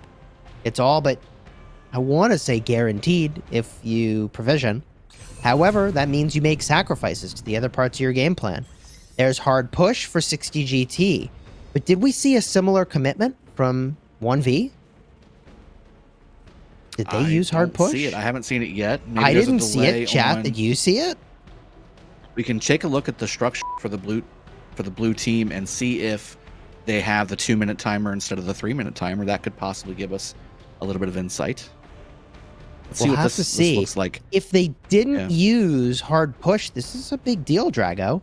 I mean, it means you have a lot of points you could use in a mid brawl that otherwise wouldn't have been there. It's actually pretty exciting. I've seen them do that in the past. Wouldn't surprise me. What's that? I've seen them do that in the past. I've seen them do that in the past where they conserve their points for that first fight. Although I did see a 2-minute timer on that obelisk. I think they did use it, and it might not have just shown up. We might have just missed it? Okay. Yeah. Yeah, it might not have shown up on the screen for us to highlight. But highlighting some other things, though, we do have 60 GT pouring towards what is likely to be a massive Desert Altar fight on the top lane. New V likely doing the same on the other side. Another split screen opportunity, Chiskel, for both of these Desert Altars to get some showcasing, as is the case in every match usually. We do have a rally passing those marches too, likely to break, although sometimes they do let that rally go ahead and fly. Both teams are usually very high on their execution when garrisoning their structures to make sure that they don't lose a building that they don't absolutely have to do. Yeah, I mean, I think for the most part, we've seen the sort of gameplay I would expect. Rallies that go toward the enemy obelisk, but cancel. Pressure on the altars, and sometimes you're able to take it, and often you're not. This standard opening seems to be the sort of stuff that unfolds before a mid-fight like clockwork. So the majority of what you're watching here is in some ways rehearsed. Players know sort of what they're gonna do, and then they improvise a little bit when they get to that particular spot. You know, Drago, I will say I've hypothesized with some of my team members in the past, like, you know, would Arc be interesting or exciting if there was like a fog of war and you couldn't see what the opposing team was doing? It would really mix things up, right? It would change that sort of choreographed entrance. It would definitely mix some things up. Scouting while doing what you see on the screen right in front of you may be a bit too much of a tall task, but interesting concept. That would be something that maybe a future Osiris League platform might be able to add in. But right now we have our typical standard in our Osiris League and Arc of Osiris matches in the Grand Prix that you're watching right now, and that's a massive battle right around the Desert Altar with 1 minute remaining until it officially unlocks, and all teams can possibly grab their own structures and the opponent's structures. One thing I did want to quickly point out, though, Chiskel, is I'd like to see that break in the rally that 60 GT did, but conversely, New V, understanding that that's likely what they were to do, had marches positioned to shadow whichever direction that break happened. And obviously 60 GT did break towards that Shrine of Life on the top lane. They were mirrored by marches in the open field. That's the level of execution that this team on both sides is able to provide. I do see very similar marches, by the way, to what we've been seeing all day. We've got those XY primaries with a lot of Honda secondaries, Juan with Skippy or Honda or CJ, A lot of Ethelfled primary, presumably bringing in that Trajan secondary, which we were talking about in prior matches. The Jads running around. And a lot of sad faces here for 1v, actually, in this first brawl. Yeah, interesting. I would have thought that these fights would have been a little bit more even. 60GT absolutely dominating these open fields around the Desert Altar, and just like that, 3 altars in favor of 60GT. Now, a lot of them are still blinking, and in fact, 1v does have attacks on 5 structures of 60GT. As you can see on the top right mini-map, all 5 are blinking at the moment, while only 1 is blinking for new V. But I'm looking at this open field fight and seeing total domination, at least on the main screen, for 60GT. The split screen, however, looks to be a little more even, but still actually very, very red. So 60GT pushing their weight around. This is the kind of opener you really want if you're 60GT. I mean, you've got 3 altars. They're going to get the first capture points, I think, for all 3 of them. That's a nice little boost at the start of the match. This is going according to plan, I think, if you're sitting in this 60GT camp. Oh, they're killing the reinforcements to try and take that structure, and also the people going to the middle. We have 6 minutes until this first arc spawns, Chisco. Those marches to the left of your screen are going to the middle and getting smashed. That's exactly what you don't want to see if you are a new V fan. 60GT is pulling out all the stops. Incredible. Yeah, I mean, 60GT is really leveraging that open field dominance into a nice position for going to middle. They've got 5 minutes and 30 seconds, so at some point you can see they just make the call to swarm the cities. This is really just a concession to the fact that they want to get back and refreshed home as fast as they can. Fastest way you can get home is with a sad face, and so that's what they do. That's correct. I do see a lot of marches of committed to this Shrine of Life. That is a shocking number of marches that were at that Shrine of Life. Nuvi is pouring into the middle very quickly. Yeah, I mean, they are, but some of those marches got pretty beat up. I mean, some of them really just have to turn around and try again. I think it would be a lot more if they didn't do that. I think they did turn around or just get smashed outright by 60GT's open field team on that top lane. That was a very solid push, and I think any team that's looking to do a strategy should take a page from what 60GT just did. Obviously, you can't guarantee the level of success that 60GT just showed, but if you can execute on it and also follow it up with that kind of next level play, hitting those marches on the way in, that's going to set you up for success, just like what 60GT is looking at right now. Yeah, this is good pressure on the Sky Altar, by the way. Rally is almost down. However, more marches are sort of arriving to help out here. Looks like the majority of them are calves, so they'll resign themselves to swarming rather than reinforcing, which makes sense. Looking to see if the outside lane altar is going to flip over.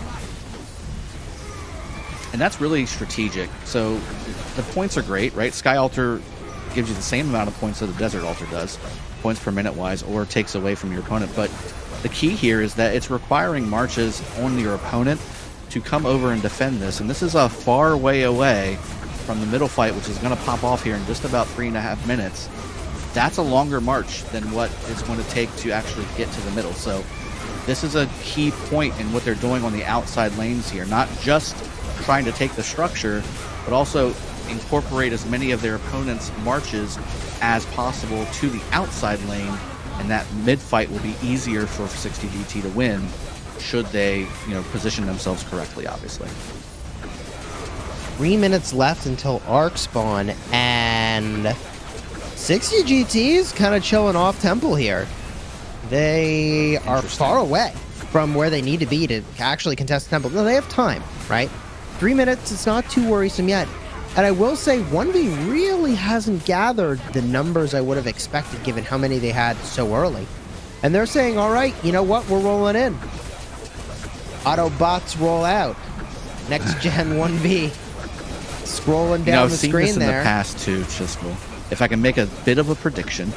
So maybe it wasn't necessarily pre-planned, but I've seen 60GT do this in the past where they draw their opponents across the battlefield in the middle lane by feinting like they're doing, a late pull in or something like that. But I would love to see on the back end 60 GT sending both lanes up on the outside of the mountain ranges and behind the Temple of Osiris in the middle, effectively sandwiching New V in this case in the middle, and also simultaneously killing all the reinforcements that are coming in now from those outside battles that just occurred 2 minutes ago.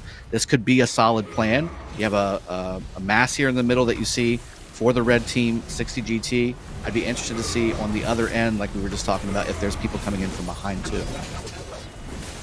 Yeah, gonna be really interesting how they're gonna play this fight. With 145 till the arc spawns, they're really running out of time to get position on the temple. Which means if they aren't doing that backdoor maneuver you were just describing, they're gonna have some problems actually contesting this arc. I see more and more coming to the middle. This is maybe not the play that I thought it was. We could definitely see if we hop over to the top of those mountain ranges on both sides if there is any red team members coming on the outside lanes to the middle as well. We do have a heavy attack on the Desert Altar top lane against New V as well. I do see them pulling back. Is this a sign that there are red team members coming to the middle, or do we just have them pulling back to make sure that they give it a little bit of time and get the buffs together for all their reinforcements? Looks like they were more trying to group up. New V, mystical formation. From there, war drums for New V. No skills yet for 60 GT yet. None? Really? Look at the altars. That though. feels 3 already. really unusual. 3 altars in the hands of 60 GT. Mid brawl is unfolding, but it's not on top of the temple. 26 seconds until the arc is spawned in, now under 20. I mean, even if somehow they win this, which it doesn't look like they are, 60 GT has a very difficult time actually getting to the arc. Oh, somebody's breaking free. Okay, Break a couple through. marches breaking free toward the arc. But, I mean, is it really enough? Does it matter? For 60 GT. They are trying to grab the arc. And there it is. 1v grabs it. And they're on the run. A lot of double C's were just sitting there waiting for this moment. And all I'm seeing 4 altars for 60 in the GT hands of 60 GT. The real plan reveals itself, huh? Now we know the real plan. Yeah. It was never to game is take the strong. arc. It was always a feint. They wanted the altars. Does that sound right to you? Because that feels really right to me. Yeah, I don't see anything on the back end like I was predicting at all. So they definitely have faked not only New V out, but also myself, which isn't too hard. But definitely something that you can see here happening now. See, maybe we're both right. Maybe we're both right. Do you see what's happening on the top of your screen? I know that sometimes I know what I'm talking about. Big contingent coming from 60 hard GT on the push. top lane. I bet it's happening on the bottom too. Just watch for some red lines on the bottom lane here coming up. They are attacking the Shrine of War right now on the bottom lane. Again, still maintaining 4 altar discipline is 60 GT. Now, can they catch them? That's the key. They got to go through a buzzsaw of New V marches in the mid. There was an XY Honda Tarakatsu march working down the carrier. The Honda Tarakatsu has a 50% slow, which is a solid reduction. The folks that are in fact chasing the arc getting now hit with that slow, but they do connect with arc. This pathing for the carrier is really dangerous.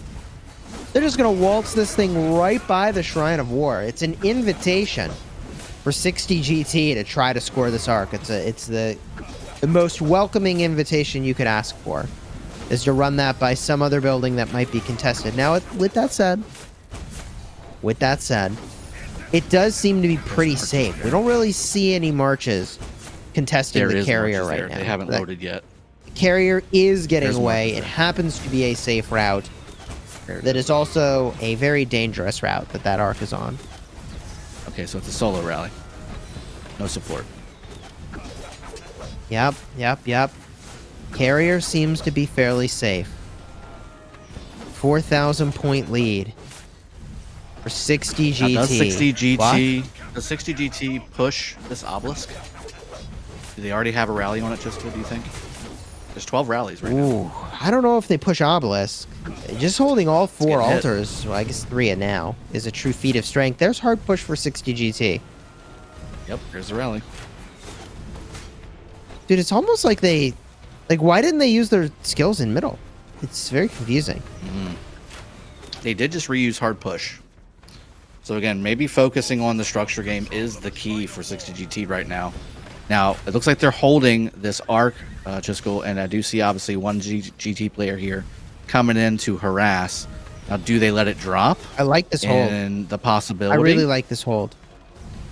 I like this hold because they didn't run it right next to the obelisk, which has got to be the worst thing they could do. They're going to fall, which is fine. If their city's nearby, they can pop back out and fight, but their city is not nearby. Nobody is attacking that march. Hello? Free capture. Is anybody there? Okay, They're they coming. turned Wait a around. minute. They see it now. Arc Carrier's like, That's red. no one can see me. If I don't make any see sounds, anything. no one can see me. They can't hear me. Okay. Arc Carrier's trying to break away with it. Not going to Big get red very numbers far, there. however. Big red numbers from that that's- new V. That's the Boudica sort Prime. of skill Oh, damage that takes down an shiny. Arc Carrier real fast. Carrier's down. That's exactly right. New opportunity for a fresh carrier to pick it up. 15-minute timer for the arc resetting has been refreshed. So whichever side gets a hold of this will have a long window with which they can hold this arc. You know, based off Okay. this bottom left Now what screen that we just saw, they're really focusing structures. Look at this desert altar that's getting swarmed right now. GT just captured their own sky altar on the top lane back and now taking New V's desert altar away from them, and having done so earlier, this arc is basically a catch-up arc for New V. They're still going to be down by about 1,000 points even when they capture this arc that they just fought for and won. Now again, 2 more buildings going in the way of New V, going back to 60 GT. This is so back and forth with these structures. They know they need to get these structures done to make sure that they keep the point totals relevant. Now we're, what is this, a 4,300 point advantage right now for 60 GT?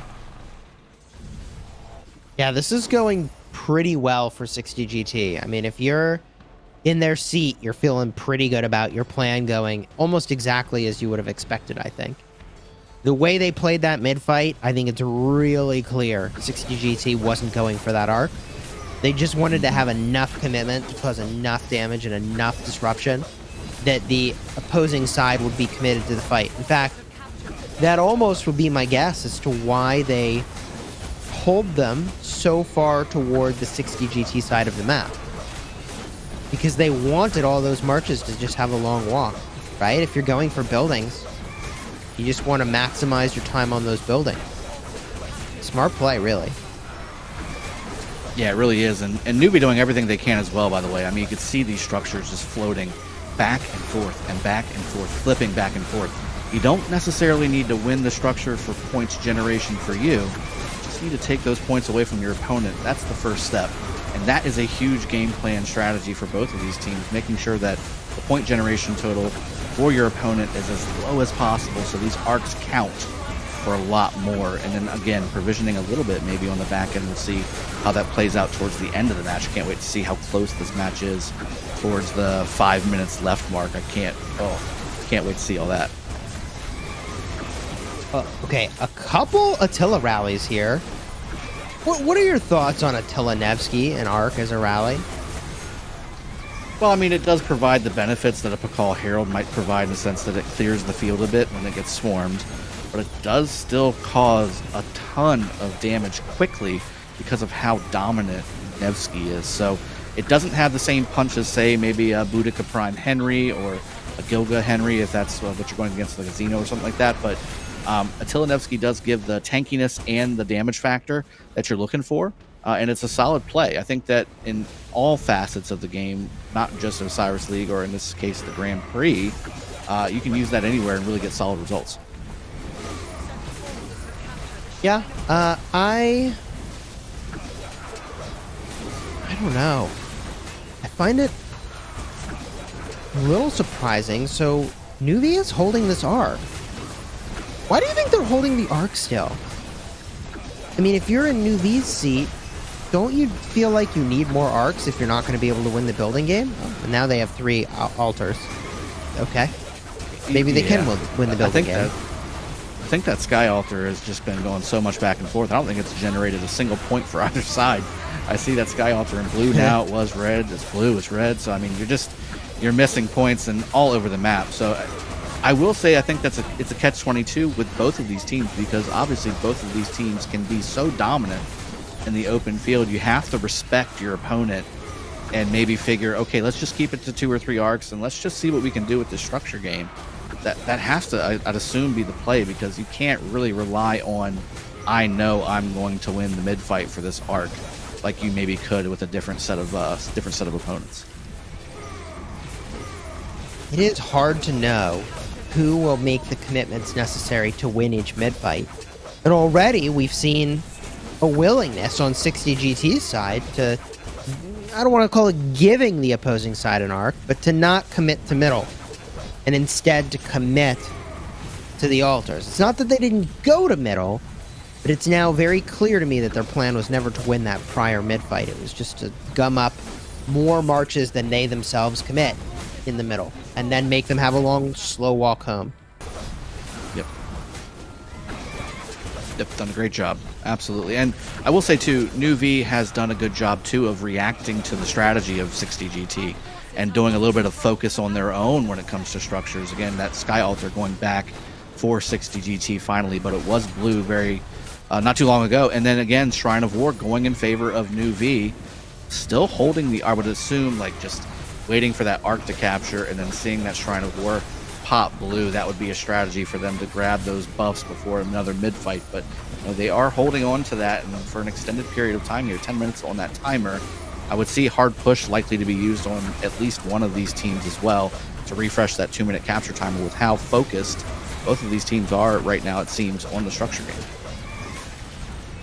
Yeah, I do wonder how many points they're accumulating. What a cool feature it would be to be able to see how many points they have accumulated, ability points.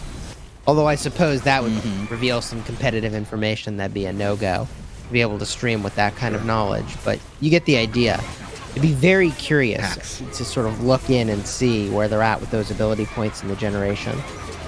Maybe just give us that data, right? Like, just give me all the information and let me decide what I need to be putting out, you know? Yeah, well, I mean, the problem is, someone from the opposing team could be watching and then reveal to one of the teams playing what the AP amount is. I will say, when you are competitively playing Arc, you are keeping track very closely of the amount of ability points that the opposing side has. So although we could make some guesses now as to where they're at, it is the sort of thing that no doubt both of these teams are keeping track of. Yeah, both shrines, I should say, are under Nuvi's control. Instead, maybe shifting from the altars to, well, they're also under attack, but successfully, I guess I should just say, is the attack from Nuvi on these shrines. And 60GT is trying their best to kind of hold firm here. Nuvi has definitely refocused their efforts on structures and now own 3 altars in their favor currently, in both shrines too. This is a big points per minute advantage right now for Nuvi. Not necessarily gaining the points per minute from the structures they just took, but denying those points from 60GT is a huge deal, with both of these altars as well on the Nuvi side, on their side, and 60GT just trying to keep what they've got. This fight is intense. Yeah, Arc's moving through here. I will point out that once again, the double C combination was in a bad spot. It was a captain of the garrison for a while. If only that had been a proper fighting march, Yeah. But here we are. Jadwiga, a much better garrison captain. Henry as the rally. Henry Nebu's a solid choice. I think the Gilgamesh pairing seems to be better if they've got a Xeno, but given that they do not, this is cavalry. I think that Nebu makes a lot of sense as the Henry pairing here. Yeah, and there is quite a bit of counterattack damage. Basically, the Attila Nevsky version of Archer rallies for right now is Henry Nebu because of the stackable counterattack damage that both commanders provide. And again, giving you that tankiness, but at the same time, also maximum damage. That's a great march. Again, I feel for this matchup. Again, the 60 GT just doing what they can to hold what they've got and push what they need to. The arc is now finally captured, by the way. This is now basically not a rough game even. Yeah, Nuvi's done a great job bringing it back. It is really close. From the brink. Look at that. I mean, this is how you know it's a really close matchup. The game is already had the first arc scored, and it's a 200-point game. That's absolutely massive. This is going to be a really close game. Yeah, I couldn't agree more. We got rallies on both teams here. 4 for the new V folks, and then we also have 2 for the 60 GT folks. You see 3 buildings on New V blinking at the moment, some swarms and rallies all over the place. There's just constant combat everywhere on this map. Love to see it. Map is even now. A lot of pressure on the altars, though. 3 out of 4 are blinking, which is an indicator that they have been put into combat. Although, the Sky Altar we're watching does seem to be safe now. This, by the way, matches my expectations for what I would have anticipated for garrisons. We see a lot of Jad YSS. Do you think it's a coincidence that both 1V and 60 GT are using Jad? Because I do not. Oh, no, not at all. I think for sure you've got... these guys invented the latest meta book. I mean, the meta that you're seeing is a meta because these guys have been doing it and practicing it and seeing the benefits of what you're seeing on the field. Lots of AoE damage for the open field fights, lots of buffs, Trajans, debuffs from Ethelfleds, buffs from Mulan, debuffs with Alex and Constantine, and just everything that you're seeing on the open field here in harmony between maximum AoE damage and maximum buffing your own side, and then maximum focus on structure game. That's how they've done so well throughout all of these modes. But I'm really impressed with New V, Next Gen 1V, and their gameplay here. I mean, they're now in the lead by 133 points. It's pretty impressive considering they were down by 4,000 before the arc was captured. Yeah, this went from, gosh, this really went exactly as 60 GT wrote it up in the playbook. It went from that to, well, would you look at that? 1V is winning. This is the sort of arc you want to see in the Anniversary Grand Prix, this caliber of play. These teams are both finely tuned, and it's going to be a very close matchup, I suspect. Oh, for sure. What an interesting choice. For the next 28 minutes. This is some real tech if I've ever seen it. Chandragupta or with Tommy? Drago, help very me out. Universal commander. Why? No. Yeah? I beg to differ. No. I use Tamiris with non-archer markers all the time. The only thing you lose when you put Tamiris as a secondary on any march is a 30% archer attack bonus. Everything else is non-archer based. That's 30% attack. Oh my god. Not that big of a deal. So many stats. When your main point is to cause damage and debuff your target, Chandragupta Tamiris actually does okay. That's like 3 pieces of epic quality talented equipment. For okay, hey, if these teams are doing it, we gotta respect it, right? Like, these are strong choices. I do think it's funny, by the way, the number of like Nevskys and XYs we see on the field, you know? Like, I mean, in terms of priorities, there's like 4 marches on the field, 1 in the garrison for every player. There's an XY primary on the field. There's a Nevsky primary on the field. There's a Guan primary on the field. There's a Boudica prime on the field, right? And like everything else is occasional or niche or splashed in for a bit of extra damage like that swarming march Chandragupta with Tommy, right? Mm-hmm. Yep. We see 4 rallies currently on the bottom left picture-in-picture on your screen. New V looking to probably do a replay of the last arc of Osiris spawn with 3 minutes left until it pops up. But looks like GT was able to get to the middle in sufficient numbers quickly enough so they can't necessarily push them out like they did before. So this may be a more traditional open field mid-fight for 60 GT. I will definitely be having my eyes stuck to this fight, seeing which skills are used. We didn't see 60 GT use any skills in the middle last fight, while 4 points were used by New V. So this could be a big game changer here, with the points basically, again, being even. 140 point difference currently for New V. That's a few provisions, and you're in a knotted up match right now. So this is going to be a big pivotal point in this match. Who can take not only the arc from the opponent, but who will then have control of how this game is paced out? Will they hold it? Will they instantly capture it? This is going to be a deciding factor here with 25 minutes, just under 26 minutes left in this match. Yeah. Yeah, we're more than halfway through the match. And it's already just a 200-point game. That's insane. It's so close. And I don't know who's going to win here, but I do think... Well, let me see what you think first. Will these teams use to the death? Is this the arc you use to the death? I see some people from New V coming around the back end to slow the reinforcements from 60 GT. To answer your question, though, I say at least one team will use to the death. Now, does a counter happen and the other team uses Heaven's Grace, or do you counter with the counter and both teams do fight to the death, or does both teams do both? We'll see. I think that's going to, again, play a massive part as we see this pop up down again at the bottom of your screen. Make sure you get that gift code in game to get yourself some free speed ups to grow your account. Here it is. Counteroffensive. Counteroffensive being deployed by the alliance we're spectating from. 10% defense bonus. It's Somebody's got a it. smart tactic. I like the choice actually a lot. We must be spectating. Why I didn't see which alliance we're spectating from. Either way, here they are. War Drums, Mystical. Did you see to the death? Heaven's Grace. I did.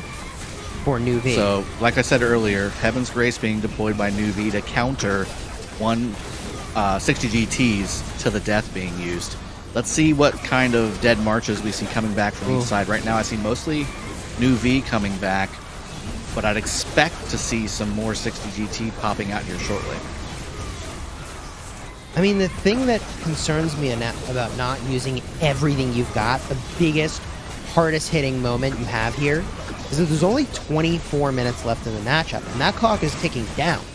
The arc doesn't even spawn for another 15 seconds, which means there'll be 23 minutes and 30 seconds, let's say, till the end of the match. I mean, even if they run this thing home and score it right away, this is like a 10-minute endeavor, which means the next arc isn't spawning for a while, right? Like, by a 10-minute endeavor, I mean 10 minutes until the next possible moment when you could contest another arc. There's just not that much time left to get multiple arcs. Yeah, and this did not work out well for 1v. That's pretty one-sided, I would say. What do you think?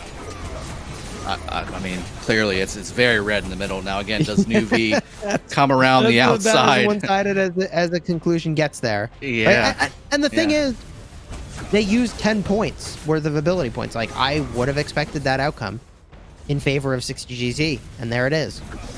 It's why I feel like for that arc to the death would have been the right thing to do.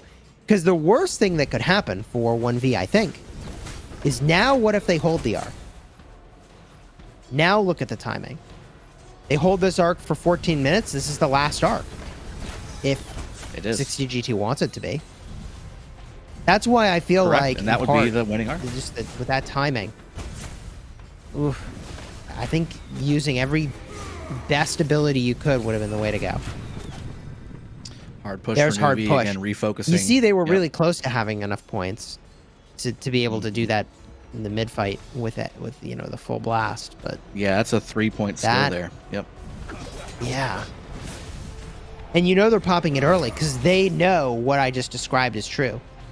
I don't think 60 GT is going to turn it in. Not for another 13 minutes and 30 seconds. They've got 3,500 means- points to make up either denying structures or grabbing structures and holding them. Now I've seen it. Yeah. We've seen this, right? We've seen this in the Osiris League playoffs multiple times. A 4,000 point swing This is a 2-arc in game. structures at the end.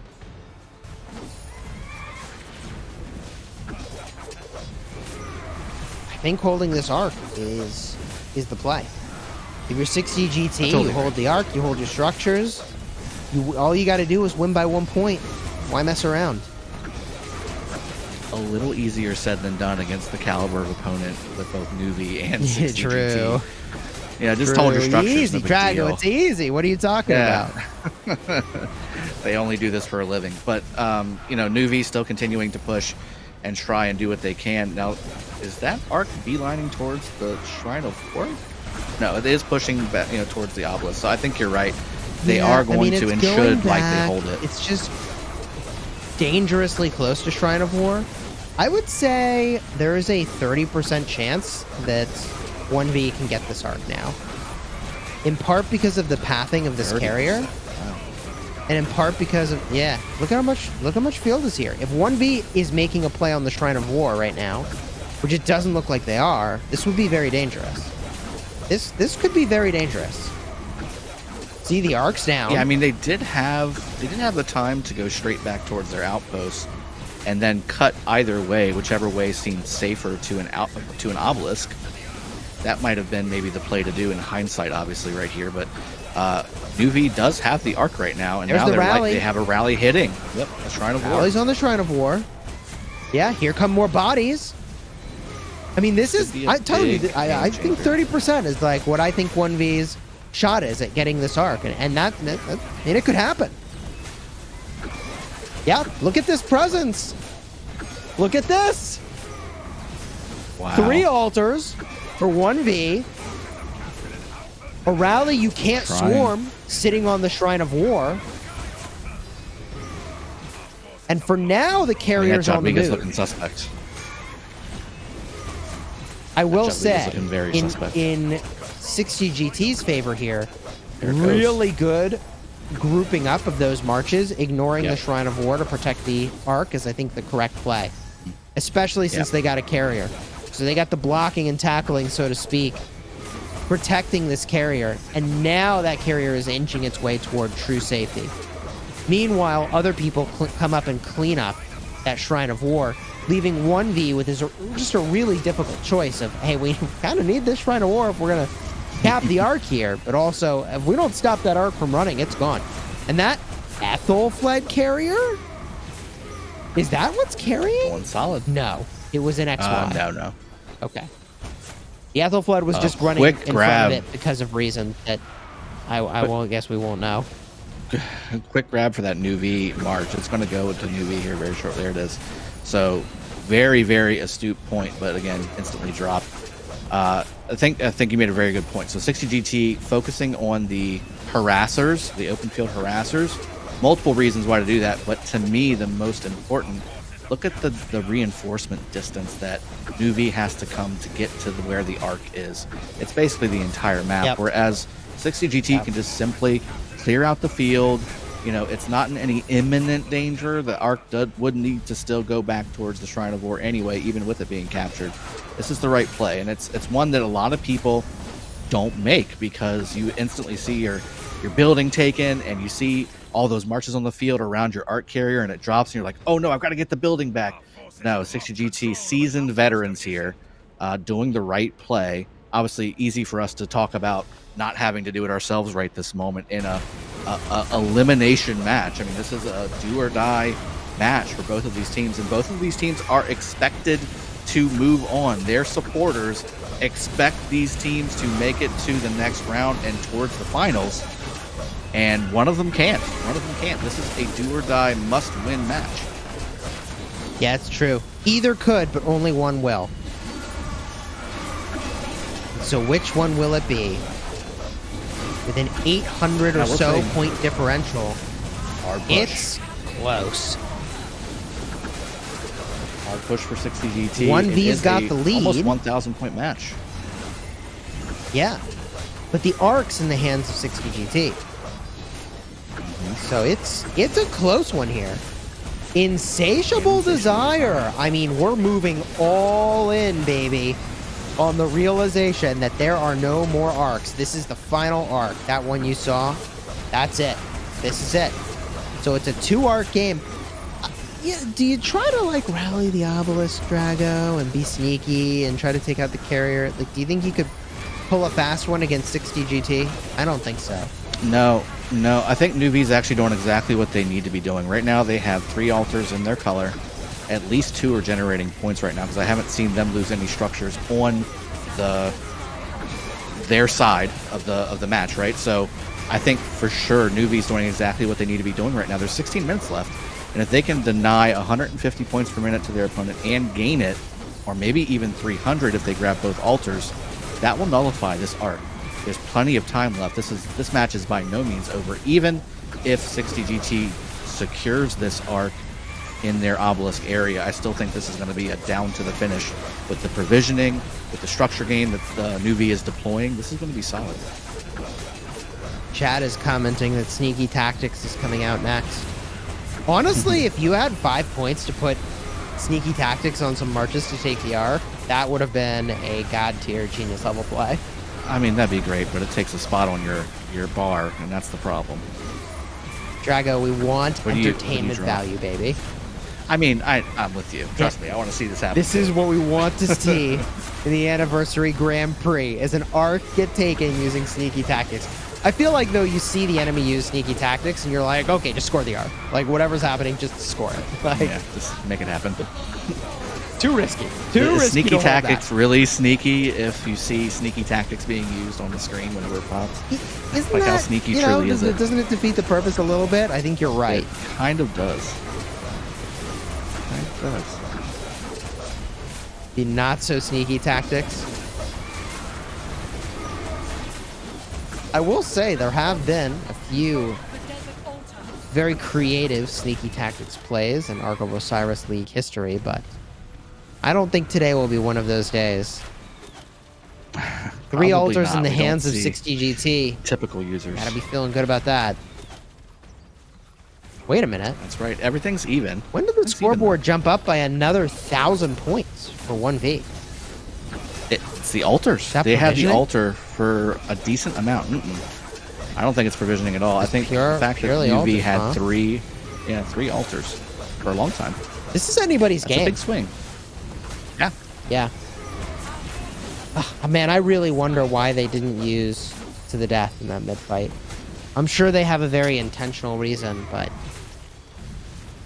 Oh, it would Maybe have they been did so slot good. Sneaky Tactics instead of to the death. Sneaky Tactics is pretty powerful. I mean, if I just read this off to you, let me go find it in the Osiris League rules. Well, generally, It's gotta be in here the somewhere. The gist is you have a circle, a target, right? You got to have your people inside of it, and you can move. When you are invisible, you can move your marches. You just can't attack anything. So once you attack something, you reveal yourself. Also, You ready? taking the arc does reveal you as well. 50% march speed. 50% march speed, and you cannot be seen by enemies for 2 minutes, Drago. You go anywhere, bro. 2 minutes. Upon initiating an attack, you gain 30% increased damage for 30 seconds. And you're revealed. This would be a huge. But blow. like... Oh, it'd be such a cool play. Sneaky tactics, go downfield, take the carrier! Swarm the obelisk, score it. It's the slam dunk we all want to see. 1,700 point Not game happening, though, probably. in favor of Nuvi. Yeah, I mean we're speculating on craziness at We're this just- point. Okay? A caster can dream, all right? A caster can dream. It's the content everybody deserves but will never receive. So Yeah. we do have I mean, again both if any teams team pulls really that holding. off, they go down in history. That's true. So here we are. a historic game unfolding, however. About 1,500 points of differential, almost 2,000 points. I mean, 1v just keeps sneaking their point differential in their favor. Yeah, this is a 1,700 point game right now in favor of New V. And again, this is a 3,500 point arc, so that total is already cut in half. And this has happened only in 5 minutes since that arc was officially kind of secured-ish by 60GT. So what New V is definitely doing what they need to do. Like I said earlier, I think they're doing exactly what they need to do. Now they need to get the opponent's altars, at least one, back into their color and again secure their Shrine of Life on the top lane. But I mean, New V doing a great job knowing that no more arcs are coming. They need these structure points, and then popping Insatiable Desire for the provisioning. They may still pull this out. This is going to go to the last. This is one of those matches that's going to be at the last second, I'm telling you. Yeah. Yeah, anyone can win this matchup, and we'll only know at the very end how it's going to end. Because 11 minutes left, it's anybody's game. There's still so much that can happen. Now 60GT taking another Definitely altar as taking well. some notes here for marches I myself might use in the open field. Yeah.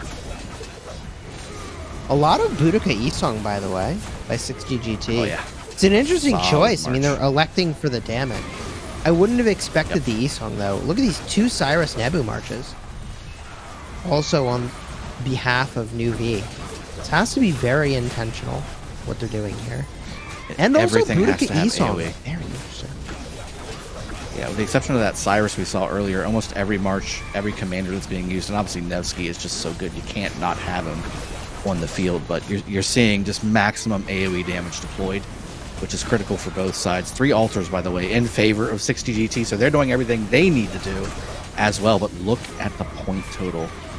2,200 point lead for New V. I mean, this is going to come down to the wire. Yeah. I will say that having all 3 altars in your hands is how you close the gap. But it has widened quite significantly here. Both Shrines of Life in the hands 2,700 New points V. now. Wow. Push by New V.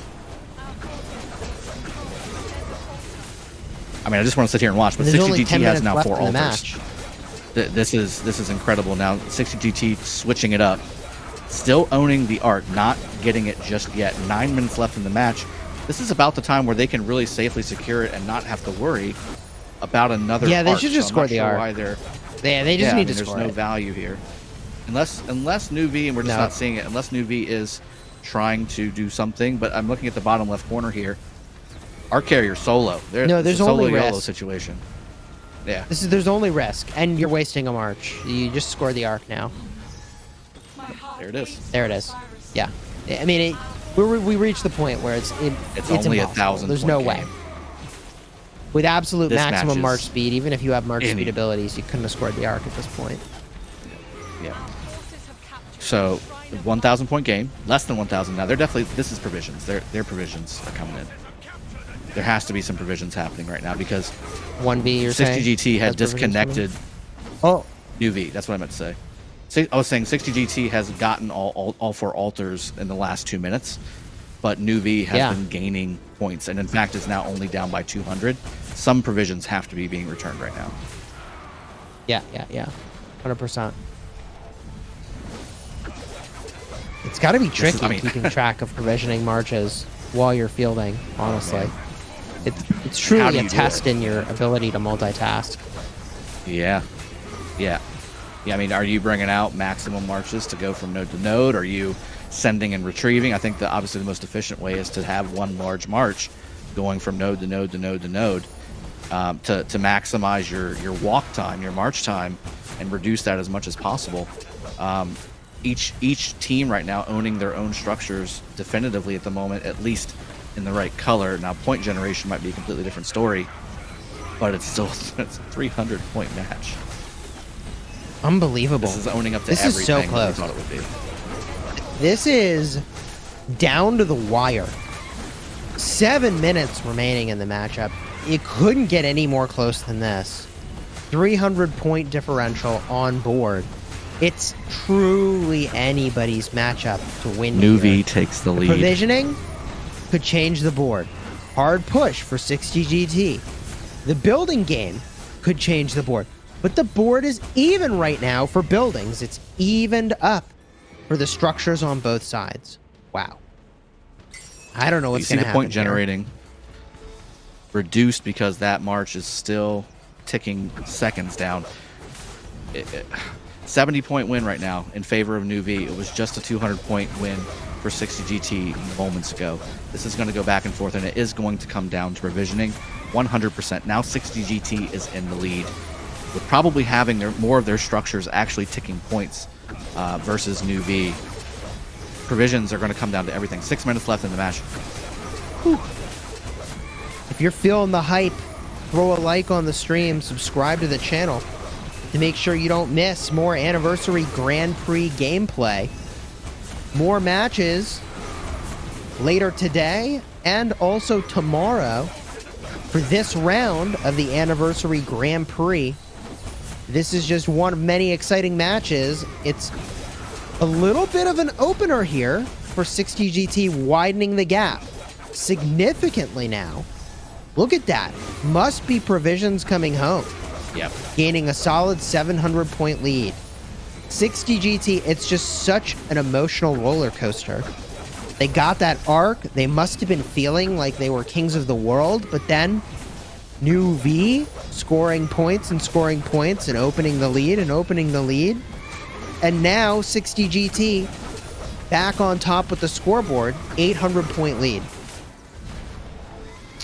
Is that a Jadwiga Theodora I just saw? It is. I saw Jad Theo earlier. Jad Theo is garrisoning, yeah. Wow. Removing the debuffs. I don't know where else they would have their YSS, but if they're really pushing the boundary on what can be done, then they use a Jad Theo and then switch to a Jad YSS when they're below 50%. Which is usually instant. There are some pretty cool tactics you can do, and I think that's exactly what they've done. It's now a 1,000-point game in favor of 60 GT Chisco. Outposts now being taken as well by New V. Every point they can get. Shrine of War goes down as well in favor of New V on the top lane.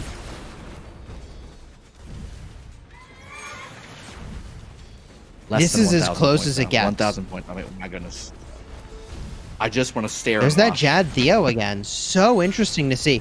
I have to think that is because they can have everyone with every commander. So you start with Jad Theo. I want to see it, though. I want to see them switch from the Theo to the YSS, and I haven't actually seen that for sure yet. This match living up to every bit of hype that we thought it would be. New V taking with 3 minutes, 45 seconds. New V taking that Desert Altar on the bottom lane away from 60 GT. Can they hold it for the remaining 3 minutes? And huge big deal. This is a 600-point game now in favor of 60 GT, but hold the phone. 3 altars in favor of New V can make a huge difference. This has to be one of the more contentious matches we've cast. It's anybody's game. Coming down to the wire. 600-point game. More provisions coming in? Question mark? From either teams? Question mark? Because right now, New V has the structure game with 3 minutes left. 400-point game. Unreal. 350-point game. 300-point game. Too. That's 60 points. Oh my god. 2 outposts. This is huge. I would take a quick peek at the obelisks to see if we have provisions coming back. This altar is really important for New V. 200-point game. This is a nail biter. With 2.5 minutes left. Is it though? With 2.5 minutes left. Maybe a little bit, but again, whoa! Big provision. Big return. It's now in favor of New V. Oh my gosh. This is such a close game. I'm not even watching the fighting, Chisco. I'm just staring at the score monitor right now. I know. 300-point game now for New V. Everything's turning blue on the map as well. This is really important for New V. They have the Shrine of War. Both teams They sweating. have the altar. They have an outpost. Even their own obelisk, however, is being attacked, but they are also attacking Shrine of Life. Every single point is going to matter here. A War minute and drums. 30 seconds, war drums being deployed. And mystical. Every little bit matters. 500-point game, New V favored. They did take the structure back, but with only a 400-point minute game. left. Is that enough? 600-point game. Is it enough? It might be too little too late for 60 GT. Are we really going to watch the New V Next Gen 1v team defeat prior Osiris League and Grand Final champions 60 GT? It could 500-point happen. game. This is why we is watch. unbelievable. It could happen. Here's the thing. Dedicated provisioners typically push the limits on when they return. Big provisions could be returning in the next 40 seconds. This is when it would happen, I would expect. Get the arc. It's appeared. 600-point A game. wild arc of Osiris. 700-point game. In favor of New 20 V. seconds. Oh my goodness. Does Approaching New 10 V seconds left, advance? Fiscal. Or does 60 GT have the provisioners kicking it in at the last second? Fiscal, you have to do it. I can't do it. 700 I points can't in watch. favor of New V. I can't watch it. No, I am defeated. Who won? There it is. Big GG's. New V, Wow. the winner in the matchup against 60 GT. All the way down to the wire. Provisioning may have been the differentiator. We'll have to look at the stats to see what exactly happened. Throw a huge like on the stream. Subscribe if you haven't already. Is this not the Ark of Osiris gameplay that you're here for? Let the developers know this is what you want to see by throwing a like on here and subscribing. Congratulations to New V. And GG, well played. 60 GT. Hopefully in a moment we'll look at a couple things. We'll get some stats perhaps and some replays. I cannot believe that, Drago! Woo! Look at the shock on your face. You're like, wait, what just happened? Holy cow. Today is a You day okay there? Today is a day to lay off the caffeinated coffee and maybe look into maybe taking a little bit less tasteful coffee and going for the decaf because my heart is beating. I couldn't tell who was going to win there. I'm sure everybody at home couldn't tell who was going to win. Huge victory for New V. Moving on to the next round, 60 GT eliminated in the first round of the Anniversary Grand Prix. I don't think anybody could have envisioned that Nobody happening. expected that, man. Nobody expected that. Wow. And that's not to say that we didn't anticipate that there were a lot of really good teams in here. But I think you just hear 60 GT and you think, yeah, they're going to go really far in the tournament, right? Yeah.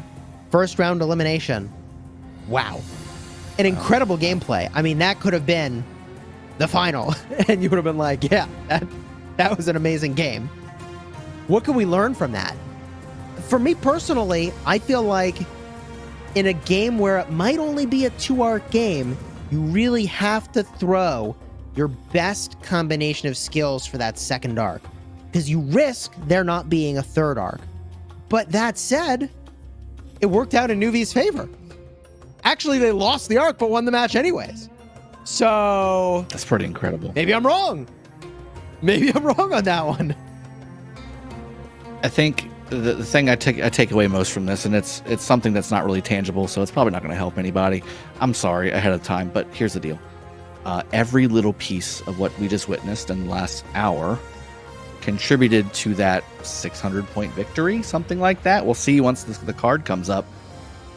If any one of those things did not happen, if one of those structures did not get flipped for 2 minutes, if one of those arcs took a little bit longer, any number of butterfly effect things could have happened in that match to completely change the game. That's just, you have to just appreciate it. Like, there's no real way to pick that apart, right? 30 players executing against a plan in synchronization. That's all you can do. Adjusting to what the opposing side's doing. I mean, it's definitely impressive. Let's get a look at those replays and some of these stats. You can see the MVP from 60GT with a cool 210,000 points. 779 on top. Wow. 210,000 That's a big points score, there. by the way.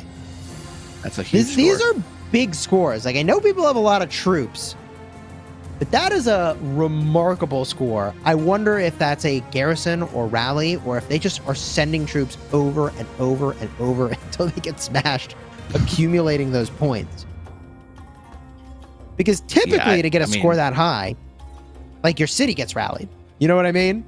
Like, it's the end, and they're kind of joking around, and they rally you, and you get a bunch of points. Wow. You can see, in terms of arc scores, 500-point differential. Occupation score, less than 1,000-point differential in favor of 60GT. Oh, but look at those provisions. I know. Big time. Look at those kills. Drago, talk about this, man. What do you see here? It's very surprising. I mean, usually you do tend to see, especially with a difference like this of 10 million kills. Some teams don't get 10 million kills in their entire arc match, and these guys are doing it at a 10-to-1 clip. But having a 10 million extra point total kills and not winning is devastating. I mean, that's just it's got to be devastating if you're a 60GT fan, understanding that they dominated the field somehow. Against what Nuvi being a major player here, but then also losing the total kills, but winning the match by 300 points, or no, 600 points. Excuse me, 600 points. I looked the other way. Absolutely crazy. 30 teleports on each side, 1 arc on each side. I mean, capturing the second arc didn't really make a difference. It was the provisions. Provisions did it. Yeah. Wow. That is the highest provision score I think we've seen today. 5,279. Yeah.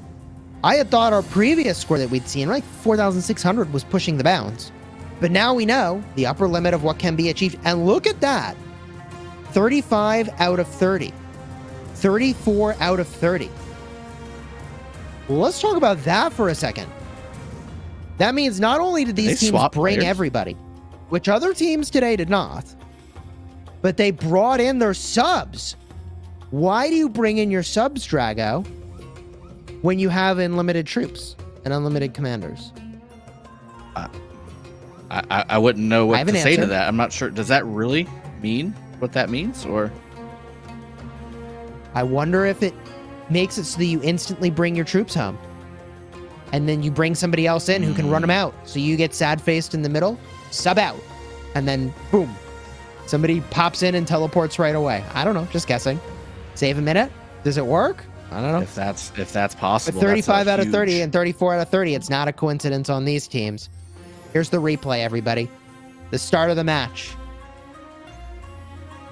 Opening into some big altar fights, which, by the way, did favor 60GT at the start of this matchup. You can see the action at the start is that double altar push. At the start, the inside lane getting pressured, and I thought with 3 altars in favor of 60GT, it couldn't have been a better opener for them. However, they forfeited the first arc in favor of getting all 4 altars, and that in that first arc time frame. And I thought, man, 60GT has figured it out. They've cracked the code. It was well played. The arc was brought back to the obelisk. Meanwhile, pressure through to the Shrine of War, pressure through to the Sky Altar, to try to even up the board. arc gets scored. Now, this is 30 minutes in, and at 24 minutes in, we still don't have our second arc spawn. Holding that first arc can be a double-edged sword. I thought it was going to work against New V, but it ended up working somehow, I guess, in their favor, that it was a 2-arc game, which, okay, I didn't see that one coming. Man, this is so much to watch. Just go. I don't even know what to say. We have the replays going on, obviously. Really, again, like I said before, every single piece of this puzzle went into a 600-700 point victory for New V taking out 60 GT. We have right now on the screen just constant flipping of these buildings, and both teams were kind of using the same strategy, right? I mean, take the structures. We need to use hard push. We need to use insatiable desire towards the end. We need to do all these things to get a victory, and ultimately the victory does go to New V. The New V, baby. Congratulations to New V. Here's the board after today's matchup. We've got Camo advancing, OV advancing, and New V advancing. Up next, MGR versus 254. Subscribe to the channel if you haven't already, and we'll be right back at 18 UTC for the next matchup. We'll see you there.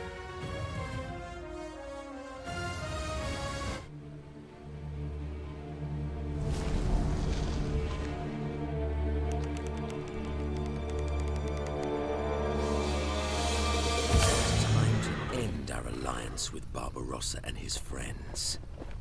Capture the lost temple, and all the treasure is yours, Kusunoki. As for me, I've come and seen. Now I shall conquer.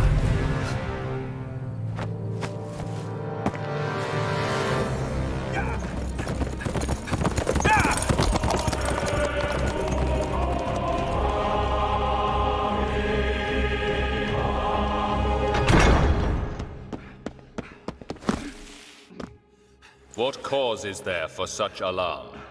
Your Majesty, Caesar has betrayed the Alliance. He and Kusunogi Masashige are going to attack our temple. So, Caesar, our pact with Boudica means nothing to you. Then we shall meet on the battlefield. Tell Boudica, war has found us.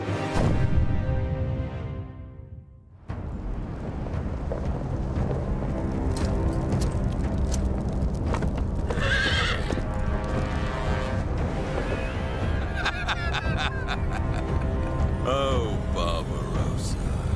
Take the temple!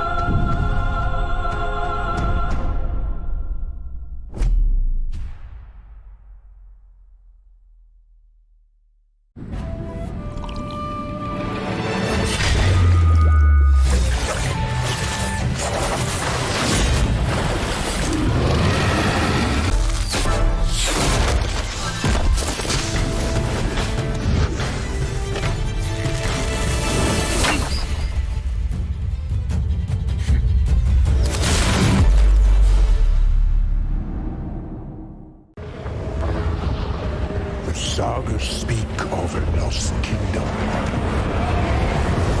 An earthly Valhalla, where treasure is endless and honor absolute. Our enemies conspired to cheat us of this prize. But these are lonely foes who we have robbed and pillaged many times over. Upstart emperors, gold-drunk kings, glorified shield maidens, and pompous fools. All will fail! Because by the grace of Odin,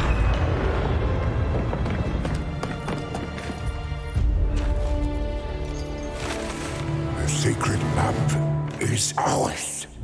So prepare, cherished enemies, for the glories of battle, the forge of war, and the joy of the feast. Where death is glorious, then strength rules all.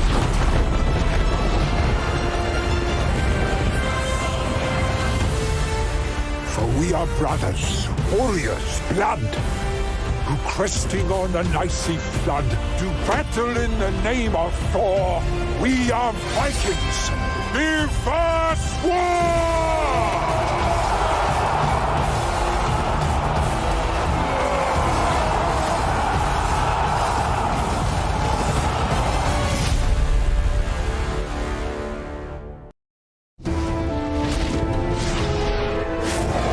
Conquered by Rome, mocked by other civilizations. Now even flea-ridden Vikings take us for fools.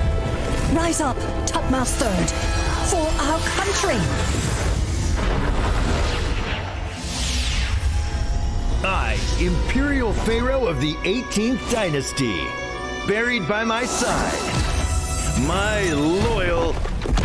No time to waste. Egypt needs us. Dare you hurt our people?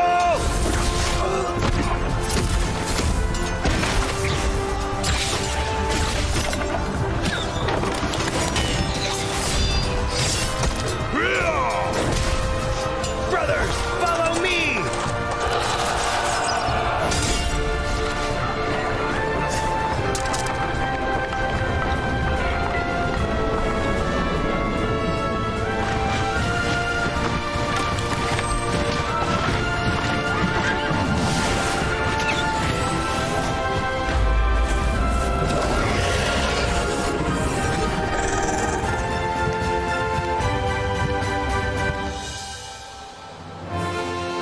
Egypt must rise!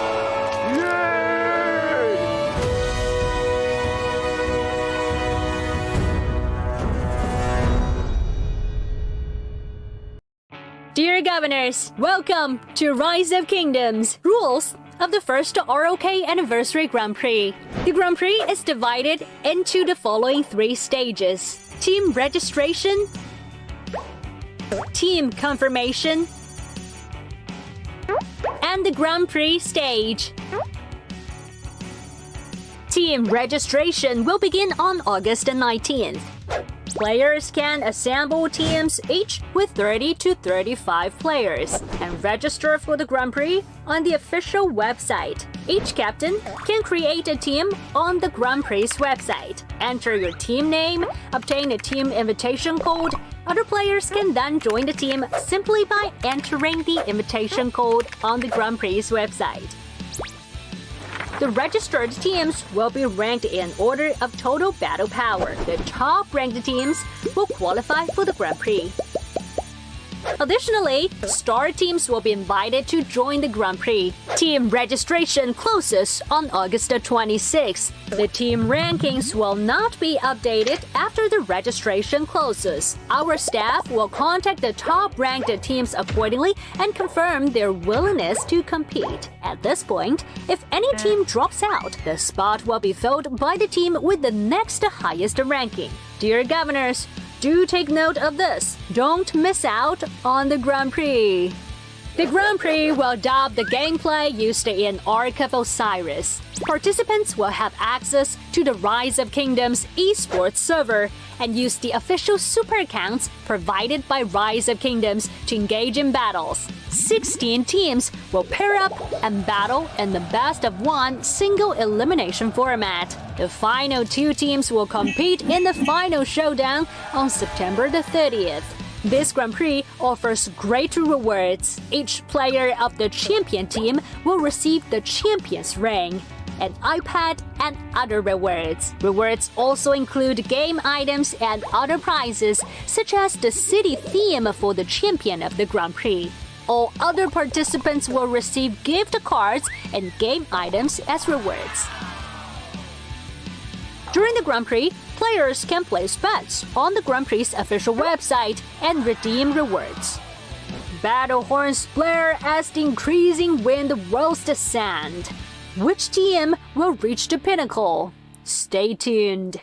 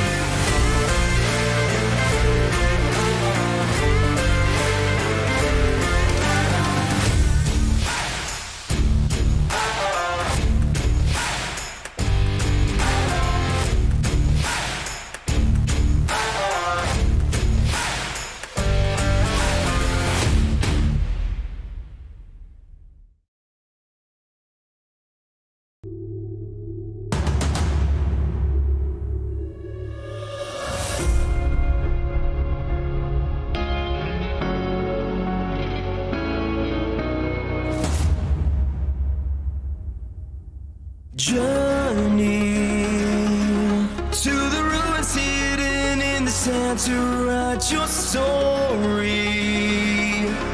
With the mist so close at hand, your heart is soaring. Take hold of your command and march for glory. Hear the call of Seth and make your stand. To the end. Hold on for dear life.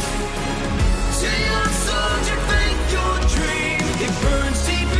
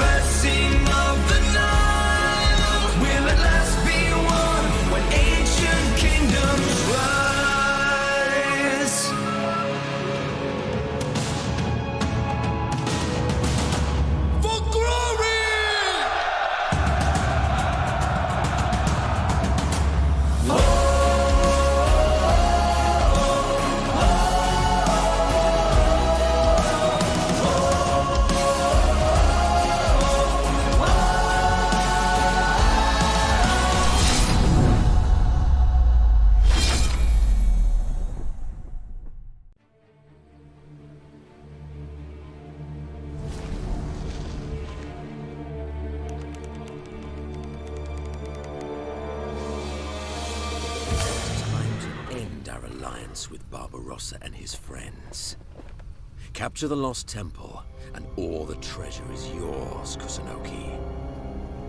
As for me, I've come and seen. Now I shall conquer.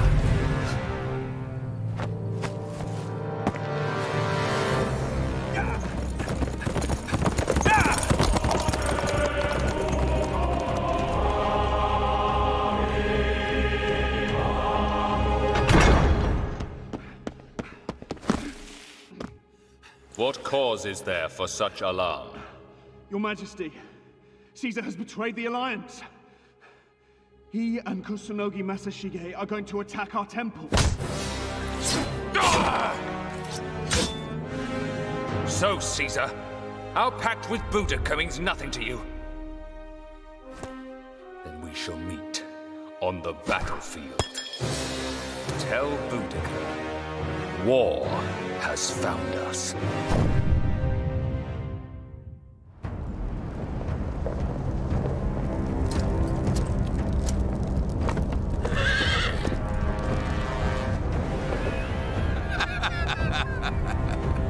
Oh, Barbarossa. Take the temple!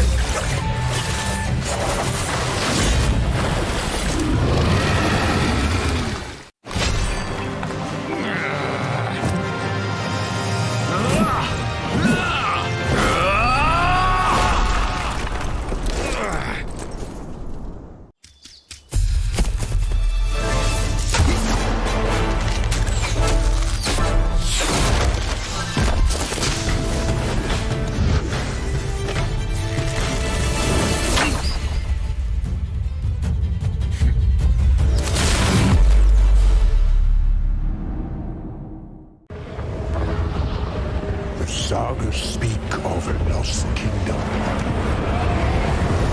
In earthly Valhalla, where treasure is endless and honor absolute. Our enemies conspired to cheat us of this prize. But these are lonely foes who we have robbed and pillaged many times over. Upstart emperors, gold-drunk kings, glorified shield maidens and pompous fools. All will fail! Because by the grace of Odin.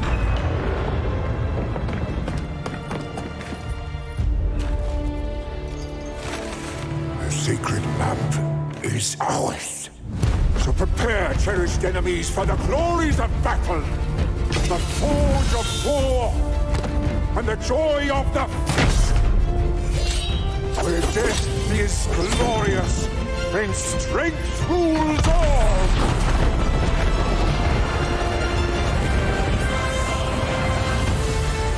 For we are brothers, warriors, blood, who cresting on the icy flood, do battle in the name of Thor.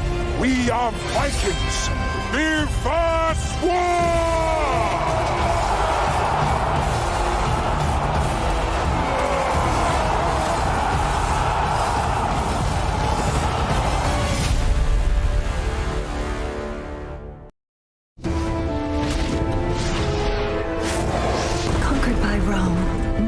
Other civilizations. Now even flea-ridden Vikings take us for fools. Rise up, topmost third, for our country!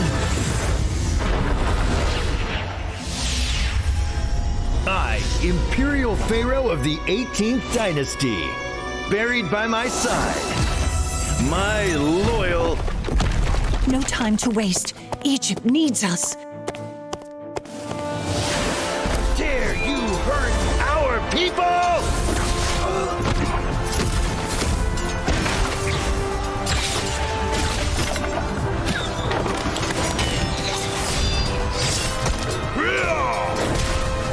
Brothers, follow me!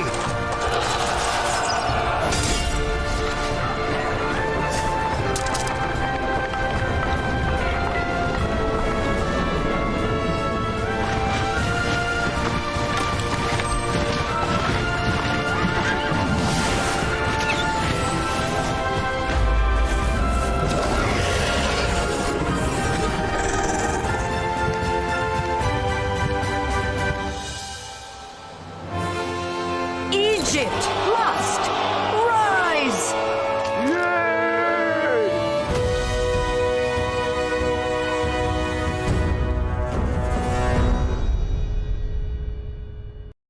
Dear Governors, welcome to Rise of Kingdoms. Rules of the first ROK Anniversary Grand Prix. The Grand Prix is divided into the following 3 stages: Team Registration, Team Confirmation, and the Grand Prix stage. Team registration will begin on August 19th. Players can assemble teams each with 30 to 35 players and register for the Grand Prix on the official website. Each captain can create a team on the Grand Prix website. Enter your team name, obtain a team invitation code. Other players can then join the team simply by entering the invitation code on the Grand Prix website.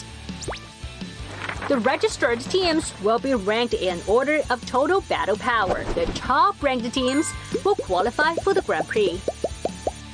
Additionally, star teams will be invited to join the Grand Prix. Team registration closes on August 26th. The team rankings will not be updated after the registration closes. Our staff will contact the top-ranked teams accordingly and confirm their willingness to compete. At this point, if any team drops out, the spot will be filled by the team with the next highest ranking. Dear Governors, do take note of this. Don't miss out on the Grand Prix. The Grand Prix will adopt the gameplay used in Ark of Osiris. Participants will have access to the Rise of Kingdoms esports server and use the official super accounts provided by Rise of Kingdoms to engage in battles. 16 teams will pair up and battle in the best-of-1 single elimination format. The final 2 teams will compete in the final showdown on September the 30th. This Grand Prix offers great rewards. Each player of the champion team will receive the champion's ring, an iPad, and other rewards. Rewards also include game items and other prizes, such as the city theme for the champion of the Grand Prix. All other participants will receive gift cards and game items as rewards. During the Grand Prix, players can place bets on the Grand Prix's official website and redeem rewards. Battle horns blare as the increasing wind rolls the sand. Which team will reach the pinnacle? Stay tuned.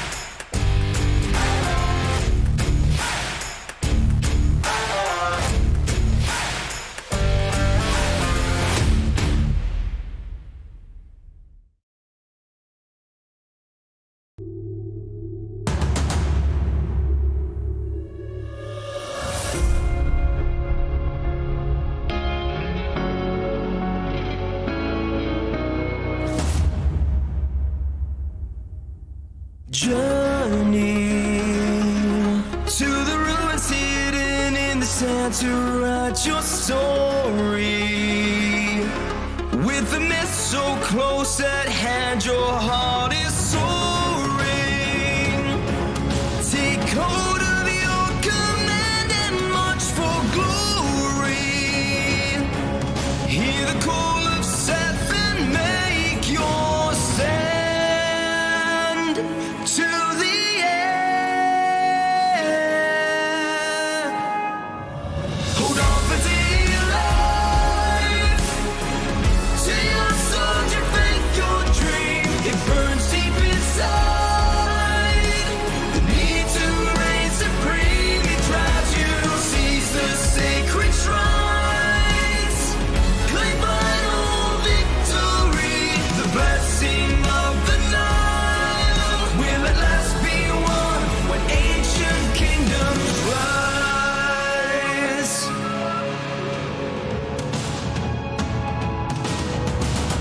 For glory!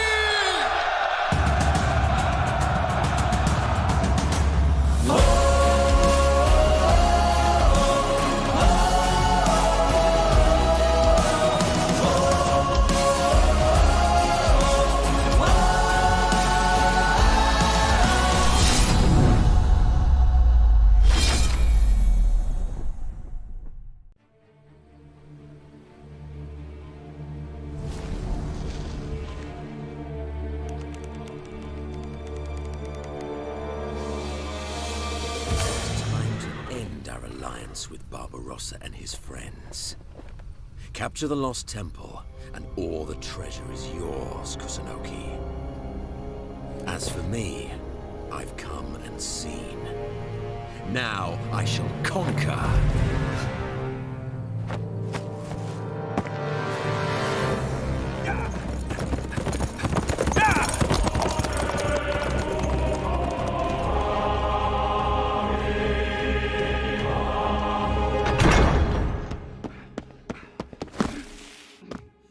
What cause is there for such alarm?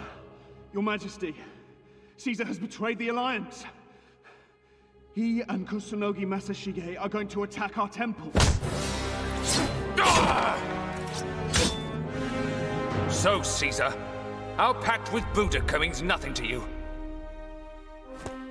Then we shall meet on the battlefield. Tell Boudica, war has found us.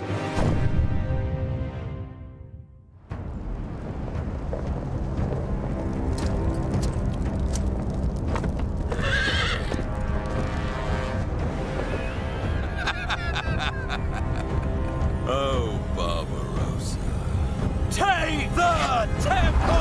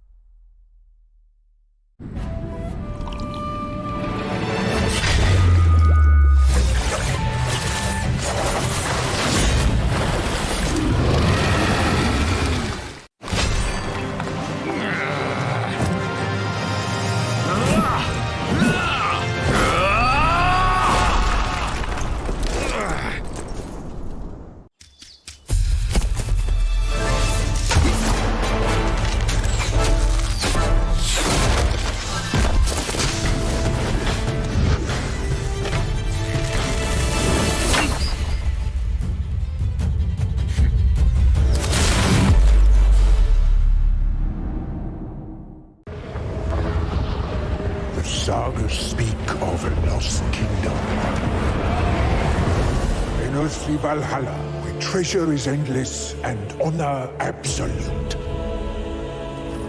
Our enemies conspired to cheat us of this prize. But these are lonely foes who we have robbed and pillaged many times over. Upstart emperors, gold-drunk kings, glorified shield maidens, and pompous fools. All will fail! Because by the grace of Odin,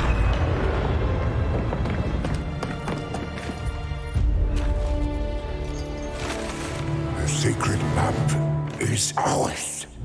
So prepare, cherished enemies, for the glories of battle, the forge of war, and the joy of the feast. Where death is glorious, and strength rules all.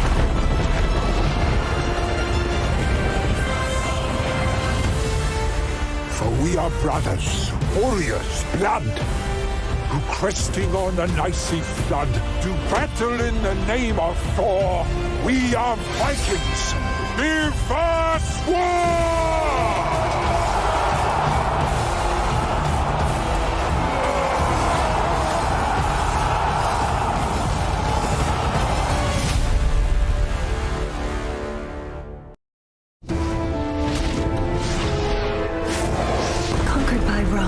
Mocked by other civilizations. Now even flea-ridden Vikings take us for fools.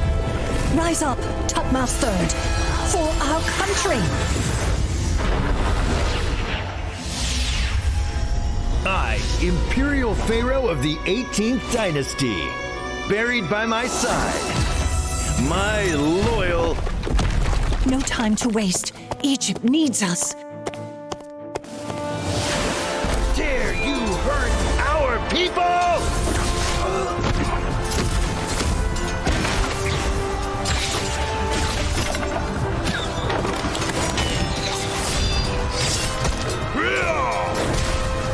Brothers, follow me!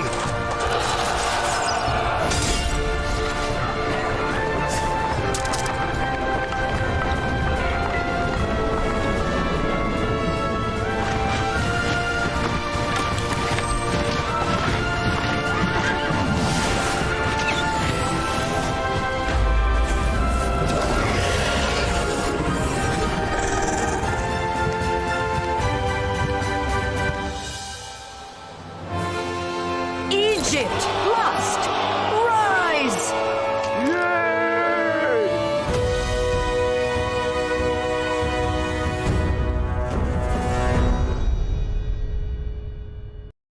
Dear Governors, welcome to Rise of Kingdoms, rules of the first ROK Anniversary Grand Prix.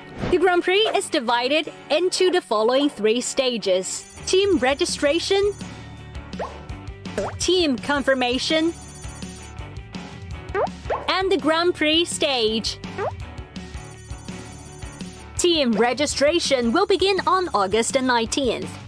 Players can assemble teams each with 30 to 35 players and register for the Grand Prix on the official website. Each captain can create a team on the Grand Prix website. Enter your team name, obtain a team invitation code.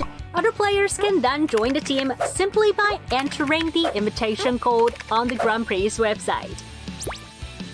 The registered teams will be ranked in order of total battle power. The top-ranked teams will qualify for the Grand Prix. Additionally, star teams will be invited to join the Grand Prix. Team registration closes on August 26th. The team rankings will not be updated after the registration closes. Our staff will contact the top-ranked teams accordingly and confirm their willingness to compete. At this point, if any team drops out, the spot will be filled by the team with the next highest ranking. Dear Governors, do take note of this. Don't miss out on the Grand Prix.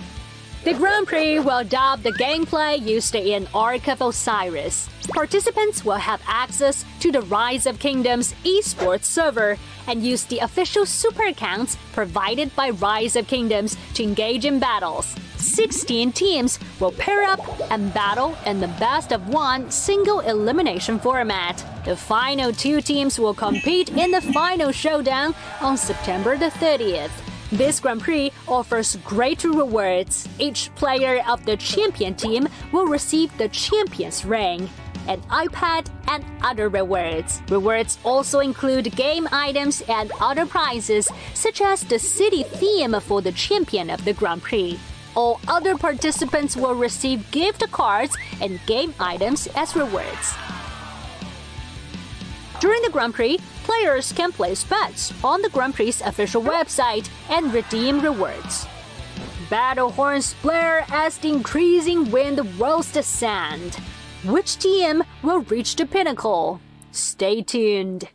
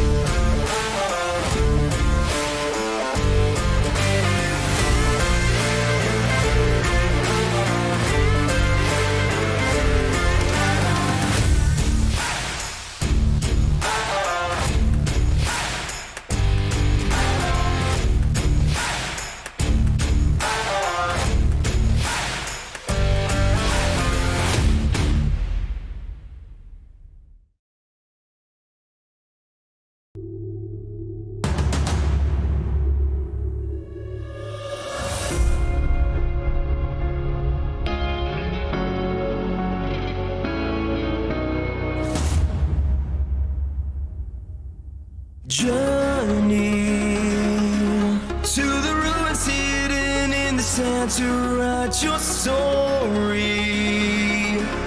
With the mist so close at hand, your heart is soaring. Take hold of your command and march for glory. Hear the call of Seth and make your stand. To the end. Hold on for dear life. To your soldier, faith, your dream. It burns deep.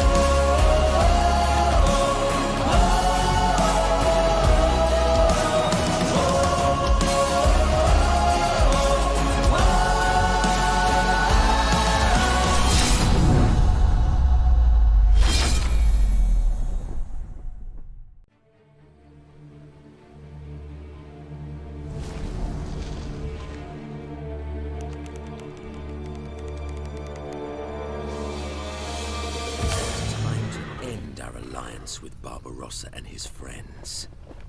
Capture the Lost Temple, and all the treasure is yours, Kusunoki. As for me, I've come and seen. Now I shall conquer.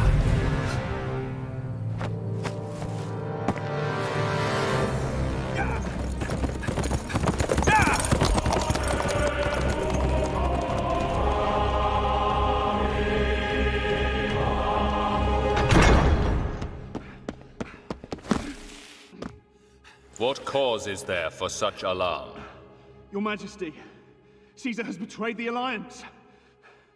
He and Kusunogi Masashige are going to attack our temple. So, Caesar, our pact with Boudica means nothing to you. Then we shall meet on the battlefield.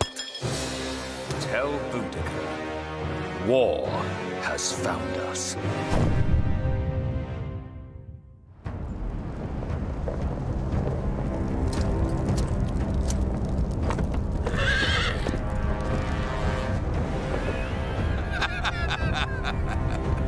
Oh, Barbarossa. Take the temple!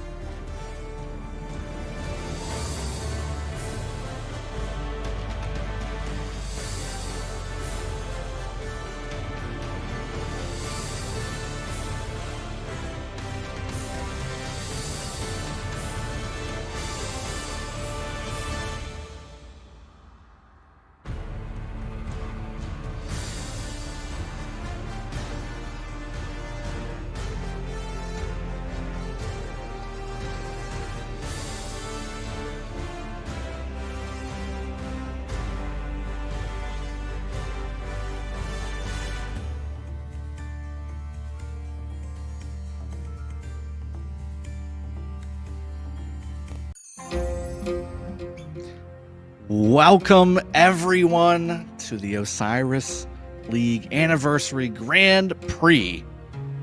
Match number 4. We have 2 alliances / teams / whatever you want to call them. Kingdom 254, just saying it's the Kingdom. I mean, why not? Hailing, by the way, my friend Chiskel here, we're going to be casting together, but also from Kingdom 254. So looking forward to getting some insight from you, my friend, on this team and maybe some sneaky tactics information. But MGR is the opposing team here. Relatively unknown. I'm not familiar with the players on this team, at least by name. Now, hopefully, as the next slides come through and show us the key combatants for each team, maybe we'll glean just a smidge of information from that. Maybe we'll get a little bit more details on who's going to be facing Kingdom 254 and their Grand Prix team. So, like I said before, Chiskel joining me, and again, myself, my name is Dragothian. Welcome to the 4th match. Chiskel, again, I've got to put you on the spot, being from this kingdom, and it does say Kingdom 1254, so you're part of it. You have information. Let's hear it. Let's hear the inside skinny. The inside what's going to happen? Huh? I mean, I don't want to reveal too much. The team definitely has some plans to do some entertaining things. You'll know them when you see them. But it all depends on how the match is going. And I think it's going to be interesting to see how MGR and 1254 perform. I will say the overwhelming majority of the team for 1254 is actually from that kingdom. So we've been playing together for a while. Not everyone. Some folks are from different teams throughout the kingdom. And as many of you know, in order to make it into the tournament, there was a ranking by power. So players from throughout the kingdom were pulled together to form this super team. But the core of the team has played together for quite a while. So it will be very interesting to see how they fare and how MGR fares, because still there are players that are not normally on the same team playing together for the first time.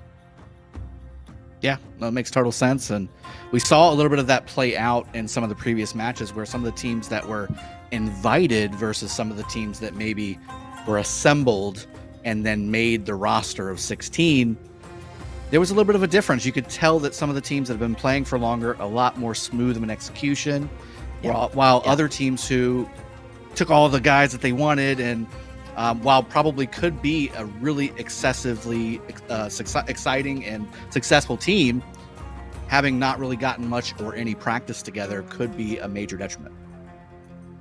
I think practice is really key. And the 254 team certainly has been playing together for a while. I think they would say that something they wished is that, they could get some tougher matchups out of season. We have a habit of killing all of our troops when we're in KVK, which means getting tougher matchups when you're out of KVK is a little bit more difficult. Dang. With the matchmaking, trying to figure out, hey, who's a fair matchup for you? So it'll definitely be exciting to see MGR and 254 both tested against each other today. In blue, we've got Kingdom 254, red, MGR. Yeah, my grandfather road. I wonder if there's a meaning behind that, or maybe it's a bunch of grandfathers playing together. We're going to find out soon enough. We've got the key combatants for each side coming up here very shortly. I'm interested to read out the notables from either side, and I'm really curious to see if your insight regarding having a team like 254 who's been playing together for some time and really has excelled and grown in each season of Osiris League. The key combatants, again, Captain Bunny, the Rabid Rabbit. Key combatants for the blue 254 team, Ruz, Redline, who will be casting tomorrow, by the way. Badge host, Bunny again, and Avid. Okay, so we've got some very well-known names in here, some content creators in here as well, as very notable names in the game of Rise of Kingdoms, very original players as well. And then again, as we start to transition again over to the red team, the My Grandfather's Road here, we've got the Captain M. Perkins, and again, a key combatant himself with that interesting avatar. We also have SP with 6 stars. He is his own commander from his avatar. M7 Zoom, maybe a Peach, and Addy. Okay, so these are a few names that I am familiar with. They do have a decent team in regular Osiris systems. Some of these players are very well known from a power perspective, but also from their KVK prowess. So I am interested to see how this plays out. I do believe, just based off of my knowledge, and again with you, Chisco, having casted for what it's coming up on 2.5, 3 years, right? These Osiris League systems. Yeah. We see a lot of these players that have stuck around and really gained a lot of knowledge. What do you think we're going to jump into as we start to get into the match here pretty soon? What do you think is going to be something that maybe people are not going to expect? I mean, I think the opening is usually what we would expect, quite frankly. I actually feel like the opening is pretty standard.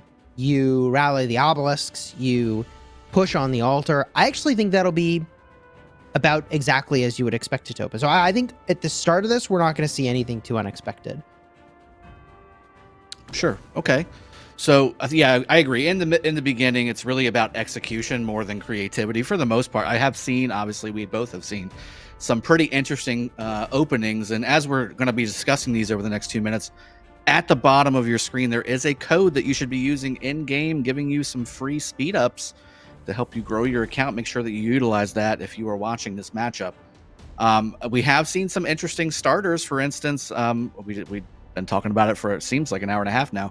Sneaky tactics being used inside of the middle fight. We've seen players go hard into the obelisk area, into the Shrine of Life, and then beelining to the middle.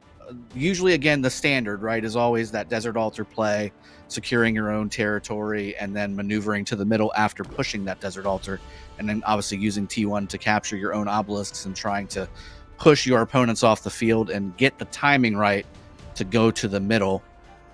What do you see 254 doing? What do you, I know we don't really have a whole lot of info on the players or the team itself of MGR, but do you expect anything special from 254 here in this situation? Do you think that Bunny's going to go rabbit and go crazy here, or what do you think? I would love some info. I'm really pulling on my investigative reporter hat at this point, in case you haven't figured it out. I really want to get a provocative statement from you and tell me what's going to happen here with 254. I mean, I may or may not have an insight or two about what might happen if they get a commanding lead, but I guess we'll see what happens in this matchup. I think it should be a pretty tough fight. I will say I recognize a bunch of names on both sides here. From MGR earlier, one of those key combatants, Addy, I believe is over 600 million power, if I'm not mistaken. They were at one point in 846. And again, if I'm not mistaken, they were a runner-up for being one of the highest power players in the game. So there's a lot of power and experience on both sides. And although in this format, everybody has access to all the commanders, everybody has access to same set of equipment, I think that the experience with those commanders and having used them already will go a long way as the matchup now begins. Yeah, we're going to go into split screen mode here momentarily, watching both teams' gates and showing some of the troops coming out of them. Right here, you see it. Again, we do like to take a peek and see what kind of T1 marches are being used from an obelisk capture standpoint, from a provision standpoint. You know, like we talked about earlier, this is an execution stage of the match generally across the board. Having your strategy in place, that strategy generally involves rallies on the obelisks, which we do have 11 rallies going on right now. And again, I do like to see those rallies coming out. 4 obelisks rallies from the 254 side and 3 from the MGR side, and also focusing on some outposts as well. So very interested to see if they decide to keep those or if they're transport marches. What do you expect to see as far as, is one of these sides going to be taking the desert altar? I know 254 is very strong on the open field.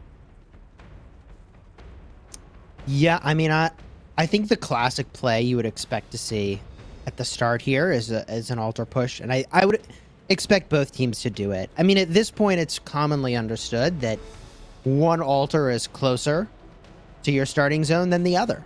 And in fact, you've got access to an enemy altar pretty close to your starting zone. And so to attack that one just makes, I think, a lot of sense. And that's basically pushing through Shrine of War to the enemy's altar on the other side of it. So I think we saw in almost every game today that aggression has been done and hopefully paid off. Bunny's either standing at the obelisk or my screen froze. Okay. Okay, yeah, you got I saw it. the same thing. He's good. Paging He's Bunny. good. He Two did obelisks get in there, captured. however, before the opposing side by a little bit of time. So I suppose that makes up for it. Oh, man. Looks like a pretty significant advantage for Kingdom 254 here, having both of their obelisks captured well in advance. Looks like MGR finally capturing that bottom side obelisk, which is the farthest away, but 254 was able to go ahead and get that a lot sooner. So I don't know if, again, we talk about the equipment that's available for both of these teams. It's all the same, so there's likely some form of march speed accessories. You obviously have march speed things when it comes to your gear as well with the windswept set. Obviously very easy for players to make that in the game, but obviously getting this for free when it comes to this Grand Prix system, giving everybody a chance to really showcase their strategy and giving everybody an even playing field from a commander and troop perspective. We have everything knotted up, Chisco right here in the middle. We have rallies going. Ooh, I'm looking forward to seeing these Desert Altar fights. Yeah, it should be pretty exciting. I'm definitely eager to see what happens in this fight. So far, the opener looks exactly like you'd expect. The Cav marches are arriving first. There's a rally floating past. Presumably that rally will be canceled unless they want to run it down. And, okay, there's the cancel exactly as we would have expected, depositing those troops right on the front line. And that does look like it's infantry, which makes sense. Infantry are slow. They use the rally to convey them down the field. From there, it looks like some marches really downfield here. Oh, that's the rally that broke. Okay. Double C must have been the rally captain. I was like, why is there a double C all the way downfield? But that explains it. It was the rally lead for that march. They were sending downfield using those mobility talents. I mean, look at the speed with which the team in blue, that's 254, got to this altar. Well ahead of when the opposing team would get there for both altars, actually. So they're pretty well positioned, although I do like the grouping here from MGR outside the altar. I like that they took the fight when they did. It seems like they've got twice the bodies in the fight already, and the folks in 254 are just kind of catching up to get in the fight. I think that actually will work out in favor of MGR to try to clean that part of the field. Further down, I really like the positioning picture here. Yeah, we can see like a very clean hold for 254 on the MGR Desert Altar. So good positioning for 254 for both of these altars. I do think that there was a sort of field advantage for a moment for MGR, and we'll see only after another minute or so if that turns into an altar capture. Yeah, I would expect to see cities porting in here momentarily for both sides with the captures happening. But again, the defensive Desert Altar for MGR, the obelisk beside it was captured about 10 seconds later, if not a little bit more, than 254. So the reinforcements that would likely be coming in to save the day, here we go. Again, just like we were thinking, 3 altars now in blue. We've got the Desert Altar for what's supposed to be MGR in the hands of Kingdom 254's team, and it doesn't look like it's going to change anytime soon. Tons of blue team members in that area, cleaning up any and all marches that are single file, really, on the bottom picture there, on your bottom left corner of your screen. Just single file trickling into the area. That's not going to be, you're going to have to almost murder ball here at this point, plus rally, to get this stuff. Yeah, this is a strong opener for 254. At this point, when you have an opener like this, you have to make a call of when you're going to reset your troops to then be able to take the mid-fight. So that's the same sort of calculus we've watched every team make is what 254 is now deciding. Do we send those marches downfield to basically run them down to 0 on a city? Or do we potentially, as you see on screen now, run these marches back to our own cities after we clean up these and try to get to the mid-fight? Because there's only 6 minutes till mid. And that seems like a long time, but I mean, you don't want to be in the really mid-fight. Not. No, yeah. you don't want to arrive when there's like a minute or 2 minutes until the arc is spawning. Like, you're either early or you're irrelevant to a mid fight. Normally this is like, oh my goodness, they're already swarming cities, but obviously each one of these cities has a 450 million power level. So this really is truly trying to reset your marches to get to the middle. It's exactly it could what have I been was really exciting had it right? been normal. Right. Yeah, exactly. You I mean, nailed I'm it sure to the they're T even and- questioning their choice now. Like, why are we swarming this obelisk? Yeah. I guess you Probably can just disrupt go the to the middle. teleport flow, but at the same time, they really do want to reset to get to mid. So I'm sure they'll be deciding if they Best think of this both was worlds. worth it or not to try to take this. I mean, to me, it's looking like it. They're going to take it. It's blue. They're going to take it, and they have enough to hold Dominating it. I don't start. see a captain, but you can see, yeah, they don't even want to be here. I think they just want to get to mid, and they're like, okay, They're like, please, city, kill me. we should have swarmed a city in the first place. I guess is what they're deciding. Hey, you're disrupting 20 points a minute by capturing that obelisk and disrupting the teleport flow. I mean, you cannot teleport on a structure that's not in your color. So, I mean, you're doing a lot by capturing that obelisk, a little more than maybe just points or holding it or porting in. It's really disabling to your opponent to take their obelisk, especially at the beginning. Very true. Very true. So all 4 altars, Look at this. Chisco, in the hands of Kingdom 254, and they did get the MGR did get their obelisk back, so that's good for them. But now they have to wait 2 minutes to get the ability to teleport onto that obelisk. Which again, in 4 minutes, we have the arc spawning. How many marches is that going to delay coming to the middle? At least 2 to 4, right? Oh man, a lot more than that. Look at this. I mean, pretty Players, much 2 full everywhere. players. They're resetting all these marches, and it's 3 minutes till mid. I mean, they're already late. They almost may as well have just like swung around the back. Everybody's honestly. late, actually. Yeah, everybody's late to mid. It wouldn't surprise me if MGR gets this arc, honestly, if they go mid, which maybe they haven't. They haven't. A few players there. A few players there. I will say they did take the Desert Altar of 254 on their side. So something a little bit of a disruption that they probably didn't expect, or maybe they just were hard pushing on that top lane and are going to be coming around the back. That's a possibility. But just that lone single player there, just kind of saying, "Hey, this is my arc. Please leave," to the 254 team. I don't know if they expect this to actually do the job or what, or maybe there's a big bunch down south that we just can't see off screen. Yeah, this. I mean, if it looks like 254 has planned their timing, that's certainly because they have, right? Which is the case for all teams, I think, that are playing at this level. None of the timing for where these marches are is really a coincidence. So it makes sense that people are arriving to mid. I do feel like, just no inside information here, just looking at the timing of when a lot of those marches were getting reset, that a lot of them are going to get to mid later than they were expecting. I actually do think there was an opportunity there, if MGR had the presence in mid, to really bully the center. But I think that window of opportunity is fading. But you can see there's actually like not that many marches from either side that's in the middle, is there? Yeah. We were talking earlier about how both teams seem to kind of be a little bit late. And yeah, you're absolutely right. If MGR had committed a little bit earlier to the middle, which how could they though? I mean, they had both of their altars gone, and the obelisk was under heavy duress and dropped. I mean, you can't do 15 things at once. That's the whole point, right? Right. But this is when you would have expected the fight would be starting, not when people will be starting to get here. Right? And that's where we are, is people are just starting to get here. Yeah, they're just kind of meandering in.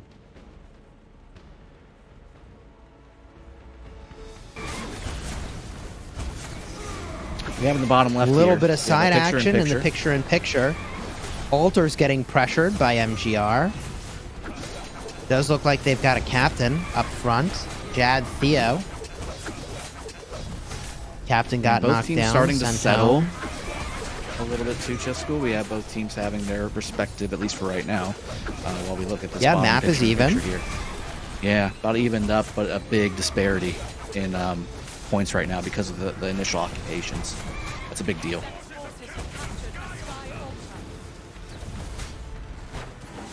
Now we're just waiting for this fight to unfold, and you can see 254 didn't take a very aggressive position. I think that makes sense. They didn't really, neither side had the bodies to be aggressive, but they do have a little bit of a triangle of sorts forming on top of the temple. Yeah, I mean, they've definitely created a barrier for themselves in between. Now we have MGR pushing in between MGR and that temple, but looking to see some skills here popping up very shortly. Do you use skills here? I mean, I guess MGR kind of has to. Oh, they yeah. really need this arc. Mystical for both sides. Surprised to not see more. There it is. There we War go. drums. There's war drums. Okay. It's weird. I mean, if you don't use those abilities, you're almost conceding the first arc. And there it is. Bunnybot activated war drums. Okay. I really expect to see both teams use those abilities. There's the grab. Here we've got Ruzzed. Ruzz knocked down. New carrier required. And I mean, look at the buffer. It's still there. Big contingent of the blue team from 254 really holding that front area in front of that temple. And that's really paying huge dividends. They're able to really come in on the back end and just grab what they need, how they need it, position themselves to appropriately grab it. Not many reds coming through, not many MGR players coming through here to really be able to contest the arc, even when it does drop. And, yeah. I mean, 254 looking pretty dominant. The distance between where the majority of MGR is and the arc is oppressive. I mean, it basically turns into a grinder, right? Where all the marches just get chewed up and spit out that walk toward that arc carrier, where the team that, is advantaged in their position just gets free hits on the team that has to walk. So on the it's a difficult left spot to get here, out of. We do have a contingent of red players from MGR coming in across the middle. You can start to see it on the main screen here. They did come from around the outside, now turning around. That is kind of curious. That's interesting. Ambush squad turned around on that one. I saw them. Now, they were almost on the main screen again, and they literally were like, you know what? They said, I'm no. going the other way. Just kidding. The structure game, though, in favor of MGR right now. You have both shrines in favor of MGR right now. And again, it looks like 254 decided to really push on this arc, being given the opportunity, considering the late arrival of the MGR squad. So going over to the Desert Altar side there and pushing up towards the obelisk is the arc runner from 1254, and I think that's a pretty solid play. I don't see anybody coming from the MGR team on the right side here to contest this, other than the few people chasing from behind in the middle, which looks like they'll be cleaned up fairly soon. XY with half health there is going to go down relatively quickly, although he is doing some major damage. Yeah, it looks like Avid's the carrier, moving the arc downfield. Boudica's trying to work down the Boudica carrier. But it does look like they've got a pretty clean walk back to where they want to go. Yep, and now 1254 flipping the script and grabbing three altars on their own. A couple more marches coming from MGR, but I think it's probably a little bit too late here, as 254 grabs their Shrine of War back and sends them hacking. And now it's again a flipped script here with 2 Shrines of War for 254, giving them those extra critical stats to be able to fight a little bit more effectively in every spot on this map. It does look like the carrier will get knocked down here, and some support will arrive for them. Looks like Jennifer on the way in with a couple marches from a couple different directions. Opportunity here for MGR to potentially do some work.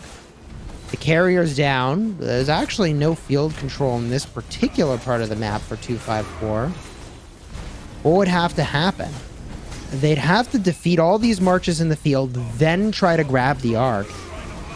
It's a narrow chance, but there is a chance that could happen. You see a double C again. Ugh, double C slays me every time I see that primary. Yeah, it's okay. Double C Caesar is obviously a filling march. Oh, yeah, it's a filling march. I mean, it maybe makes just- sense, right? The CC for the mobility, the Caesar for the extra troops. That march is designed to be in a Jad garrison, not in the field, though. And as such, Yeah, it gets, melted, which I'm not a fan of that march. Although, I mean, look, I keep saying that, but all the best teams are using it, so I mean, it's probably pretty good. Yeah. I just hate being Just in maybe that situation don't where you have attack to fight with people it. in the open field with it. Yeah, don't fight with it. Just go around that stuff. You're not doing anything.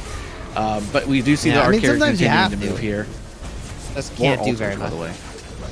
254. Yeah, I guess you really just forfeit a lot of flexibility for a tiny amount of extra value for the one thing that it's good at. Yeah, well, I mean, that looked like that march was coming from the base still, as both teams still have 0 teleports available because they're still racking up. So, maybe they sent that march on the anticipation that they would need to be filling, but by the time they got there, there was a little bit of fighting in front, and they, just made a decision to fight in the open field, as we see redline there on the desert altar line. Yeah. Nevsky Good swarm by Garrison MGR again. taking back their Sky Altar. Xeno looks like it's chilling outside. They got to get that thing in there if they can. It's a little tricky. Yep. I mean, I know Xeno from in open experience, field. when you swarm a structure, sometimes you end up with a march in there that you didn't intend, and then you got to try to get the captain in, and it's already flipped back blue. So now they got to try that again. Now we have the Chandra Garrison. Again, a great swarming march with that health debuff from Chandra, and then throwing a nice skill damage commander right behind that too is not too shabby at all. We do have, again, right here, the Desert Altar on the top lane for 254 under duress, but looks like some decent reinforcements coming in from the obelisk area, and that Jadwiga is looking strong, although these swarming marches are looking just as strong with more players from MGR coming in to assist. Good reinforcements from 254 to keep that garrison yellow, as more of these swarming marches from MGR start to turn yellow and red themselves. They do have a rally on the garrison, with it being Attila, and it's basically Attila full. Nevsky. This may actually go It's down. not the rally. Yep. I mean, I know people have been using it all day. It's not the rally I would run personally. I like a rally that's got a little more Darn damage decent to job. it. Yeah. But I mean, I mean- it's cutting down this garrison. Jad is in trouble. 254 Pops is doing back up everything to they can yellow to keep that thing topped off. temporarily. I do see a new Jad on the field. Looks like it's just getting there, standing outside the garrison. Let's see if that. Oh, yep, popped into the garrison. So they are trying You to bring keep up a that good point. topped up, but With the reinforcing marches. So Zenobia, that's why a lot of people, I think, use Zenobia, even though it's not quite as fast to reinforce. The extra tankiness from the heals that she provides can help buffer the ability for that backup garrison to come in and swap, because as you just saw, swarming does kill the garrison march of the garrison players. So if you have a Zenobia, it tends to last a little longer on those swarm situations, which in Ark of Osiris, that's every single time you rally and you swarm everything you touch. That's how you win in Ark of Osiris, and obviously that translates into the anniversary Grand Prix here that we're witnessing right now. 4th match of the day too. I mean, we've had some pretty stellar matches so far. This one's adding up to be another decent one too. I know that it's basically a 5,000 point game in favor of 254 right now. Having captured the Ark already, by the way, did not hold it for very long. 5 minutes until the next one spawns. yeah, I mean, it doesn't surprise me that 254 would cap the arc pretty quickly and look to have more mid fights. Do you think? I mean, they've been pretty dominant this whole match. Well, I think you mentioned it earlier. If you feel like you're going to dominate the middle fight, just get as many arcs as possible. I think that's kind of what our conversation was during some of these last matches. And it must seem to me that 254 kind of understands that they're maybe a little bit more dominant on the open field than MGR, at least in the middle. But this Shrine of War definitely gets changed in favor of MGR. I mean, MGR's doing a pretty good job. What do you think of that It's Herald maybe just the CJ timing. rally? Herald CJ rally. So we've seen that in KBK with some other alliances in KBK that I know I've fought. CJ Herald was one in particular that I saw. I wasn't a huge fan of, but it wasn't bad. And again, it does cause a good amount of of severely wounded, but that doesn't really matter too much in this case. Now, again, going back in favor of 254. They did have a good garrison, though. I did like that. They had the Zenobia in the rally. They swapped to it really quickly. MGR coordinated, just maybe not having the troops exactly where they need them at the right time. Fair enough. Time to go Well, to the middle, Chisco. it does look like there was an obelisk capture, by the way, on the right side. 254 grabbed an obelisk. Kind of interested to see if that turns into something.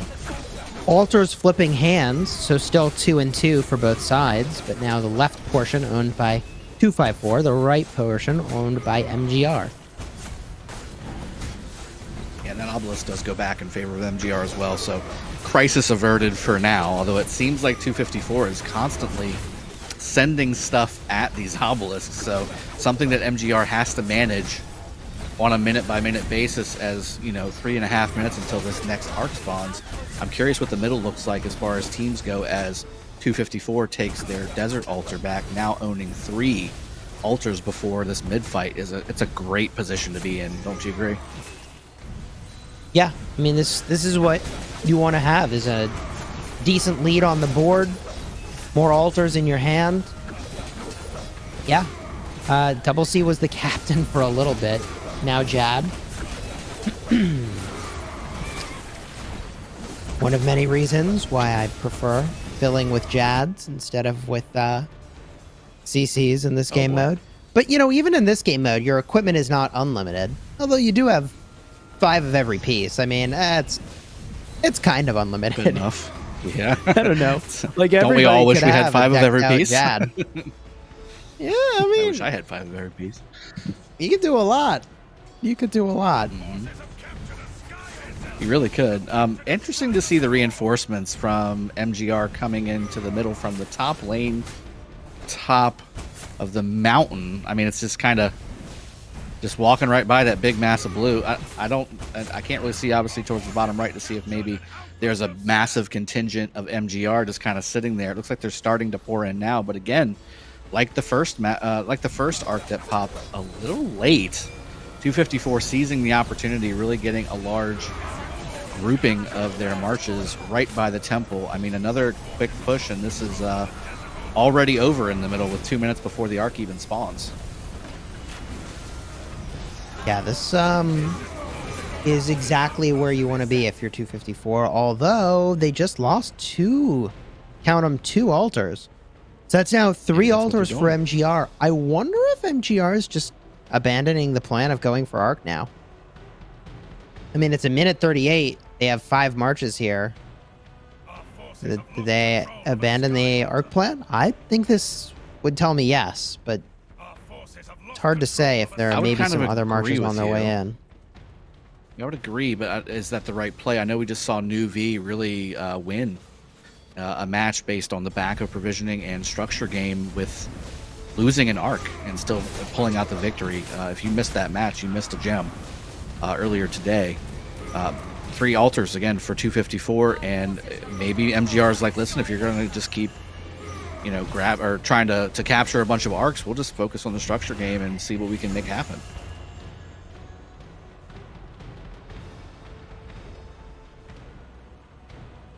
Formation assembling at the temple for 254. MGR also looking to contest, but looking a little thin.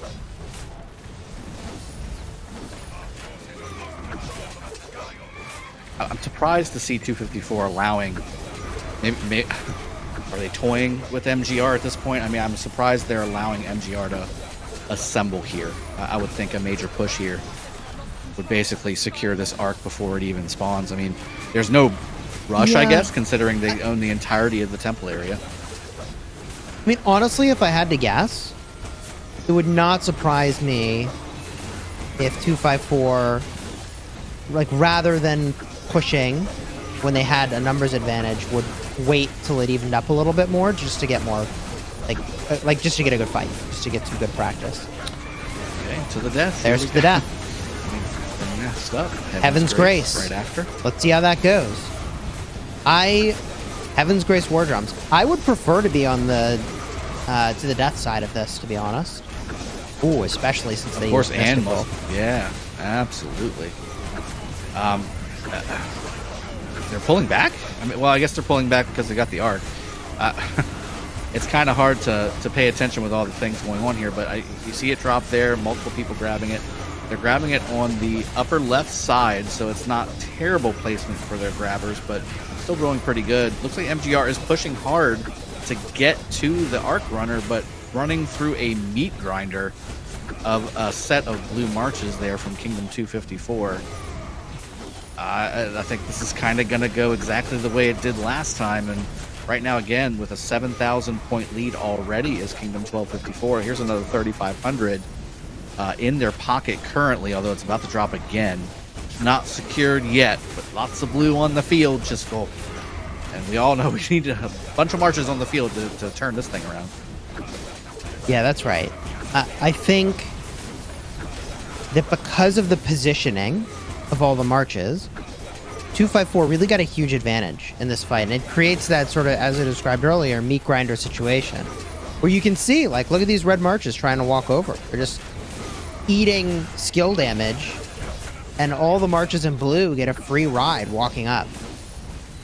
It's a really disadvantaged position to have to try to walk through the enemy like that.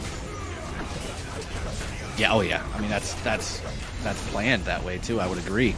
I mean, you want your opponent to have to completely walk through without doing any damage to you whatsoever and be able to just melt them down with AoEs all over the place. That's ideal. That's exactly what you want to happen. That's exactly what we just saw with very few marches for MGR really in the picture at the moment, although I'm sure there's probably some coming up the right side, but I mean, the structures are even right now. There's not really a huge push anywhere that I'm seeing with any kind of blinking buildings other than the Sky Altar on the bottom lane there. Arc goes down, but lots of blue marches sitting around it. So we're looking to see if maybe some next level gameplay comes from MGR here on the top lane and maybe can snatch these points away from 1254 because they're down by, again, 7,000 points right now, almost on the dot. This could cut that in half. 3,500 points goes a long way.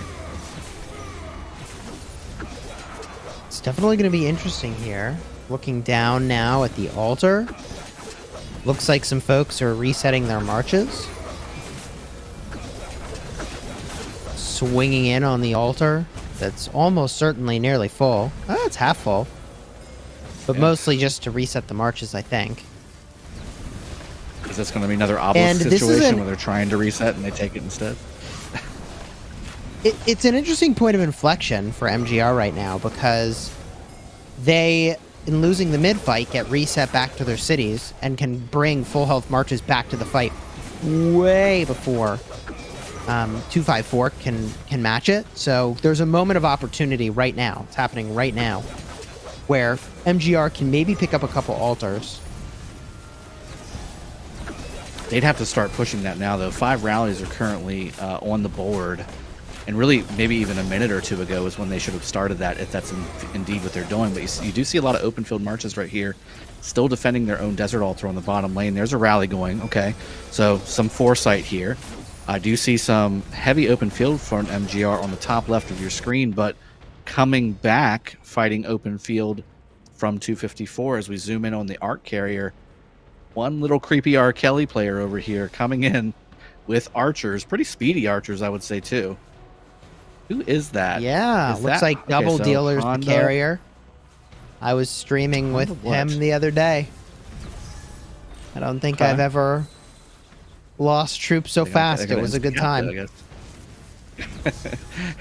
There's the capture. Captured. Just turned it in right away. So 11,000 point game right off the bat here. With 26 minutes left. MGR has a very tall task in front of them. Really capturing these structures is going to be priority number 1, I would imagine, for them. And then again, really focusing on transitioning to the middle extremely quickly, a lot more quickly than they have done in the past. 2-3 minutes is not the timer. You need to be in there at minute 5 until the arc spawns, I think, to get the amount of troops that you're going to need to fight this 254 open field juggernaut. Do you think they're gonna? Okay, so let me ask you this, because I'm like going through my head trying to figure out what the next step, not only for MGR is, what the next steps should be for with having this 11,000 point lead. What should 254 do? Should they do more aggression like they've been doing already, or should they kind of rest back a little bit and really make sure that they don't lose any more structures and just keep winning these mid fights? What do you think's going to happen? I think 254 is going to try to run up the score as much as they can. So for them, I think that means continued aggression and fast arc turnarounds. Okay. And being that there's no advantage really to that being a bracket system and not a qualifier system like we see in Osiris League sometimes, is that just do you think that's just a product of their personality and their play style, or do you think that that's just 100%. The best strategy for them? 100%. Based on, yeah, okay. 100%. They play to have fun, honestly. I mean, it's... And they they play to win, but they're just having a good time. Yeah, I would agree with that, just knowing what I know of them, having fought them in previous KVKs, covered them in the past in Osiris League as well. In fact, I remember casting their original ARC matches before Osiris League was even a thing on my own channel. I know you've done that on your own channel as well. And then now being a part of that kingdom with you and your alliance too, it's just coming full circle, right? And then watching them pretty much dominate MGR from top to bottom. Already having an 11,000 plus point lead at 24 minutes left in the match. Are we going to see a 20,000 point victory here? Do you think that MGR is going to turn it around? I think for MGR to turn this around, they need to get to the arcs a bit sooner with more bodies. Okay. Right? I think that's the difference. They keep being out of position because they're arriving, I think, later than 254. So I don't think there's any secret sauce or however you would want to describe like to what 254 is doing in this particular instance. I think they just get there first with more bodies, and then they use their position advantage to get the arc for free, and then to move it downfield. And then once it's downfield, it's already kind of too late because you got to go through the grinder. So I think if you're MGR, you just get to those mid fights sooner. 254 is they're giving opportunities to fight for more arcs, right? I think to your point earlier, I think the strategic play would be to sort of do what the other teams have done so far in League, which is to probably be holding the arc. But I think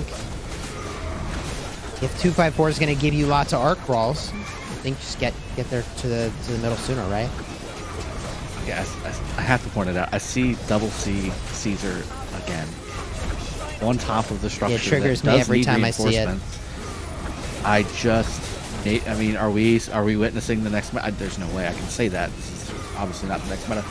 I mean, these both have the triple C meta. The triple C meta with the double museum buffs, and now walking back without losing. Now walking back slowly.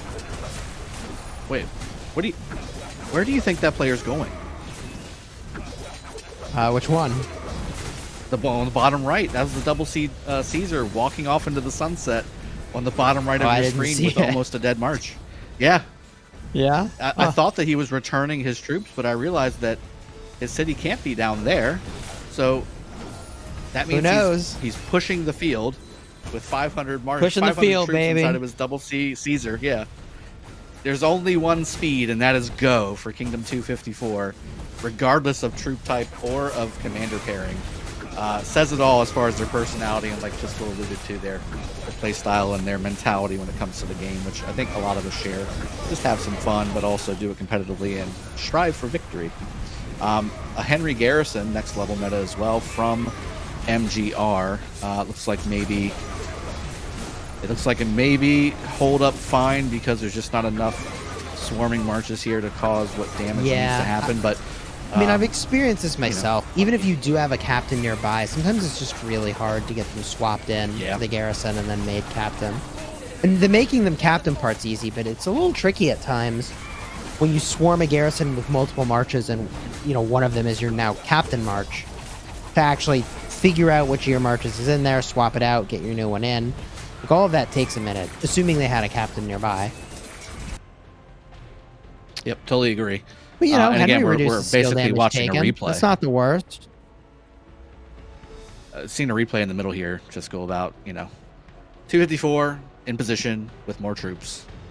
MGR loading into the middle, not enough troops.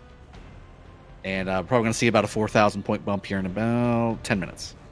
For Kingdom This looks like a 254. really good setup for MGR to take this Shrine of Life. I would be surprised if they don't get it. They got good March presence here. The rally's going to connect. Boom. XY. See, now this is a rally I like. This is proper. XY yeah. net. I know it's getting swarmed, but I like the high damage rallies personally. And the mid fight. Queuing up. I mean, it looks like, yet again, 254 is just sort of standing on top of that temple. He gives them a lot of control. Oh, looks like somebody Clicking, might break this so, fight yeah. early. Somebody's charging in. I mean, they're just Okay. ready to fight. Or maybe This might click break the fight one, early. two. Or Yeah, maybe definitely a early. call was made. There's the brawl. I feel like that skills? is early because some people are just standing there in the back. Now they're activating. They're like, okay, we don't need to wait. Bunny First bot to the death. death. Oh, Bunny bot. that's a strong skill. Heaven's Grace to try to match it. I'll tell you, Heaven's Grace is an ability you really want to use very, very quickly if you're going to use it. It provides a healing factor, which is really cool, but it is based on the number of troops you have remaining in your march. So you really want to use that heal very quickly so you stay topped up. Otherwise, the heal is not going to do very much for you once you've already gotten pretty low. So I think they did good firing that early. I think they maybe could have done it a second or two earlier, but the timing's pretty good.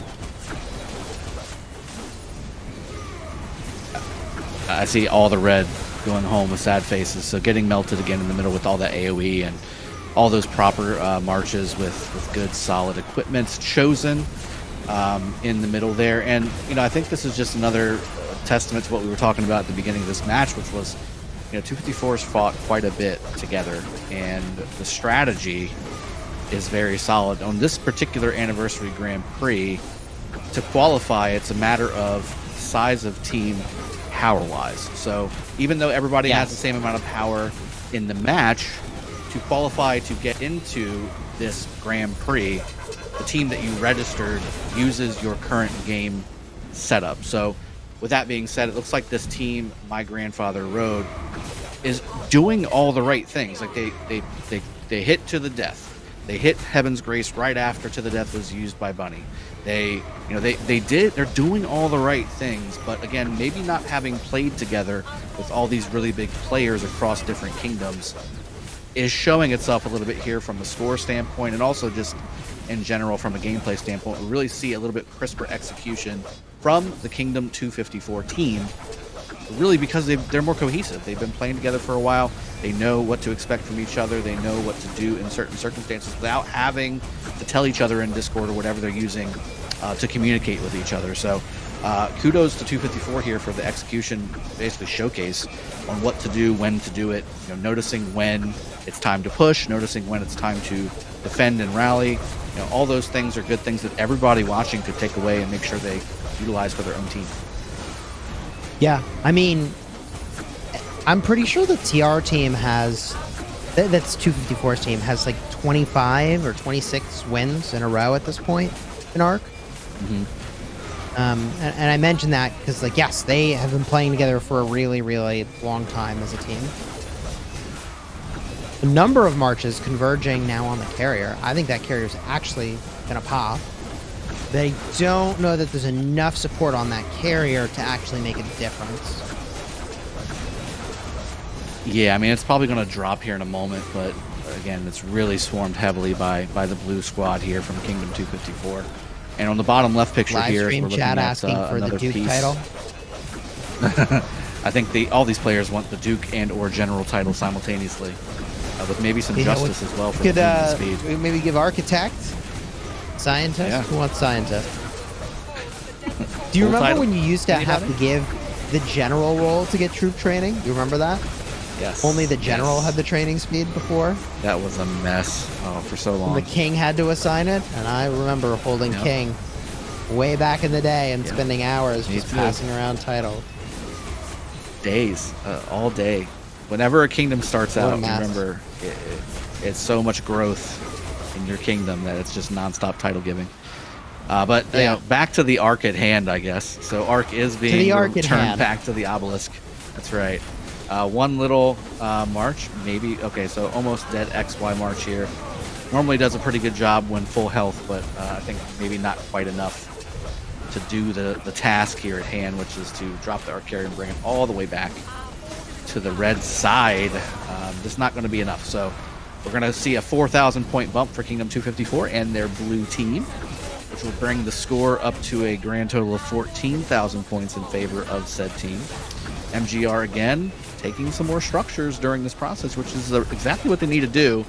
Just maybe not enough and for long enough to really make a massive impact to turn this game around. And with maybe one arc left, I mean, I would actually hold. Yeah, it looks like they are going to hold this until probably 9 minutes or so before capturing it. That'll be the last arc this match sees, which will effectively just kind of seal this deal. I mean, again, I would be surprised if they don't just score it right away. You think? You are correct. They really want to go after that last arc? Then there will not be more arcs. Yeah. Well done. I mean, they're doing well. They're doing, they're doing what they can. I just think, I know, again, I saw a lot of the key combatants. I'm not surprised. Wow. I just think they want practice with mid-fights, honestly. That could certainly be it. I mean, that's the way to get it. It's to score more arcs. I mean, they're definitely running up the score here. Depending on which sports you may or may not follow in chat, that's either not that big of a deal or a massive deal.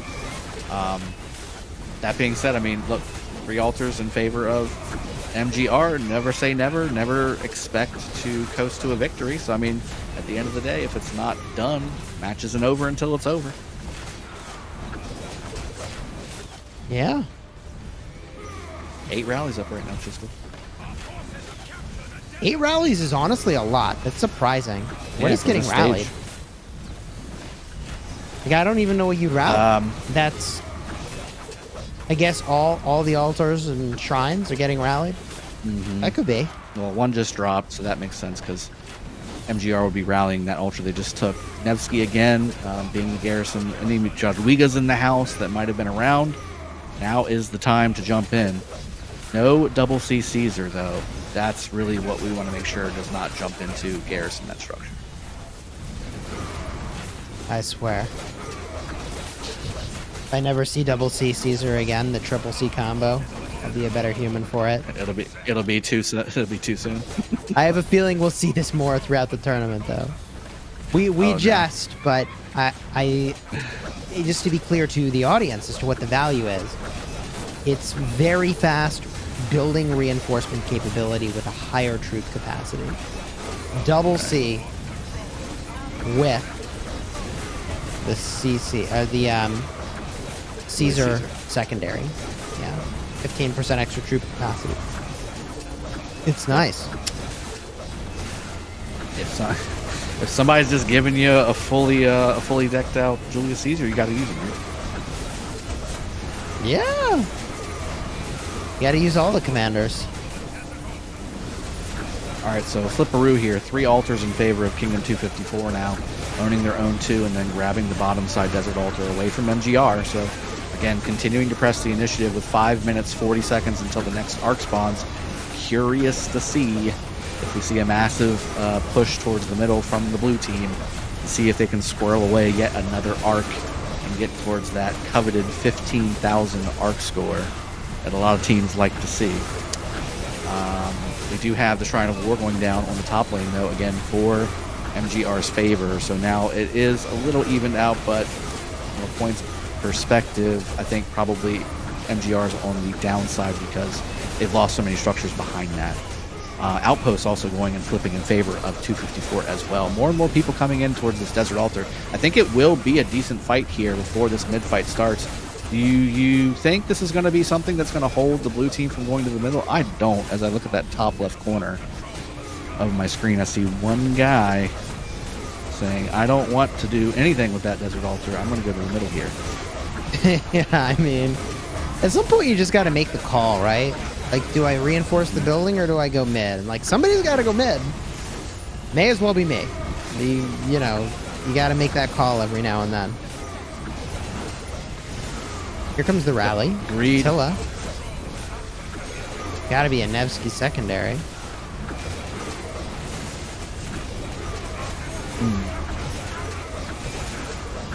Now all 4 altars for 254. I mean, just a dominating performance by Kingdom 254 and their team here. You know, MGR, the relative unknown and possible dark horse of this initial set of matches today. At least for me, I didn't know a whole lot about the team itself. I have obviously played against some of the players that I've seen on their key combatants list, but overall, again, the known commodity of the 1254 squad really showing a dominating performance.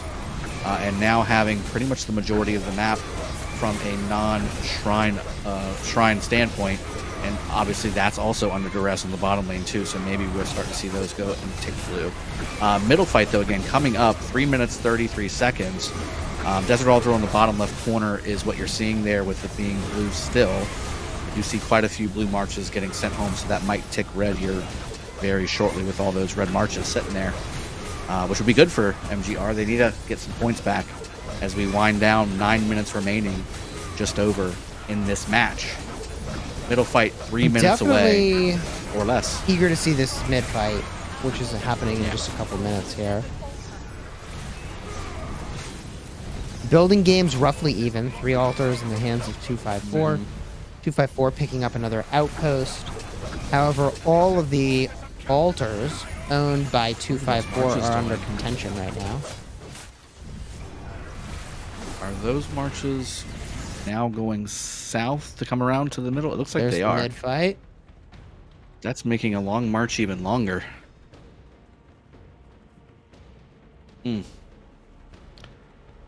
Well, again, I feel like we've seen this this painting before. 254 positioning very appropriately in front of the temple with superior numbers. MGR arriving just a smidge late. Balling at the caravan, which is a pretty relative term that most teams use whenever they're trying to coordinate where they want their ball to be in any Osiris League team play. Grand Prix is shaping up to be pretty sweet, though. We saw some serious matches today, Chisco. I've been really excited to cast these matches with you, and I look forward to doing so again very shortly. I know tomorrow we have some other matches from the other side of the bracket that will be showcased to fill out who will be playing against today's winners. So I'm really looking forward to tomorrow's cast being conducted by one Bulburitos, my beard bro, and we also have our fighting bro, Redline, joining him. Looking to see, speaking of Redline again, in this team from the Kingdom 254 team, playing in today's match. So tomorrow we'll have Redline and Bulburitos casting, doing what we're doing today, which is enjoying playing and watching Rise of Kingdoms and certainly connecting with the community while we're doing it. Really excited to bring more content like this to you guys on this channel. Make sure you hit that like button if you agree, and subscribe to the channel if you haven't already. Mid-fight is broken. Heaven's Grace being used by 254. War Drums Mystical by MGR. Because of the really fast pace of these fights, it's hard to accumulate a lot of ability points. These are going down pretty much as fast as you can spawn them in. So there's War Drums by Bunnybot. Into the mid-fight. I mean, more and more blue pouring in. Don't see nearly as many red pouring in. This has been the tail of the tape pretty much every mid-fight. And again, it has to do with readying your troops to go to the middle, right? We saw a lot of zeroing themselves on player cities so that 254 can bring full marches to the middle at the appropriate times. That's this contingent coming in. Those people that were pushing down the field, taking altars away from MGR, are now coming into the middle with full marches because they've reset. Not as many players doing that on the MGR team, and it's kind of showing. The reinforcements are not coming in as strong or as numerous on the red team, and that's ultimately, again, coming in late. Originally, on top of that, it's just a recipe for disaster against a team like Kingdom 254 and their solid Osiris team. Yeah. Arcs being picked up by Ruz.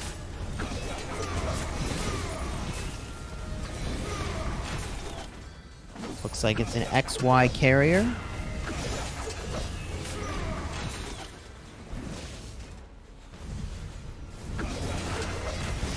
Structure's even on both sides right now, except for the 2 outposts on the MGR side. But again, basically the field is clearing. Oh, is that who I think it is?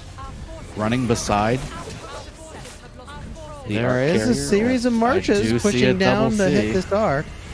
It's Addy, who we talked about earlier, who I believe is like 600 and some million power. He's got a big account. He's There's got the arc multiple big carrier accounts, knocked out. A good ambush. Yep, nice little ambush there. I think that it's probably not quite enough to clear the field, but Not gonna sway can the game, certainly but still slow things down. a good move. Maybe stop the arc from capturing at least. I don't know. We'll see. Got 5 minutes left. There's Yeah, still 4 plenty of time minutes to and grab 40 it back, seconds. but You can definitely yeah. still score this arc. The walk time at a minimum, the fastest from the temple area, is under 2 minutes. So there's definitely still a lot of time to go score this thing. But every time it gets knocked down, it takes a full 10 seconds just to pick it back up again. So it is possible they could delay the capture here. They'd have to do that for another 3 minutes or so before it'll be prohibitively difficult to score. Yep, Honda YSG and XY Mechmed being the choice for Addy in those 2 marches, along with I was about to say a Herman, a Henry march there. If you played a Herman inside of the Grand Prix, I might have questions after the match for you. Nevsky primaries all over the place, of I course, mean, with more and more calves coming in. I ran into a Herman in the open field yesterday in my KVK. It was something, man. Oh, wow. It's a special. I mean, unless you're in big KVK hospital 1, bill you for generally somebody. don't see that. Unless it's a filler march. Oh, man. It was a good time. I bet it was. The report was probably a Yeah. very good time. Let me tell ya. It was even more fun, though. I mean, I'm such a bully. Somebody ported, and they didn't port, like, quite on their territory. Like, you know, flags from 2 alliances were kind of touching each other, so they thought they were on alliance territory, but instead they were on coalition territory. So I got a little fresh with a city that was off territory. It's a good time. Yeah. No, we're witnessing a dominant performance. There's no doubt about it from 254, and I would kill to see more epic commanders on the field with how long we've both been playing this game and having the accounts we have for it. You remember when epic speaking of commanders which, you were the can take jam? advantage. I miss those days. Oh man, I still want to use my Sun Tzu so bad. I know. At I the miss bottom those of the days. screen, Really, I do. I It was do too. simpler The times. bottom of when there was 12, 13, 15 commanders to choose from. Yeah, I would. Yeah, I love those I times. mean, Those you were- know, those there were amazing. only so many. Yeah, it was a good time. Honestly. If you were vigilant on the bottom of your screen, there was a gift code. I'm sure anybody in chat would be willing to share with you Yep, all. there it is in the chat. Speaking of growing your accounts, growing your accounts requires speed ups, and that's exactly what that gift code provides. Now, how many? I can't comment on, but any speed ups is good speed ups, especially when they're free. So take advantage of that. Make sure you get that on all of your accounts. It's not just one, any of them, all of them, all your farms, everything, right? Because we know that every player needs farms in this game to do what we're doing right now, which is growing accounts and getting in the anniversary event, the Grand Prix. Looking to see who's going to ultimately be the winner of this, Chisco. We got a minute and 50 seconds left. Arc is captured, so now we're at a 20,000, 19,000 point lead, maybe 20 by the time it's over. We'll see how provisions play a role in this match. Yeah, I think it's good practice. Oh, God. Sneaky there's tactics. sneaky I knew it. What in the world? There was gonna be a play. Now, where did that happen? That's the key here. Where I think did it's it on happen? screen. But a lot Is of the it? marches You were think? already in combat. So I don't know how that works. Yeah. I mean, I did see a purple like hue, like that right there. I think that's what it is. There's people still hidden there. You see the purple hue on the ground, or is that somebody's? Or is that a graphic of a skill being cast? And I don't know what it is. I think that's what it is. Have you seen a skill graphic looking like that? I don't know. I don't know what sneaky tactics looks like. Honestly, I haven't seen it. It's a purple. It was a purple like when you cast it. It's like a purple like cloud, kind of like desert fog, but you don't see it on the other side. Like, I've only used it once, okay? I've only used it once in the entire Yeah, I know, right? entirety You just of don't my get rock occasions career. for that. Yeah.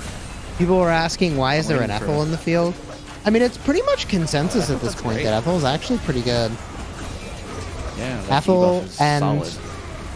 Trajan just like seems to be really a staple. Like the debuffs and buffs are really good. Someone saying that animation's actually just Honda. Is it? It could be Honda. Okay. I mean, I've seen quite a bit of Honda, and I don't remember it having that purple hue, so maybe a little bit of an update there, or maybe I'm just blind.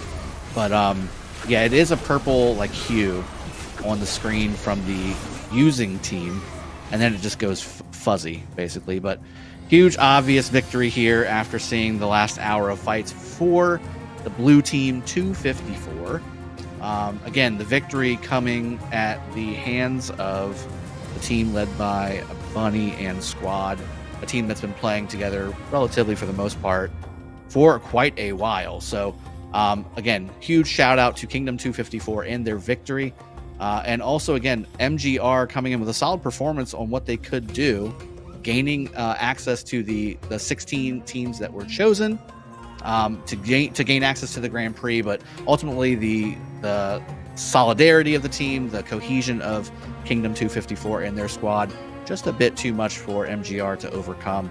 And again, anytime we see a sneaky tactics arc match, I think that we're all the better for it. So Chisco, give me a rundown as we kind of get our final thoughts together. And it's the fourth match. Let's maybe recap a few things that happened today as we go into the key moments and the replay stuff, and finally the MVPs and all that. Yeah, I'll say GG, well played to 254 and also to MGR. Fun game to watch.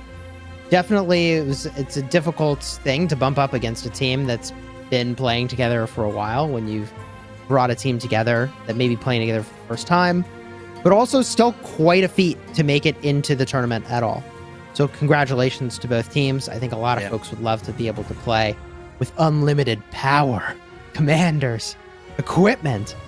What did we learn, though, given that folks have these choices? I think we saw XY primary, Skippy primary, Boudica primary, Nevsky primary, a little bit of Henry running around. But for the most part, with the exception of a few splashes here and there for debuffs, presumably for swarming, it was the same marches in every single Osiris team across the league, even filling marches, which I personally don't like. The triple C situation was being used all over the place. So if there's something you're going to take away, I think, from today's matches, which were very fun to cast, and if you did enjoy yourself, throw a like on the stream and subscribe to the channel to let the developers know that this was a lot of fun. I think the takeaway is that we probably should be emulating some of those things. And look, CC and Caesar, they're gold key commanders. They're obtainable. Congratulations to the MVP, WG Prix. Yeah, 221,000 individual score. Crexy was a player that I actually used to play with in an older kingdom of mine, and very solid fighter, great open field player, and it's no shock that MVP has their name on it. But at the same time, I have to mirror what you said. I mean, throughout the day-to-day, we have seen tons of pairs used by all these teams, the 8 teams that were really part of this matchups that we went over. 15,000 was the score for that Ark of Osiris as we stare at the summary. Occupation score just over 7,000 point advantage for Kingdom 254. Provisions, even Provisions was really solid. Not the 5,000 plus points that we saw from New V last match, but 3241 is respectable, especially in today's climate of Provisions being kind of not an afterthought, but certainly not as focused as it used to be. People used to win by mass provisioning 13,000 points before it was changed a bit. Surprisingly, though, the kills were relatively similar for the most part, but only 28 teleports is a little bit of a question mark for me on the MGR side. You should at least have 30, right? Yeah, unless you had 2 people provisioning, but obviously they didn't.